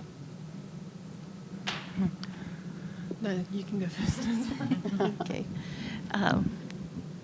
That was pretty much what I was going to say. But yeah, I was just going to say, it's dependent on what your business is, whether what your service is or what your products are. It's the market that you're going to look into. So that may not be our closest neighbors either. So just kind of keeping that in mind. And I think you did a good job of saying all that. So a lot of companies are also involved in accidental exporting because we are sort of situated very close to the Canadian and Mexican borders. A lot of companies tend to dip their toes in the water, so to speak, to attempt exporting there first. But there's a whole world out there. And that's why we've got these agencies that are set up that are there to help businesses to determine where those markets and the suitable markets are, and lean on them. Lean on us. Come and talk to us if you want to get a market research paper done for you. We can point you in the right directions and we can guide you further. Great. Okay, so I have a very small business, and my sales are only $75,000 a year. Am I too small? That's bigger than my small business, so no. No, honestly, we take all companies. Each state has its own program guidelines for STEP, State Trade Expansion Program, but they're all fairly similar because it's dictated by the SBA generally. And so whether you need to be in business for 2 years or 3 years or have a profit or a loss, look at those fine points in the applications, but it's generally any size, we welcome it all. Our job is to help you grow your business. And so if you're a small infant business, we want to get you to the toddler size and then get you to kindergarten, get you through the ropes and get you graduated through our programs. No, that's not too small. So with a lot of our clientele base, when it comes to working with Native Americans, we have a lot of artisans. And so some of those artisans cannot reach some of these high numbers that some of these agencies are wanting, but we still work with them regardless. And then I guess you could say, like, it depends on what agency you're working with, what numbers they're looking for and everything. But if that's something that they can't work with you with, there's so many more others within the state that can offer those assistance. Because we have, like I stated here, we have the STEP programs represented, we have MBDA represented, and then we have the U.S. Commercial Services here as well. They're in every state, almost in every big city in the states. And then I can't remember the exact number of how many there are in the different countries, but there's resources out there to help you move your product and service along. Great. So recently we went to Canada for Indigenomics She Conference, and in Canada I learned that they have a very similar program as the 8A, that the SBA formal program of SBA, woman-owned, similar. Are you aware of any similar programs in other countries that would support me as either a woman-owned, minority-owned, and those types of categories, veteran-owned, specifically that would help me into their market?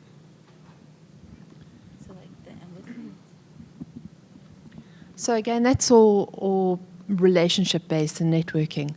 I'm from South Africa, if anyone hadn't guessed.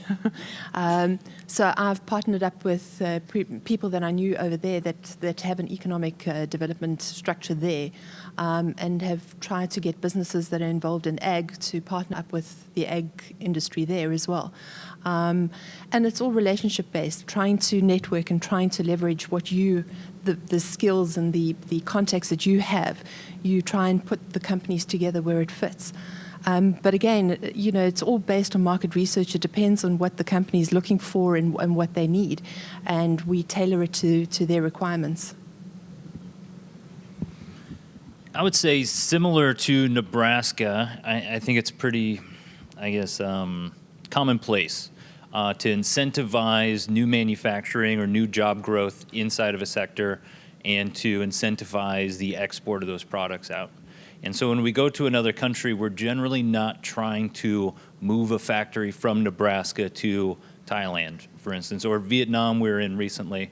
We're not trying to build new factories in Vietnam quite often.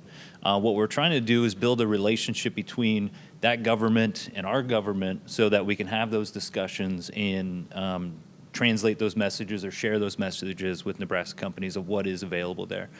Usually we're looking for more of an export market. But again, there might be a company that has a factory in, say, nearby China that wants to move somewhere, or in Thailand that wants to move up somewhere. And so we really just place ourselves as a resource for that country if we're a partnering country. And so you'll see that a lot in our trade activities from the governor down, governor and our director at the DED. As they travel and talk with these other communities and countries, that's a lot what we're asking for. What can you offer us in our partnership that can help us both out? And so if you have any questions about a certain country or region, we're a good place to start. Obviously, the U.S. Commercial Service is where I'm going to turn you over to pretty quickly after that, because we're just limited in our own trade activities generally. And so we need a big network of people to ask questions to, and U.S. Comm Service is usually that.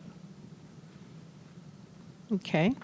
I've done business with my international customer for many years, and I trust them. Why should I insure them?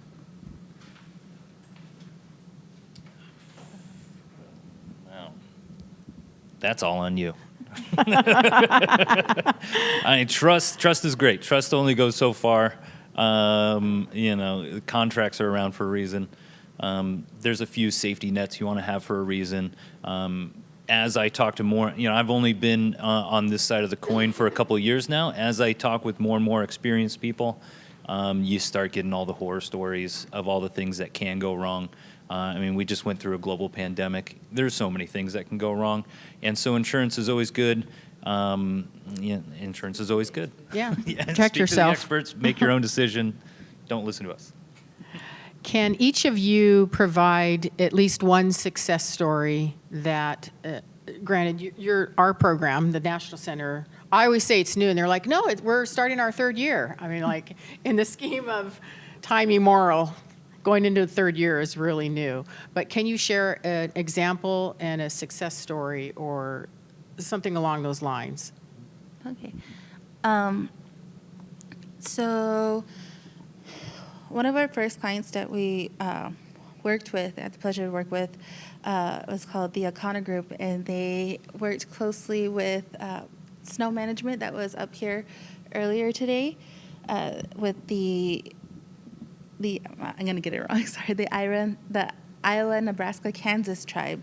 They worked with them to create a foreign trade zone. And so with them, we were able to do a lot of connection with the Australian market. And so with that, they're continuing to grow. They're looking into some of the African markets. So earlier this was August. In August, Aaron and I had went to 2 different countries in Africa. We went to South Africa and Ghana, and so part of that was on behalf of our clientele, but also on behalf of Indian country, and we wanted to find what the markets were there, and then just kind of create relationships like what we've been talking about on this panel. And so through that, we were able to make that connection with one of our clientele, and so we're just really excited for him because he's been doing really good, and you can find him all over the place. And where is he from? Oh, he's from Texas. He's called the O'Connor Group, but a lot of his team is in Oklahoma, and I want to say Kansas area. I might be wrong on that part, but what he does is he does agricultural equipment. So. Because I can share plenty. Just recently, we started doing some reporting for last quarter for STEP. And I was going through the surveys, and I found a company that make scientific equipment in Nebraska. And we had granted them a little less than $10,000 to visit a trade show abroad. And they reported over $100,000 in sales from that trade show. Now, it's nice equipment, so I imagine that could even be one sale. But just that one sale, us helping sponsor that and make that happen, gives us a great ROI, great tax revenue, but of course that company can now grow its base a little bit larger and its reach abroad a little bit further. And so we love seeing that, and we've got a number of companies that are able to do that every year through our program. We also just recently got back from trade missions in Japan, Korea, Vietnam, with the governor, and all those companies that came along with us came with us for a direct purpose, whether they're selling a direct good to a consumer over there or to a distributor or whatever. We work with them to set up fruitful meetings during those missions to make sure that not only are we representing Nebraska and what Nebraska can produce to these countries abroad, but they can actually get a deal done. They can get some work done over there. And so we're always happy to have companies tag along on missions and make sure they represent our state, like I said, and come back with a big win. So there's always a good number of those. So as I said, we're still quite new, but in the few months that we have been operational, we've helped quite a few companies already. We took 5 companies down to Mexico City, and all came back with success stories. But the one that stands out in my mind is our first one. Your first always stands out, doesn't it? And they went to a trade show over in Birmingham, and they do car wrapping. So it's not quite the vinyl, but it's not quite the respray, but it's a wrapping.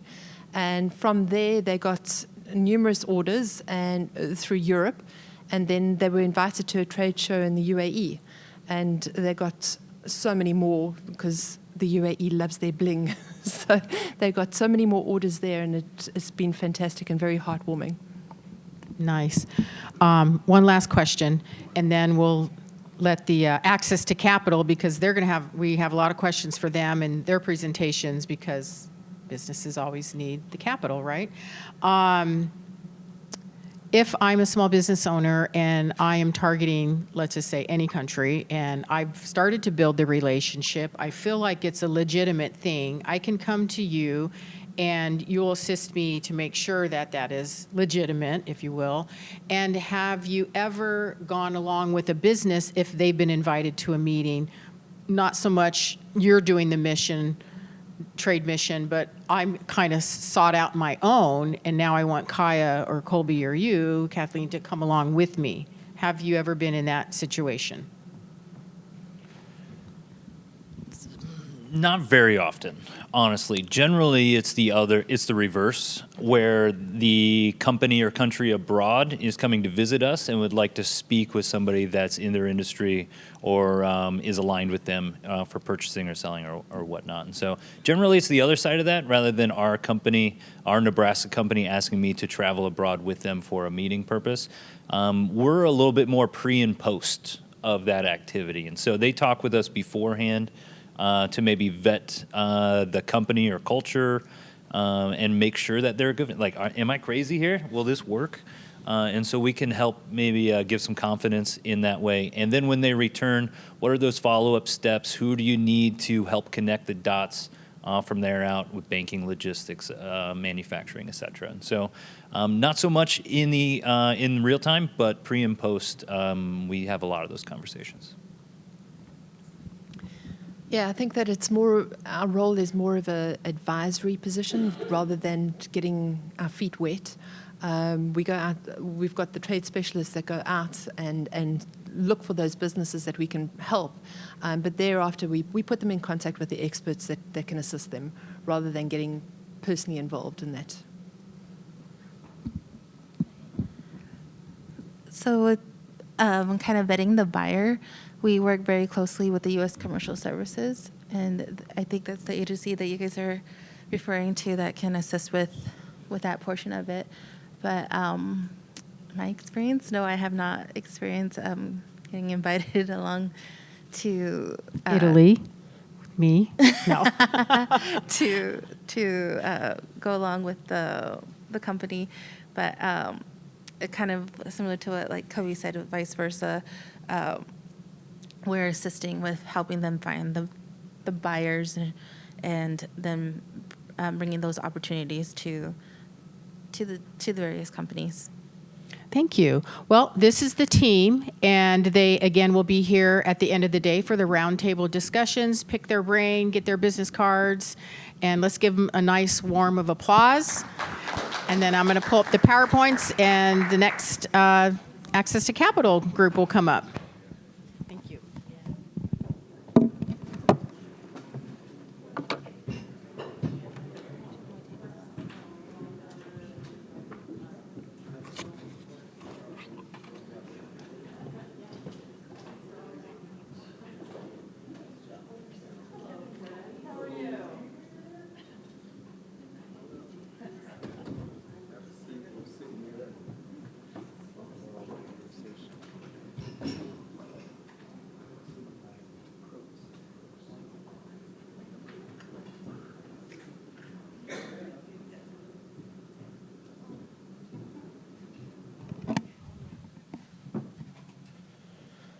Okay, thanks everybody.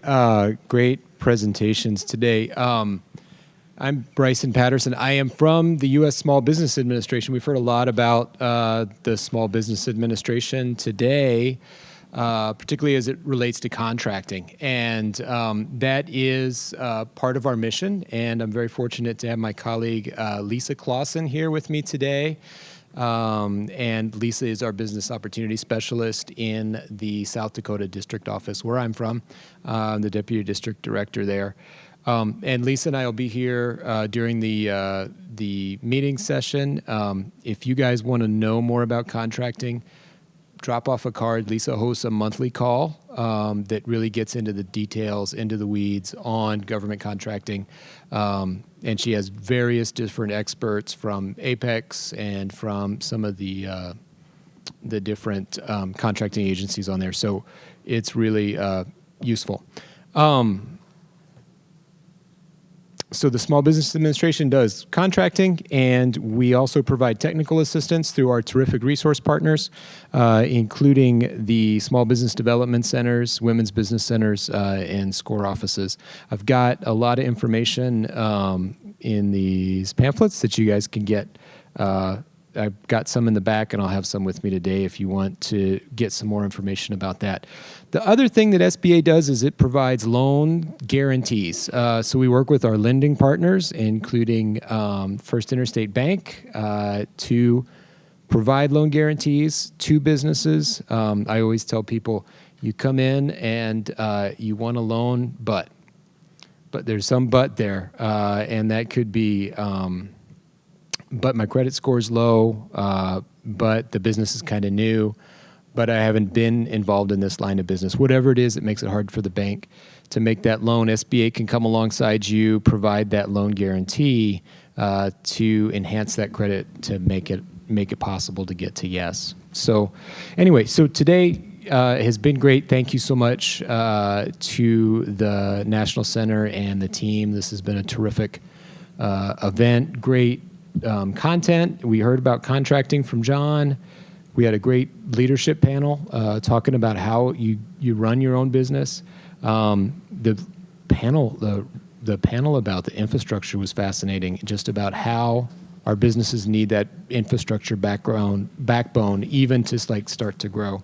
And then we talked about, okay, you can export your product overseas as well, but to do all of that stuff, you need funding. And so this panel is going to talk about that, and I'm very fortunate to have Brandon Croats here, who is from First Interstate Bank, and First Interstate is one of our SBA partners, providing loan guarantees under the 7A program and the 504 program to small businesses. So, Brandon, I just want to talk a little bit with you just about banking and how you interact with your small business clients, what your role is, and I guess that's the best place to start.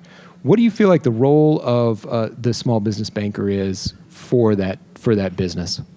Okay, so the role of the banker, in my eyes, is generally that of an advisor.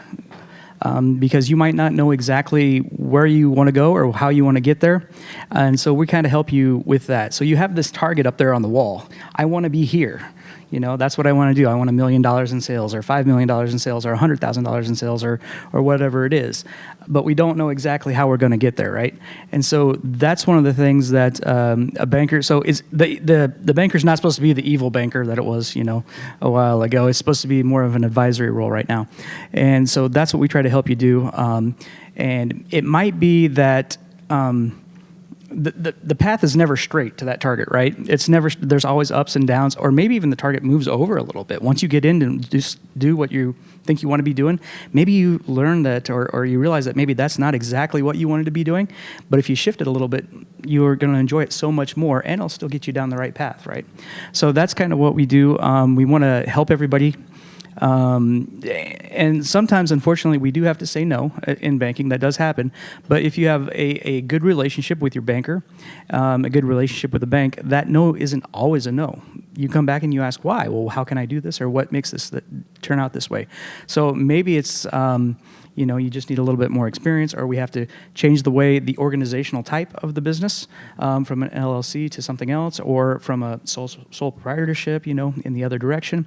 There's a lot of different things, or a lot of different ways that we can word things and get you going down that same path. And maybe it's just that the ask is too big. Maybe we want to see you, maybe we feel that you're biting off too much, or something along that line.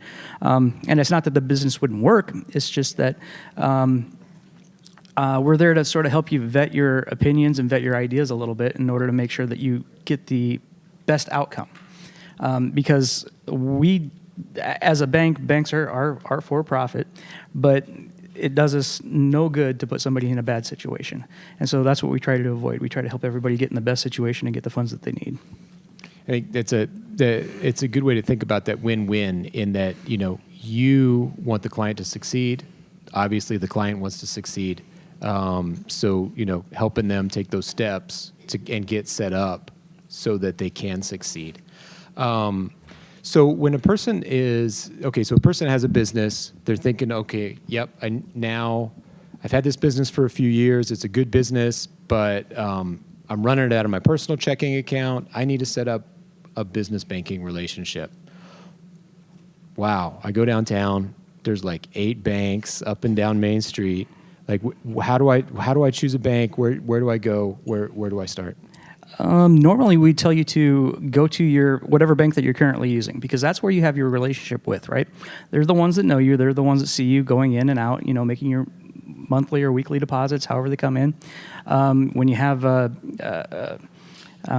issue, with your debit card or whatever, they're the ones that help you out. So you've already built up some personal collateral there, in the form of recognition. So that's where we tell you to go first. If you don't feel comfortable doing that, then there's a couple other routes to go to.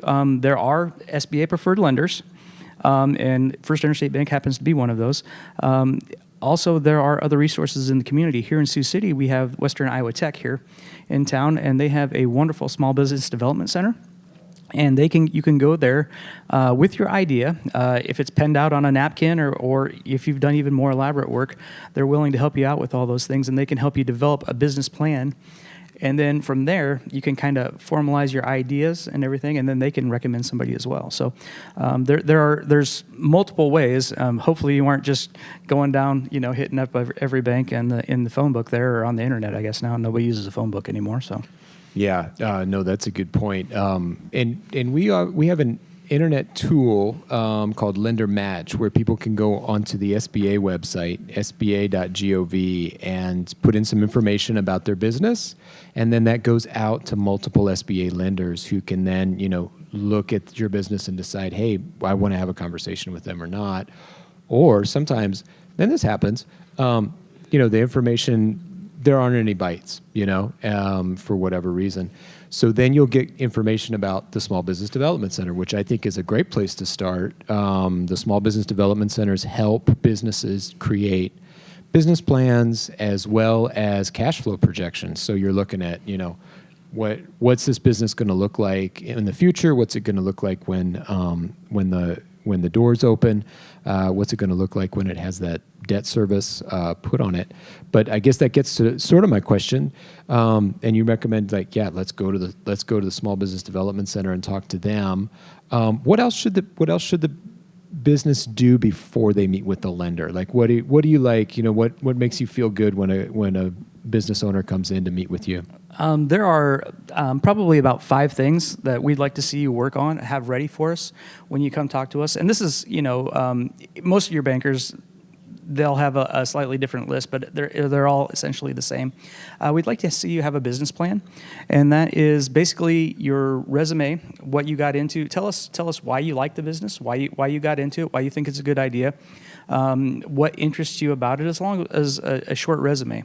After that, so that's your personal background, and then after that, we'd want to that's the business plan part of it.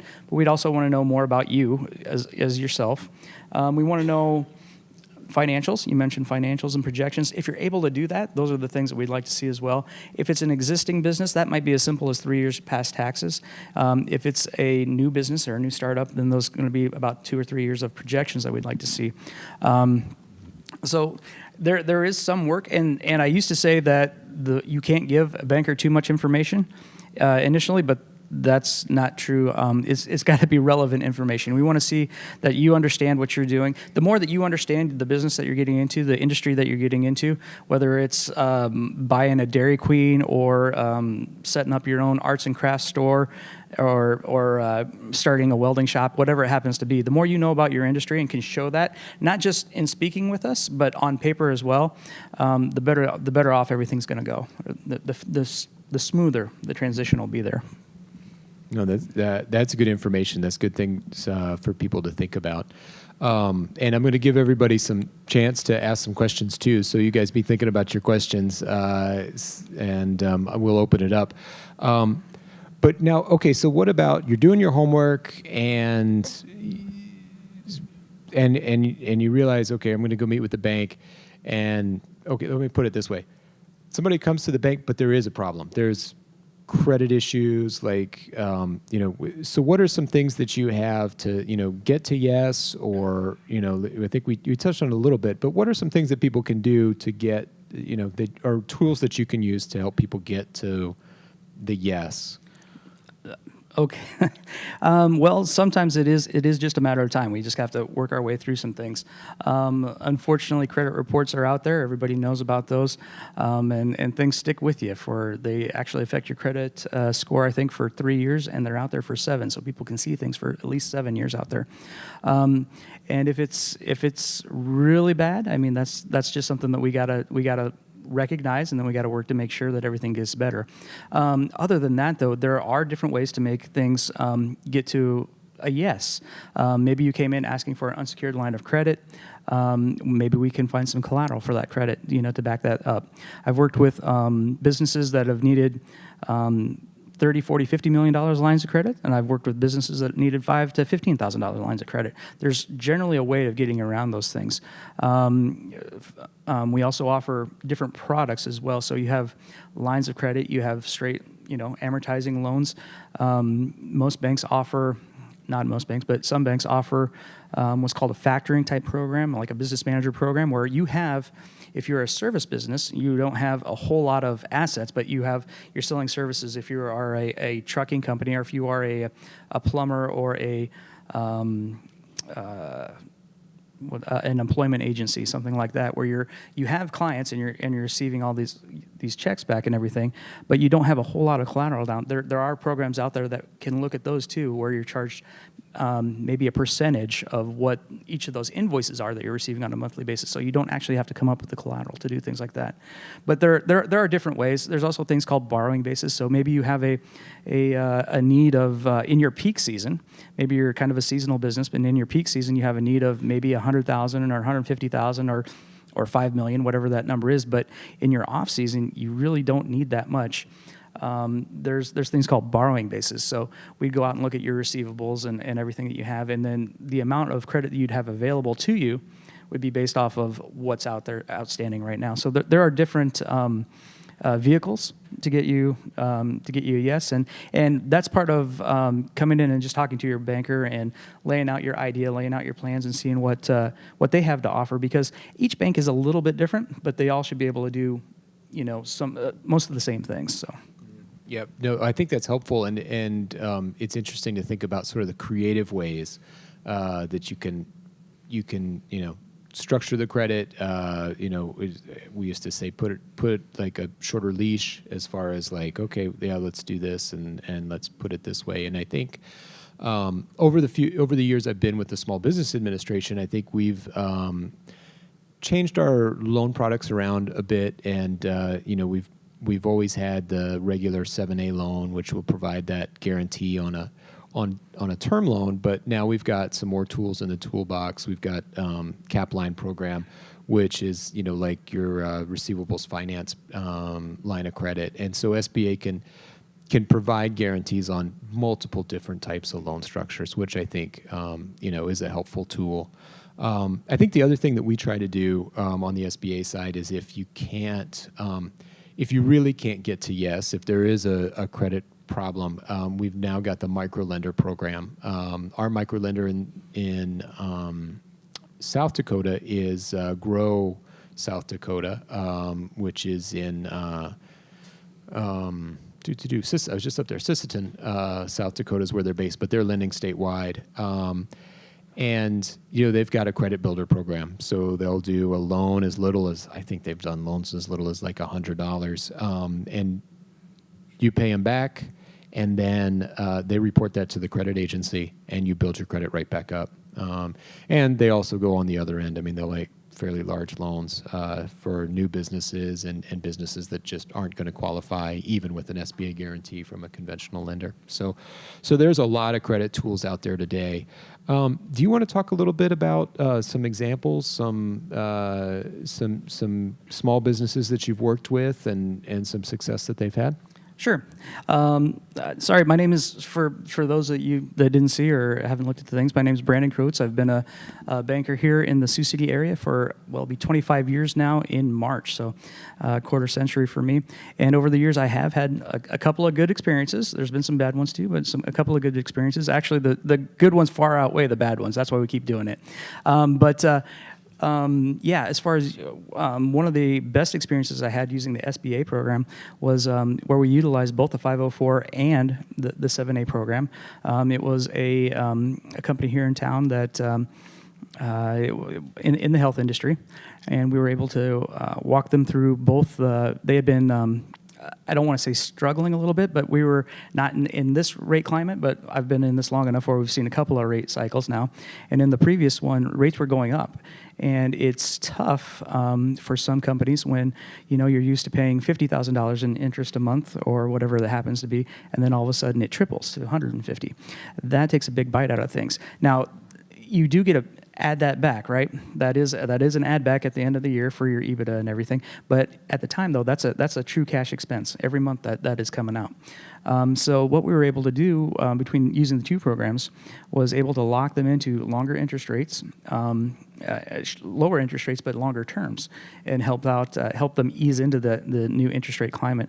And so that was a really good feeling. And then because of that, with the savings that they were able to save, they were able to get a lot new equipment, a lot more equipment, and actually expand into a couple different locations. So that was a really that was a long process compared to a normal bank loan, but it was very satisfying in the end to get to see how much their lives improved, both from a business standpoint and a personal standpoint, because there's a lot of stress that goes on in running any business, let alone one that's realizing what's happening and then trying to make a shift there quick. So that was one of the ones that was a lot of satisfying, because they did have about, I think it was 75 or 85 employees at the time.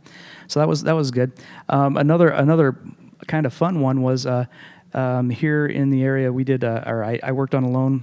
It wasn't nearly as big. It was, we used one of the SEDC here in town, Siouxland Economic Development Corporation, to get them approved for a smaller loan.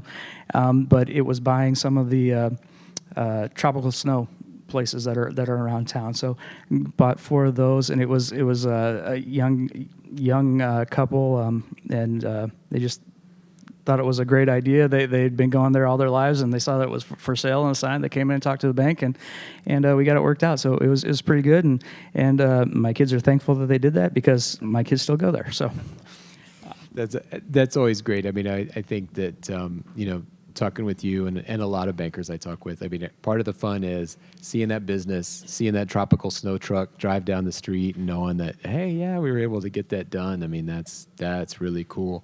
For people's information too, you mentioned the 504 and the 7A program, and those are the primary programs of SBA. The 504 is typically going to be owner-occupied commercial real estate, and those are going to be loans Up to 5.5 million. Under certain conditions, we can pop them up a little bit. And then the 7A is our general loan program that kind of goes along with everything. Like everything in the kitchen sink can go under that 7A program. So that's cool that you were able to combine those, to make that happen for that business. Yep, that was the first time that I got to combine the use of the programs. Before it had either been one or the other. Somebody was looking at expanding into a new business or needed some more land or something, and so we went the 504 program, or they were buying all new equipment or something along those lines. So it was the 7A, but that we got to utilize both of them on that one transaction. Yeah. So it was very awesome. cool. No, that's great. That's really cool. And tropical snow is like a collateral vehicle. That thing driving around, there's a market for that. That's good business. I like it. All right, I'm going to turn it over to folks in the audience. I know you guys have been sitting here thinking about some situations that you've had, and thinking about your business or maybe some clients for those of you who work with businesses. What questions do we have out there? No, there's no zero interest loans right now. I guess that actually is a good question. We've gone from 3.5 on the at least on the home mortgage side. 3 years ago, I think we saw some stuff going out the door in the 4s and 5s, and here we are looking. What are we looking at now, and how is that affecting people? Well, it definitely affects your purchase power, right? Your money went a lot further when the interest rate was half. I just pulled up the SEDC's website just before we came up here, and so a 20-year fixed note rate right now for a 504 is sitting at 6.86 right now, and a refinance is sitting at 6.84. So, rates have basically doubled here in the last 18 months for sure. And so that does affect what you could get for your money or what you're going to have to do for your money. So recently, though, we've had a couple of people go through with some purchases and things like that. So it shifted from a fully renovated building to one that maybe they were going to have to do a lot more work to, and then one that they could work out in stages. So the front half of the building, they were going to finish out first because that's where they needed, and then they were going to slowly expand through the back as hopefully as things improve for them. Yeah, so they're not taking out like as big of a bite at the beginning, so smaller loan amount. Yeah, that makes sense. So that's gonna flow through to cash flow because you're not going to have quite so large of an interest payment. Well, that's a very good creative way to do it. Other questions folks have? Oh my gosh, you guys, this is your chance. Nobody needs a loan. I'll talk for a second then. Sorry. Yeah, sure thing. Thanks, Yvette.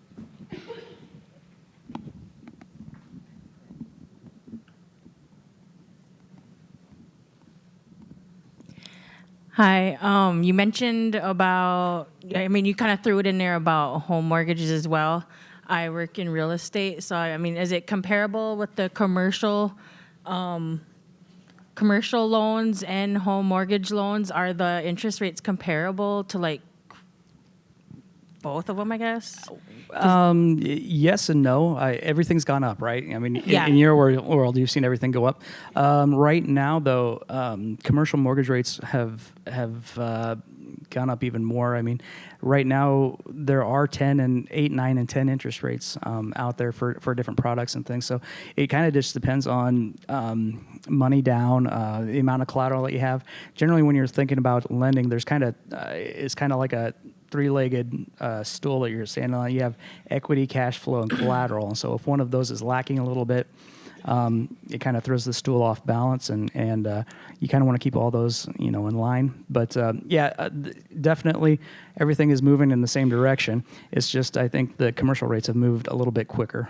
Okay, so just like with any home loans, I guess it would just be with my potential buyers and stuff, everybody's is different. Nothing is the same. So is that kind of the same way with doing your commercial loans as well? Yeah. There's generally not one box that you can put everybody into. Yeah. Everybody's kind of got their own little version of everything. So yeah, you try and work with everybody on an individual basis, based off of what they bring to the table. And then also too, you mentioned the interest rates, and you said that you're seeing, what's your kind of trend? What you're seeing right now between 6.8 and So- maybe higher? Well, so for the 504 program, and I'm on the board for the local for SEDC, the Siouxland Economic Development Corporation, which is the local partner for that half of the SBA's half of the 504 program. And right now, or as of earlier today, 20-year rate was at 6.86 on a straight purchase, and it was 6.84 on a refinance. So that's where the rates are right now on commercial properties. Okay, all right, thank you.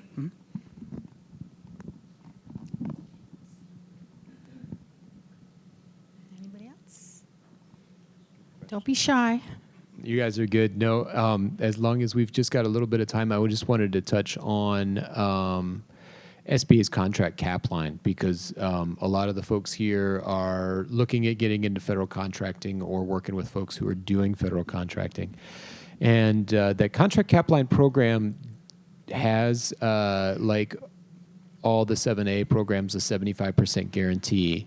But it's unique in that it's a line of credit, and the bank can take the contract proceeds as collateral. And so then they're able, the lender's able to advance all the costs of performance on that contract. So if you're a small business, you're thinking about, okay, I'm going to bid on some contracts.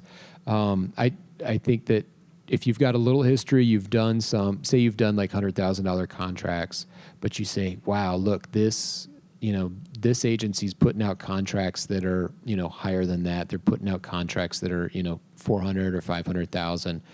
I'd like to bid those, but I don't have the cash necessarily to make that happen. You can work with the bank to set up a line of credit. And one type of line of credit would be this contract cap line, where the proceeds from the contract are pledged to the bank. And then you can go ahead and bid. You can borrow the money to complete the contract, or at least get yourself to your payment milestones.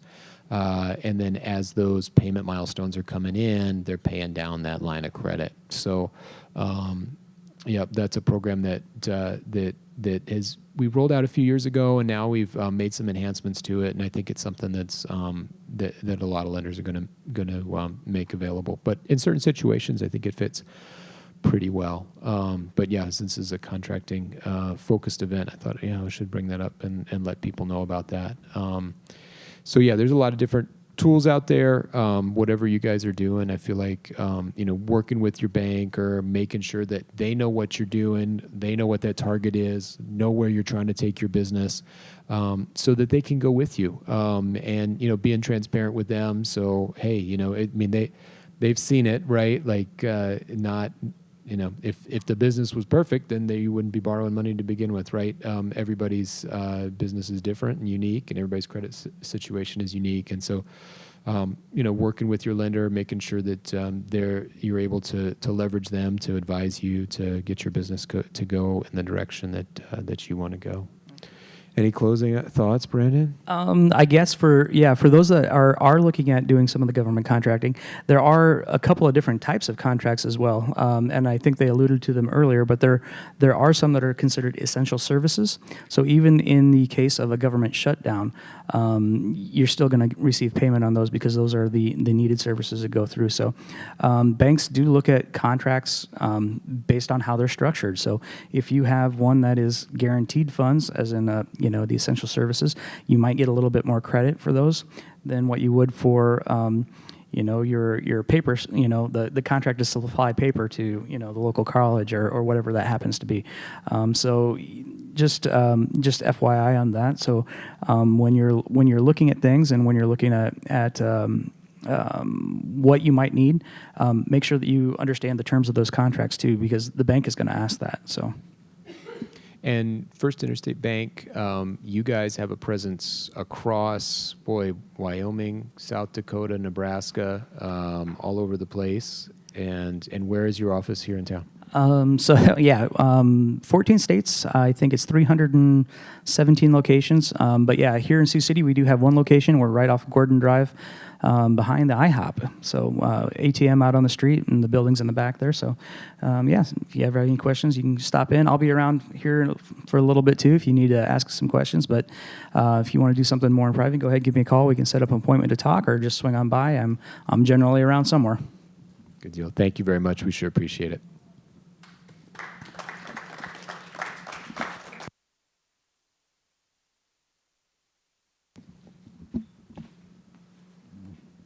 Thank you.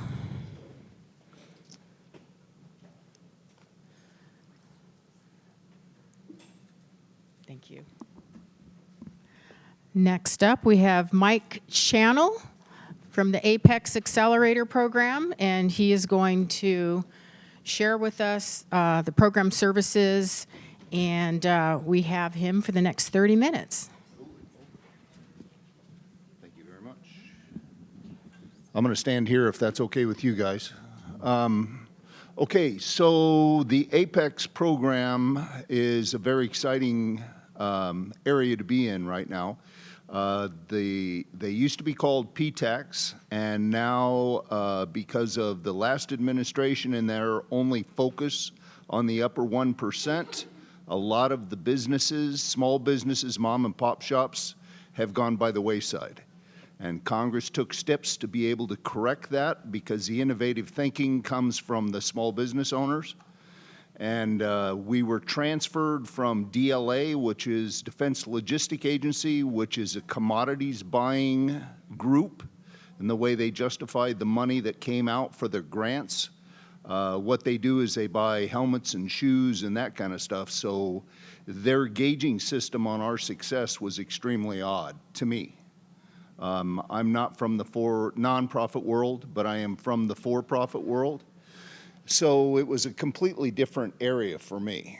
And OSBP is the one that took over the program. They've moved us way up the food chain for the Department of Defense. We've got a much more exposure now. They've really taken the handcuffs off of us. They're more focused on DIB ready and GIB ready. Means government industry business ready and defense industry business ready. And we can really focus with our clients. Now, I am one of 7 tribal PTACs, so I can only help Native American-owned businesses and tribally owned businesses. So I really appreciate that, and that's the only reason why I came out of retirement to be able to take this position, is I had a platform that I really thought that I could make a difference in Indian country, and our client base has been, we've been really, the clients, with OSBP taking over, the clients can choose who they want to work with. DLA, they just didn't get it. They didn't recognize sovereign immunity. They didn't understand why Region 11 should exist, which is only the tribal PTACs. And with OSBP, we've been working very hard with them to try to make them aware of the 578 federally recognized tribes, and that they're countries within the boundaries of the United States. We have to be very careful about how I always work in the interest of my clients, okay? So I try to avoid the tribal governments at all costs. I try to work with the tribe's for-profit entities, and I try to work with Native American-owned businesses. And I don't want to send my Native American-owned businesses into a tribal government setup, because if there's any dispute with any of the work that's done or anything else, it'll go to tribal court unless they have a waiver of sovereign immunity. So it's a very specialized area. OSBP has recognized that, and they are attending our monthly calls with BIA and IHS. And the Biden administration a couple Februarys ago passed the Buy Indian Act that's actually been on the books since 1910 and hasn't meant a thing. It's just been political glad-handing. It's just words that were on the record. Now there is actually an advantage and it's with the Department of Interior.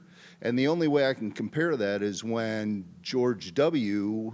Was on that aircraft carrier, and he made a claim about the VA, and that the VA could only use veteran-owned businesses and service-disabled veteran-owned businesses, because that's a community that they serve. They put these advantages for Native American-owned firms in the Department of Interior, and I believe there's 10 different agencies within that, like BIA, IHS, U.S. Forest Service, Bureau of Land Management, and there is a button that you have to click on the SAMS profile of your company, which we help the clients do, and it's an IEE and it's an ISBEE certification. So it's an Indian Economic Enterprise or it's an Indian Small Business Economic Enterprise. Now, they had an internal record of that, but it was on an Excel spreadsheet and it wasn't accessible to the public, and they finally got their act together, and now it's available to everybody. But we have a monthly call. Region 11 has a monthly call with BIA and IHS, and OSBP is actually attending those meetings, trying to learn more. So it's a very exciting time.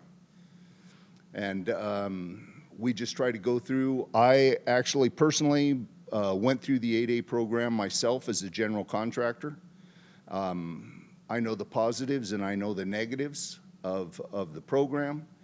Back when I was trying to apply in the 8A program, you would apply once, and if you were denied, you had to wait 2 years to go back till you could apply again. It took me 6 years to get in the program. On the third try, I finally figured out that you had to have a tribal U number. You had to be an enrolled member of a tribe to be able to qualify as a Native American-owned firm. So I did that. Went back through there. We did about little over $156 million worth of federal contracts in a 4-year time period. So from that experience, we work with our clients, our business owners, to try to get them prepared. 8A is a once-in-a-lifetime opportunity. Once and you're done. The first 4 years, you have unlimited opportunity with the federal government. In the last 5, they push you out by percentage of work. So you try to work your tail off. We try to work with our clients to get brand recognition, identify an agency that's buying the goods that you're selling, be able to go to the events, get things squared away before you ever turn that hourglass over, because it's a once-in-a-lifetime deal. We try to give them an entrance plan. We try to enforce to them that to go into that program, they're going to need 4 players. They're going to need a banker. They're going to need insurance and bonding. They're going to need a contract lawyer, and they're going to need a banker. And they have to have those 4 things in place to be able to be successful. But we encourage them to also identify which agency they want to go after. We will go through the Federal Procurement Data System or USA Spending or whatever and be able to identify the spending trends of that agency. And we'll break it down even to the point to where the solicitations that are coming out of those agencies, the first set of numbers identify the office that is issuing the contracts, and through that information, through the Federal Procurement Data System, you can actually get names of people, addresses of the office locations that are spending that money, and you can go back and we try to put our clients, if they're going to a Meet the Federal Buyers event or something, we try to get the attendance list ahead of time, and we try to pinpoint specific SBLOs, Small Business Liaison Officers, or contracting officers, KOs, of who they're going to go after. And we will also give them, hopefully, the last 5 contracts that office is awarded to try to get the attention of the person that's actually the buyer that's there. We'll make sure that they have the things that those people are looking for, which is a capability statement, and depending on the agency, whether it's a 1- or 2-page capability statement. We'll also make sure they have a business card, and we'll also make sure that they have a website that's active. Because when they go to these events, if they don't have some of these items, their stuff will get round filed before that SBLO even leaves the event. and we really try to put it in real-time terms. We try to go through, make sure that they have an entrance plan, they have a growth plan, a realistic growth plan, because the biggest mistake that small business makes is they outgrow their revenue. It's like a pig going up to a trough and getting turned upside down. You want to be able to have a sustainable growth plan and an objective. And then at the end, you want to have an exit plan. You know, I mean, everybody dreams, oh yeah, I'm going to build this business, I'm going to have my kids and all that other stuff. It's not that way, okay? Don't get lost in the program. Remember who you are. Remember what your value system is. Plan for the end. How are you going to cash out? And are you going to retire? Those kind of things, I mean, in real terms. Because you'll start getting those success stories and everything else, but I'm telling you, you're in the deep end of the pool.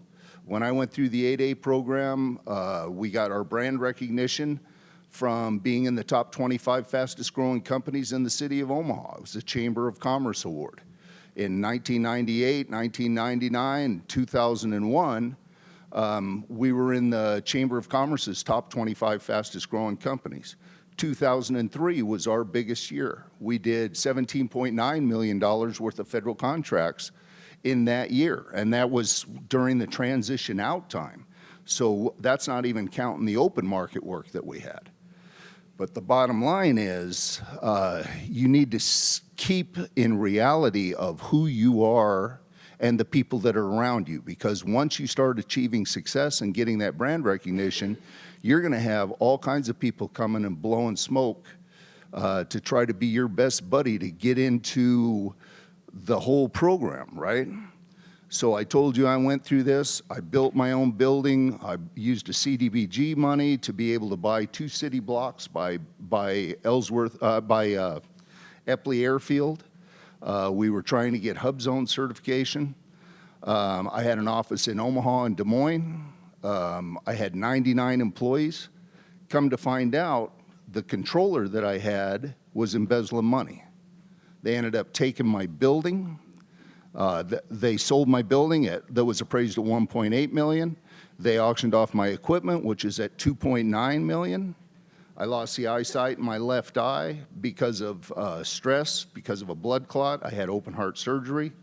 I'm lucky to be married. I'm lucky to have my house. And the reason why I'm telling you this is we share that experience with our clients, and it's real time. So you got to be very careful. You got to go about it. It's not a dream type of program. It's not a giveaway program. And with this platform, I can cross over and talk to the people on the federal government side, the contracting officers, the ones that are making the decision. And we try to put it into perspective for the clients. You know, understand who you're talking with on the other side of this table, right? You're dealing with a federal employee. What they have mandated goals of these mandated program participants, right? It's the law. They have to fill those goals. So look at it from an objective point of view. There's so much opportunity out there. Don't chase after everything. Focus on one agency. Go after that agency. Find the contracting officer. That person is God. They'll make you or they'll break you.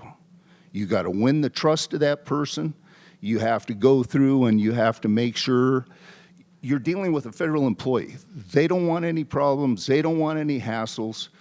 They want somebody that's going to make them look good. If you make that person look good, you get the jobs done better and make them look good, and you're able to make a profit, they'll continue to give you money and give you projects because you're making it easy for them. So put those things into perspective, and that's basically what we do. You know, is go back through, and we take, and we'll bring people in and we'll start talking to them.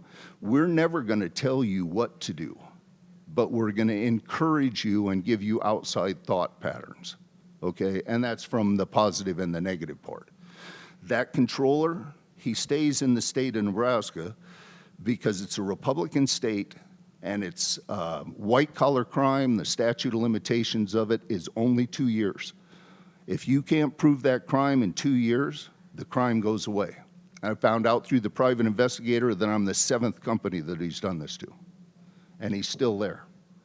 And he'll try to sue me for slander for saying that. But that's real time.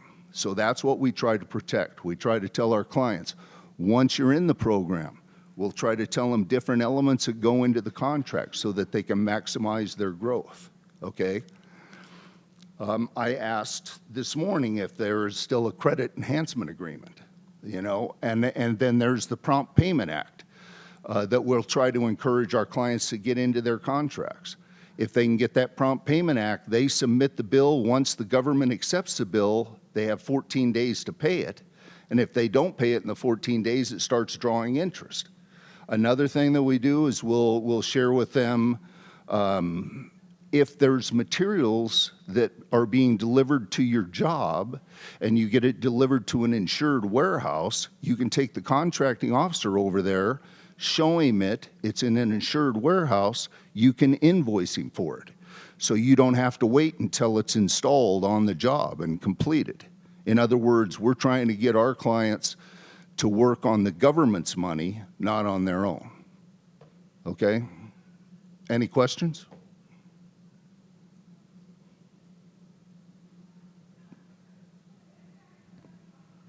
Thanks for your patience, you guys.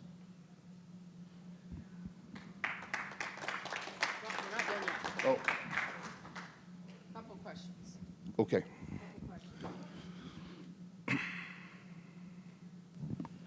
Okay, so I'm just getting into the program. Okay. And you will help me with my woman-owned hub zone certifications. As long as you're Native American. As long as I'm Native American. Yeah, and you that's do my have stipulation. the information for the state PTAC that would help. We work with the state PTACs a lot, and that's part of OSB taking.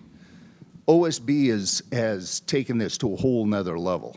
You know, with DLA, I thought DLA was very lazy, all right? And this is just my opinion, you know.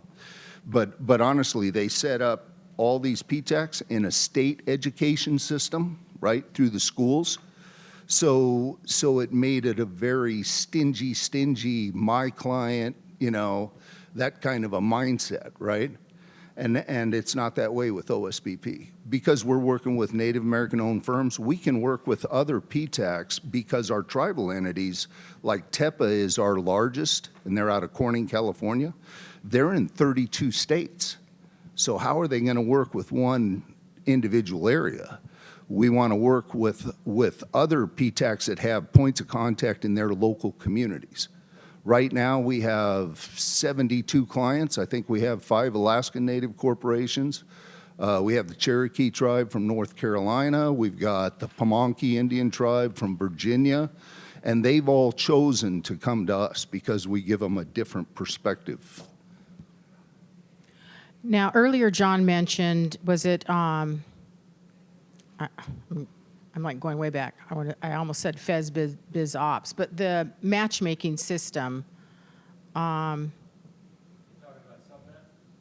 Yes, I believe, but the Apex accelerators do have the capability to connect me to automatic bid opportunities, correct? Yes.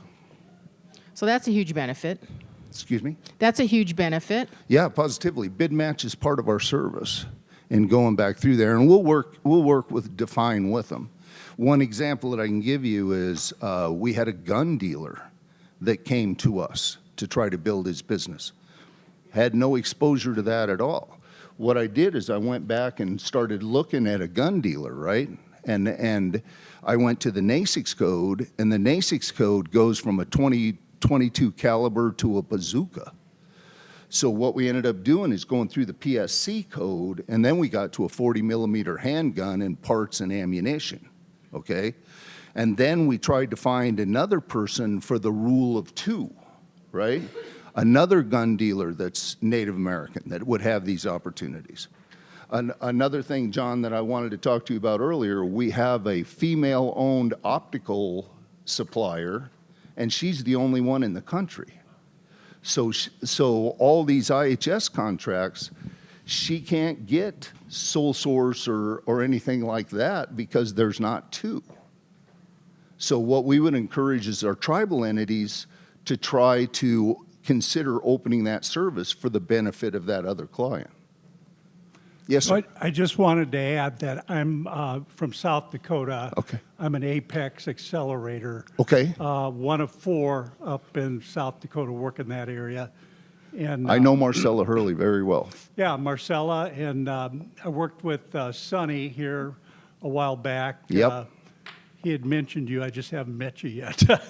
Yeah, Sonny and I worked years and years ago, and Sonny knew my dad. Oh, okay. And I was working as a private consultant, but I ended up retiring, and then I got this opportunity because a friend of mine was writing this grant and asked me if I would apply for this job. Yeah. So, yeah, I mean, as far as working for a college, totally different for me because I quit high school. Not because I was stupid, but I was bored. If you're okay, I just want to add a couple things of Yes, sir. our experience. One of the things I do a lot of is the SAM, helping people with Yes. getting through SAM. Several months ago, I'm going to say probably March, April, it was a disaster, in my opinion, trying to get people through it. Lots of problems. We did meet with GSA. They have gotten proactive on trying to clear up some of those problems. And my experience has been quite favorable nowadays trying to get people through that. That helpline is a lot more helpful for people, getting them through. They will assign advocates to people to help them get their SAM up to date. So I feel good about that they're making some progress there. Still need a ways to go, but it is getting better. I don't know what your experience has been. Has it been? Well, I have Deborah Grant who actually handles all our client intake and going through the certifications, and then we'll work after the fact, so it's a real routine type of system. But the thing that I'm trying to set up with mine as a PM is I'm trying to find points of contact in each different agency, right? A specific person that I can go to so I don't have to, from the outside, try to hunt and pick through that agency, that I can go directly to that person, which is usually the Native American specialist, and they can direct me within the structure of their agency. Okay, James Hudson was with GSA, and he informed me that GSA is putting together a Native American division, and I don't think GSA has even made that public, and I've known that for about 10 weeks. Okay. So that's the type of relationship that we're trying to establish with all these different agencies. Yeah, good. That's all I have. Just I wanted to share that. Great, thank you. And I was going to bring up SAM, actually. That was going to be one of my questions. How do you do that? And you just answered that question. Right. Do we have any other questions for our Apex, Native American Apex, Michael? No? Okay. Then thank you so much. Thank you for being here. And Yes, another round of applause. Thank you. Thanks for giving me the time. Our USDA person was unable to be here, so as an added benefit, I've asked John to come back up, and he's actually prepared some slides for the social economic disadvantage statement. Wait, let me check the, Aaron's pointing at me. Make sure I have the right. After Apex. Okay. Who is it? Oh, okay. I'm so sorry. Deb. Is Deb here? There you are. Okay. I almost did leapfrog. So sorry.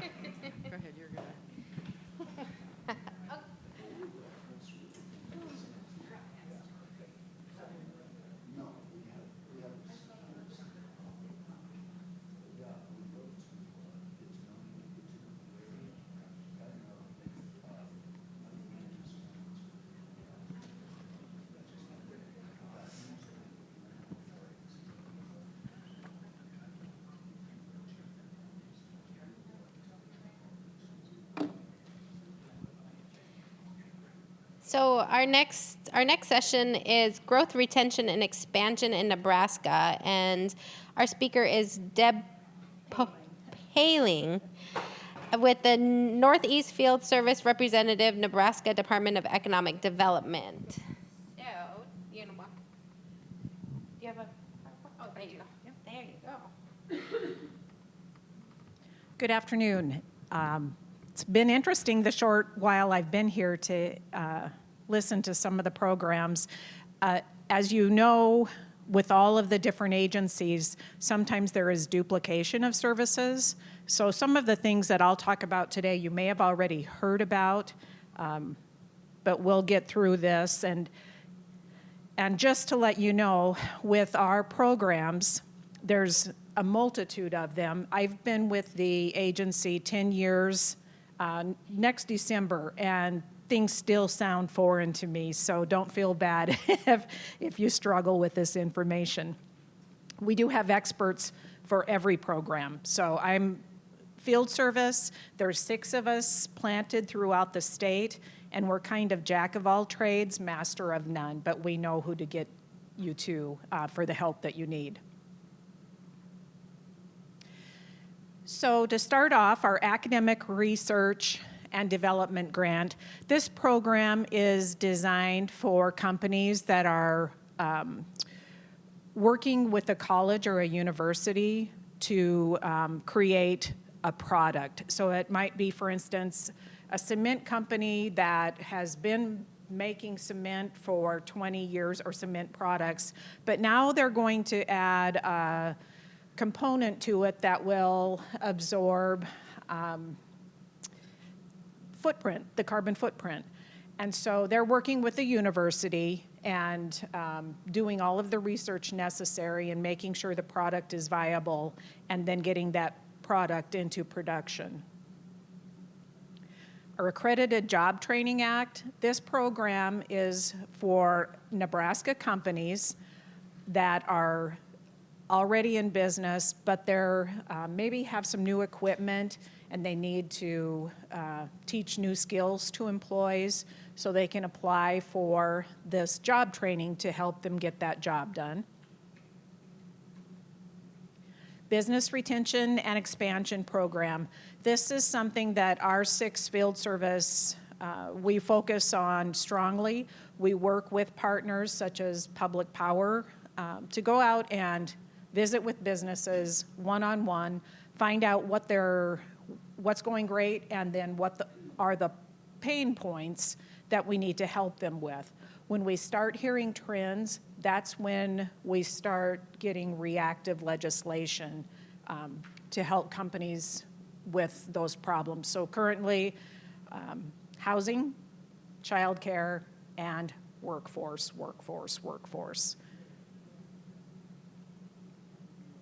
The Community Development Block Grant, it sounds like you've heard a little bit about this today. There's different areas. There can be tourism.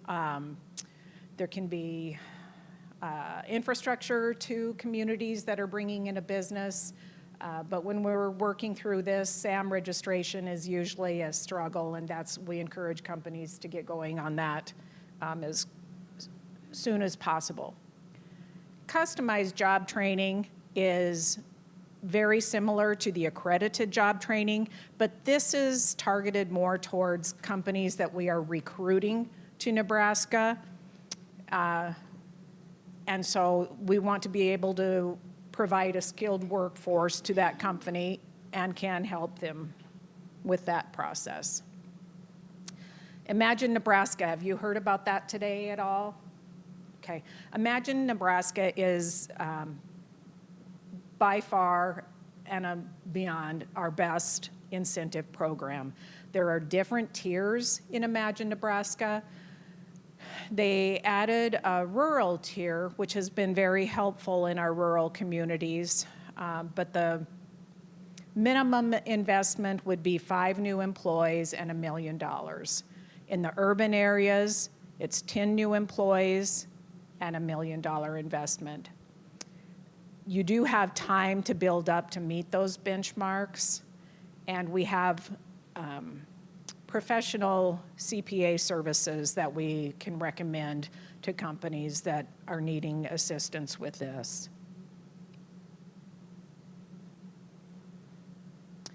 Location One Information Services. This is a database for industry and commercial, similar to what Zillow and Trulia would be for home ownership.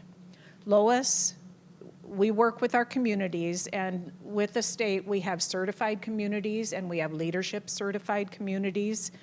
And part of the requirement is that they put in their buildings, if they have an industrial site. And so companies that are looking for a building or looking for land, they're going to this system and looking for you. Our recruiters use this system. If there's a company that wants to locate to the state, say they want a 50,000 square foot building, our recruiter can go through a data search and find just those buildings, and then those companies can visit that community. Micro Enterprise Assistance Program, this is more for agencies. The department has dollars that we get through federal government, and then we subcontract with another agency. We have our regional development districts here in Northeast Nebraska.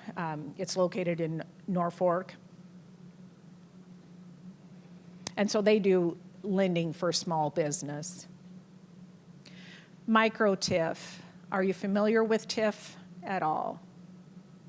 Know what that is? Yep. Okay, so micro TIF is basically, it was introduced, I believe last year, it might have been the year before, by Senator Groney, and it allows this micro TIF, and it's used for housing primarily.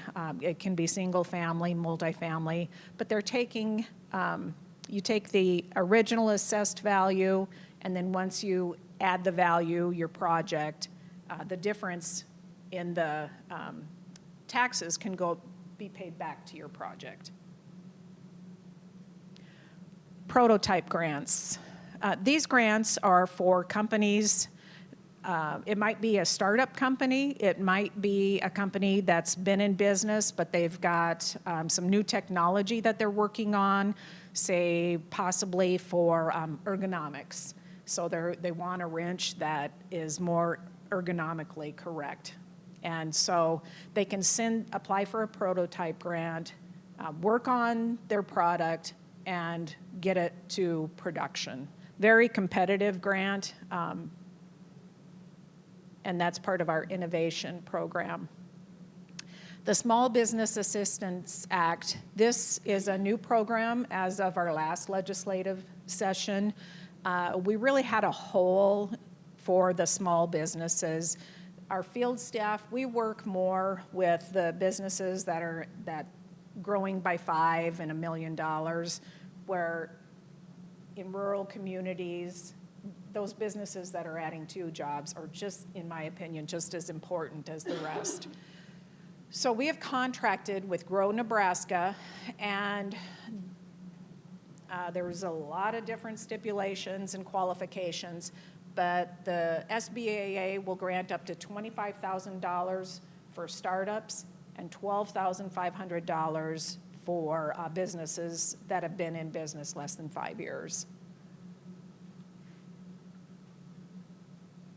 Site and Building Development Fund, that is a competitive program, and here what our project review committee is looking for are companies that are growing rapidly, need some quick capital to get their project along faster.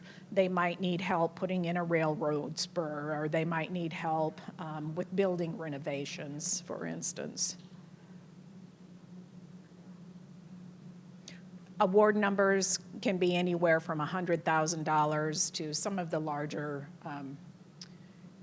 companies, such as the Googles and Amazons, might get a much larger award. SBIR and STTR. This is another innovation program. There's 3 phases, basically. Phase 0 is helping you get through the federal application. And then phases 1 and 2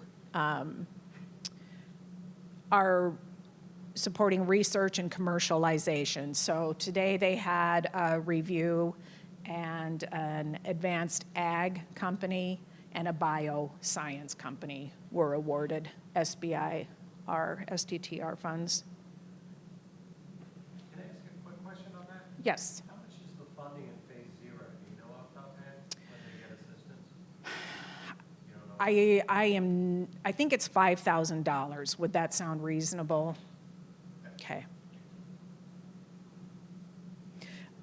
Each one of these programs is on our website, and so if you want to dive down into the weeds, that information will be there. I'm just doing a very high-level overview here. We have a seed investment program. We work with the Nebraska Finance, and this is for companies that are in venture capital. They're probably going to be a very techy company and high, quick growth. And that's the angel investing program. State Small Business Credit Initiative. This is another new program after our last legislative session. So you've got the Nebraska Growth Loan Fund and the Nebraska Seed and Development. The Growth Loan Fund is for near bankable small businesses and manufacturers. And then the Seed and Development is for 750 employees and headquarters facilities. And that we are contracting with Nebraska Enterprise Fund.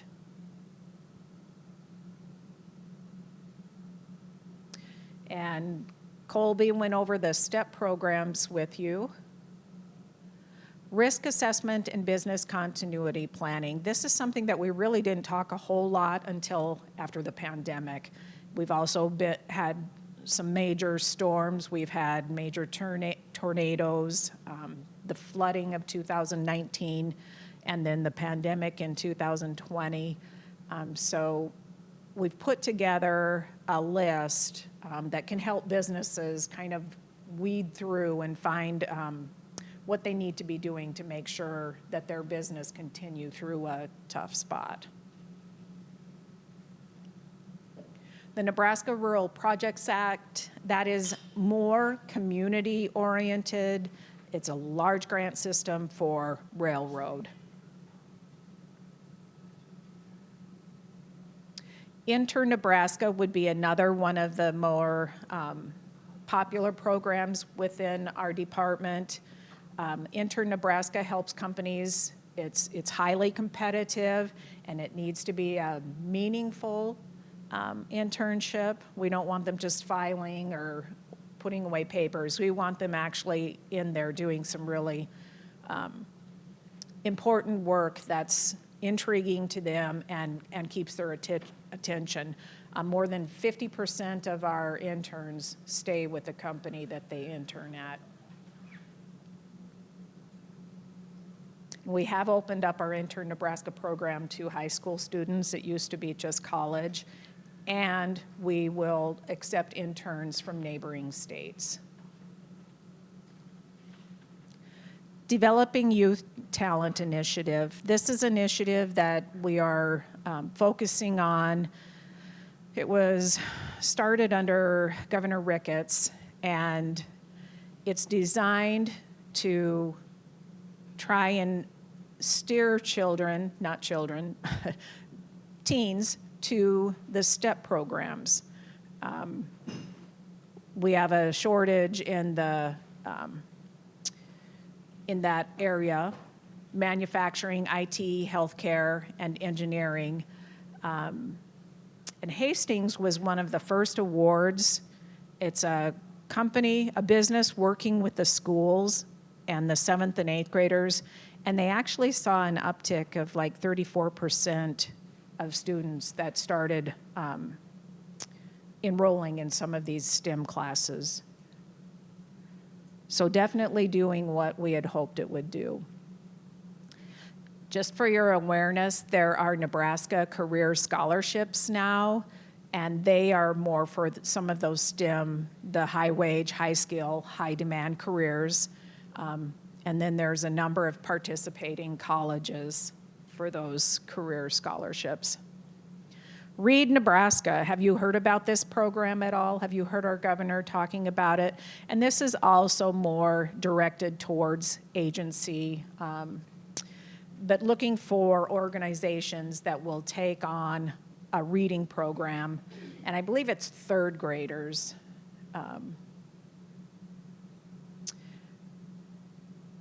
So yeah, there's $4.8 million that they're focusing now towards reading and mentoring.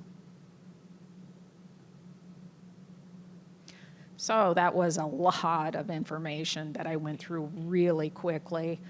Again, the PowerPoint is available, but if you go to our website, opportunity.nebraska spelled out.gov, these programs are all on our website.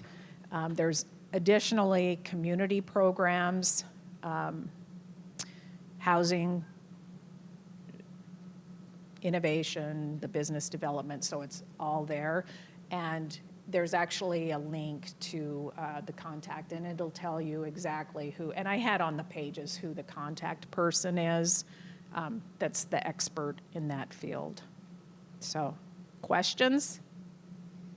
Is there something specific you'd like me to talk more about?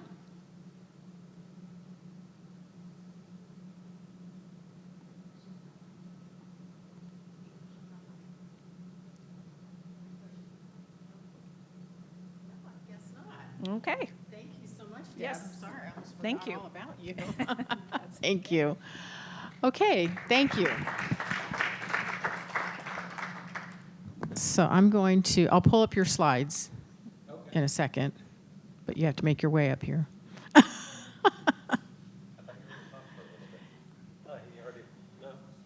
Oh, there it is. Okay. Cool. Thank you. Thank you. Thanks, guys. So I know it's been a long day. I appreciate everybody's patience. I won't be long. I'll try to be quick on this, but I think for folks online and folks that are applying to the 8A program, this is important. As we were talking about earlier this morning, there's been changes to the 8A program that requires everybody to submit a social narrative. And by everybody, I mean individually owned firms, right? If you're a tribally owned Alaskan Native Hawaiian organization, as it stands right now, the Ultima court decision hasn't impacted those programs, even though the application process had been stopped. I understand from a couple of our staff, the application process is open again. If you're applying, you have the opportunity, it looks like from Certify, to submit, either upload your narrative as a document or as an alternative, answer some questions, which are basically the narrative sort of parsed out in questions, and you can answer it. But what I would say is before you get, best practice, before you get to put your application together, make sure you go through and figure out what all the documents are that are necessary, get all the documents that you need put together, and even though you have the option of uploading a narrative or answering the questions, I wouldn't just get into the application and randomly answer the questions. I'd take your time, make sure you have a thought out process on answering those questions in a way that meets SBA's requirements. So real quick, the Ultima decision basically found issues or raised issues with respect to the presumed classes, right? So African American, Hispanic American, Native American, Asian Pacific Islander, where historically one could check mark a box, now you have to prepare your social disadvantage narrative. That's where it's stopped so far, but the courts may look at additional remedies. There were some questions this morning about set aside in particular industries. That would certainly impact not just individual 8As, but tribal and entity-owned 8As. SBA is objecting and filed against those additional remedies, but we don't know where that's going to land. When you look at a social disadvantage narrative, you really have to look at how discrimination has impacted you individually. And that's sometimes frustrating because as Native Americans or as African Americans, Hispanic Americans, it isn't always a situation of, well, this impacted me today or yesterday or even the last 10 or 15, 20 years. It's this discrimination has created the environment that my parents grew up in, their parents grew up in, and now I've had to grow up in. Unfortunately, what the SBA, and again, I don't want to create a perception that the SBA is the bad guy here, right? They're doing this as a remedy to the court decision.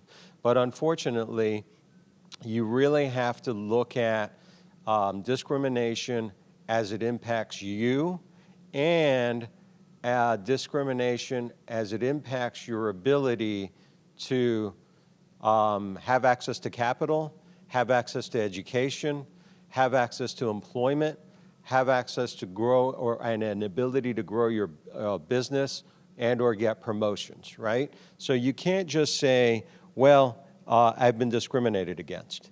You can say that. You have to be very specific about the example you provide. And then you have to connect the dots with that discrimination led to not getting access to capital, et cetera, et cetera, et cetera, right? And then the last point that becomes really challenging, here we go. Okay. The last point that becomes really challenging is you have to provide the preponderance of evidence, right? It's not, it's a lower level of evidence, but you have to provide the preponderance of evidence that suggests or confirms that the result, whatever it might have been, right? The lack of access to capital or not getting the job or not getting the promotion, that result was indeed a result of the discrimination. And I'll give you an example. So you went to an interview, you didn't get the job. You feel you were discriminated against. Could that have been that the other individual was better qualified? SBA is going to want to know, right? So you have to be able to say, hey, I was discriminated against. 2, that discrimination had an impact with the ability to get a job, et cetera, et cetera. 3, for all intents and purposes, it was that discrimination that resulted in my lack of getting the job or the access to capital or the education, et cetera. And you have to be really specific, right? The SBA wants to know. Some of the earlier social disadvantage narratives that we saw were really general. But the SBA wants to know who, what, where, when, and how. So you have to be really specific. We had some of our clients prepare a narrative that said, when I was in college, X, Y, and Z happened. It was really difficult to continue my education. That didn't pass muster, right? You had to say, what school? What was the professor's name? What exactly did they do? And then what was exactly the impact of that discrimination? So specificity is important. Now, the one thing that the SBA has done, and there was a question this morning, is who has to do a social disadvantage narrative? The one thing that SBA had done is that if you had a requirement, if you were an 8A participant, and you had a requirement that was going to be awarded by the end of September this year, because a lot of awards happen at the end of the year, they had an expedited process. They said, send us your social disadvantage narrative. We have a team.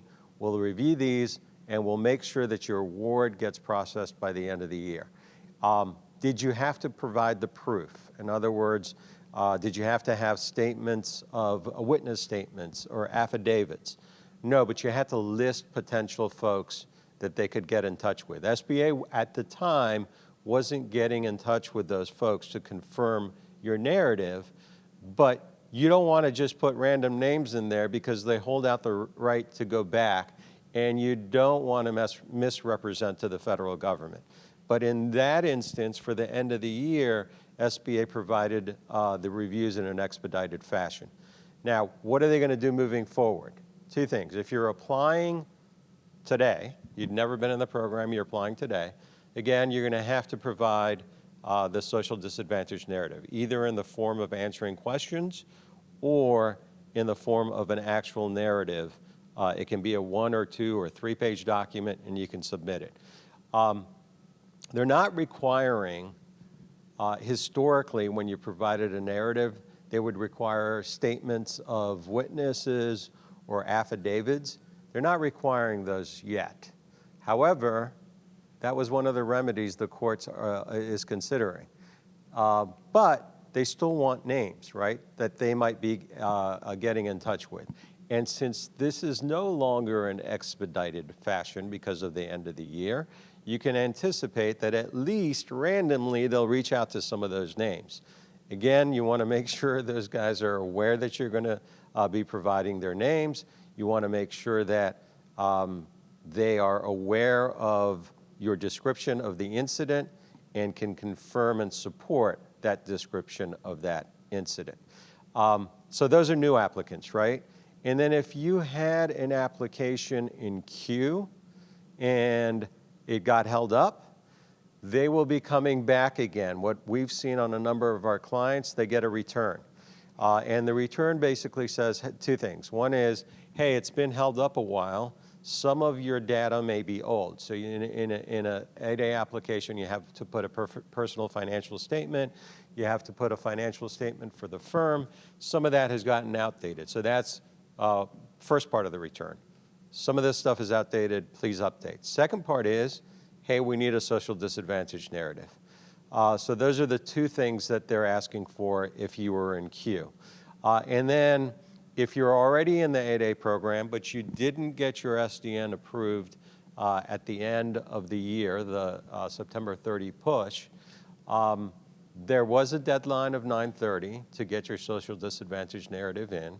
What we've been told, at least, and maybe the SBA folks had a different perspective on this, but from what we understood is that that was a deadline, but if you missed it, it doesn't mean you're getting kicked out of the 8A program.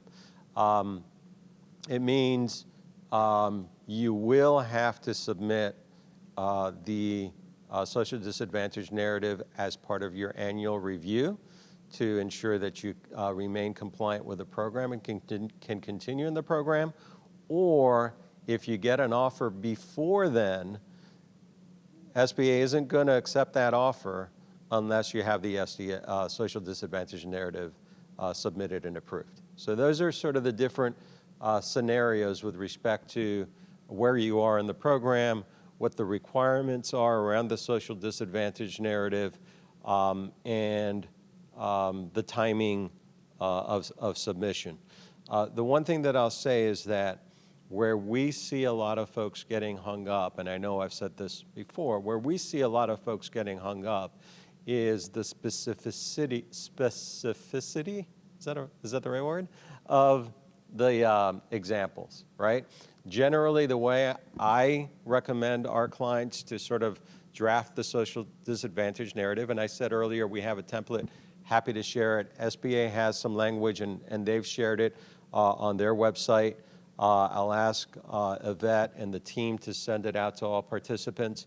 Generally speaking, you want to identify your distinguishing feature. What is your distinguishing feature, right? I'm African American, I'm a female, whatever it might be, ethnicity, gender, origin, whatever that distinguishing feature that has caused the discrimination, you want to identify that, right?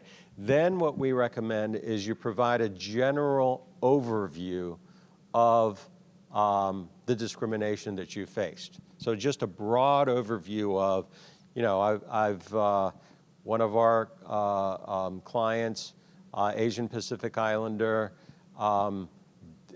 spoke with an accent, you know, was of color, and was discriminated against not only in education, but in work. And that, you know, just an overview of that. What happened, what were the circumstances, et cetera. Once you give that general overview, then you have at least 2 specific examples. And when you go into the specific examples, that's when you want to really mention the who, what, where, when, and how that has impacted your ability to get the education or to get the job or to get access to capital. The who, what, where, when, and how. I think that's sort of it in summary. And then, so you have the distinguishing factor. You state that. You have your sort of overall summary of the discrimination you've faced. You have the 2 examples, and then you want the conclusion.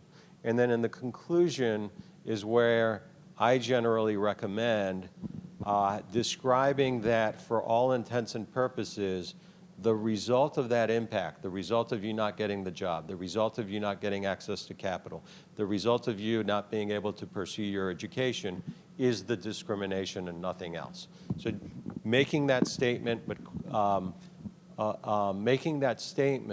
but providing enough proof that supports that statement. Any questions? Yes, ma'am. If somebody is pretty new to the program and they've suffered discrimination on their full-time job, but not yet in a formal program under the guidelines, and they write their narrative pertaining to their 40-hour work week job that something happened, does that qualify as their statement? Yeah, I mean, we have clients that have their example as when they were in elementary school. Okay, and then twofold on that, if I had something happen in elementary school, Yep. and I don't want that shared with anybody but the eyes that are looking at this to provide the certification, is this public information? That's a great question. So that's part of the challenge. The latest, so SBA has always considered these as private information, not to share even under FOIA. They can be excluded from FOIA. The challenge is that the latest remedies that have been proposed to the courts require or are, if they get approved by the courts, would require those social disadvantage narratives to be made public. And so that is a major issue, and that's what SBA is fighting, by the way, because you're right. It's not an easy. Number one, it's interesting because we work with before the court case, we would work with, let's say, a Caucasian female in the construction industry. And by the way, it's very personal information, and it's very difficult to share that information. So, like, we would always have that client work with a female colleague of ours, right, to go through that because it's just very personal. And I'll tell you, 9 out of 10 times, the client would be like, I overcame that. It's okay, that's just life. And we'd be like, oh, well, hold on a second. Think about this. If you compare yourself to a Caucasian male, same industry, would you be where you are today? And they'd be like, well, no, of course. I mean, they had the fast track, but I overcame it. It's like, it's okay because people want to explain that, hey, I had challenge, but I'm a fighter and I overcame it. And it's difficult to say, hey, I had challenges and admit that those challenges have created an environment where I am disadvantaged as compared to peers that didn't have the same discrimination. So just trying to pull that out of people oftentimes is really difficult and personal. And so then, number one, you go through that process. And it's frustrating because, number one, you go through that process, and then someone's evaluating it saying, sorry, your sob story is not sad enough, right? That's frustrating, number one. Number two, if the courts, for whatever reason, decide that that stuff might be public information, that's even, a lot of people are like, hey, this isn't going to go any further, right? Because these are things that I don't want to share publicly. And by the way, can you just compartmentalize it in your firm too? And so that is a challenge. I don't think the courts, I mean, I don't know. I don't think the courts would require them to be publicly made available. The remedy was, hey, because the firm that brought the case, Ultima, said, wait a second, you know what? These preponderance cases are being fast-tracked. You guys aren't really giving it the same level of scrutiny that you were giving the preponderance cases back before July 19th, right? These are being fast-tracked. So you're just rubber stamping those. We want to see those. And if we don't get to see them, we want a court-appointed official to be able to review them and ensure that they're going through the same level of scrutiny that they had been going through before. So that is a court decision that we don't know yet. But that's the allegation from Ultima, that the process post-July 19th has been expedited, has been streamlined, and it is not as scrutinous, is that a right word? Scrutinous as it was before July 19th. So I can't stand here today and say, well, that information will never be made public, because there's a potential chance that it could. I can say, having been at the SBA, that it would be highly unlikely that they wouldn't give you the opportunity to say, whoa, whoa, whoa, that's not going out there. But then you might challenge you being in the program, right? So that's an unknown. And this is really uncharted territory with respect to the program. Any other questions or comments? Anything online? I just asked and nothing. No? Okay. Well, it looks like an early happy hour. Like an early day. Thank you, John. Round of applause. Thank you. Thank you. So we're going to say goodbye to our online audience in about 1 minute. And if I could encourage them, because they did receive the agenda online, I will reach out to them as well and provide the slides.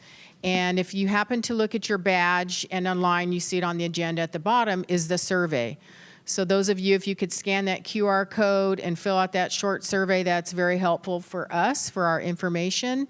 And I just want to thank everybody, especially the online audience, for hanging in there with us today, and appreciate everything.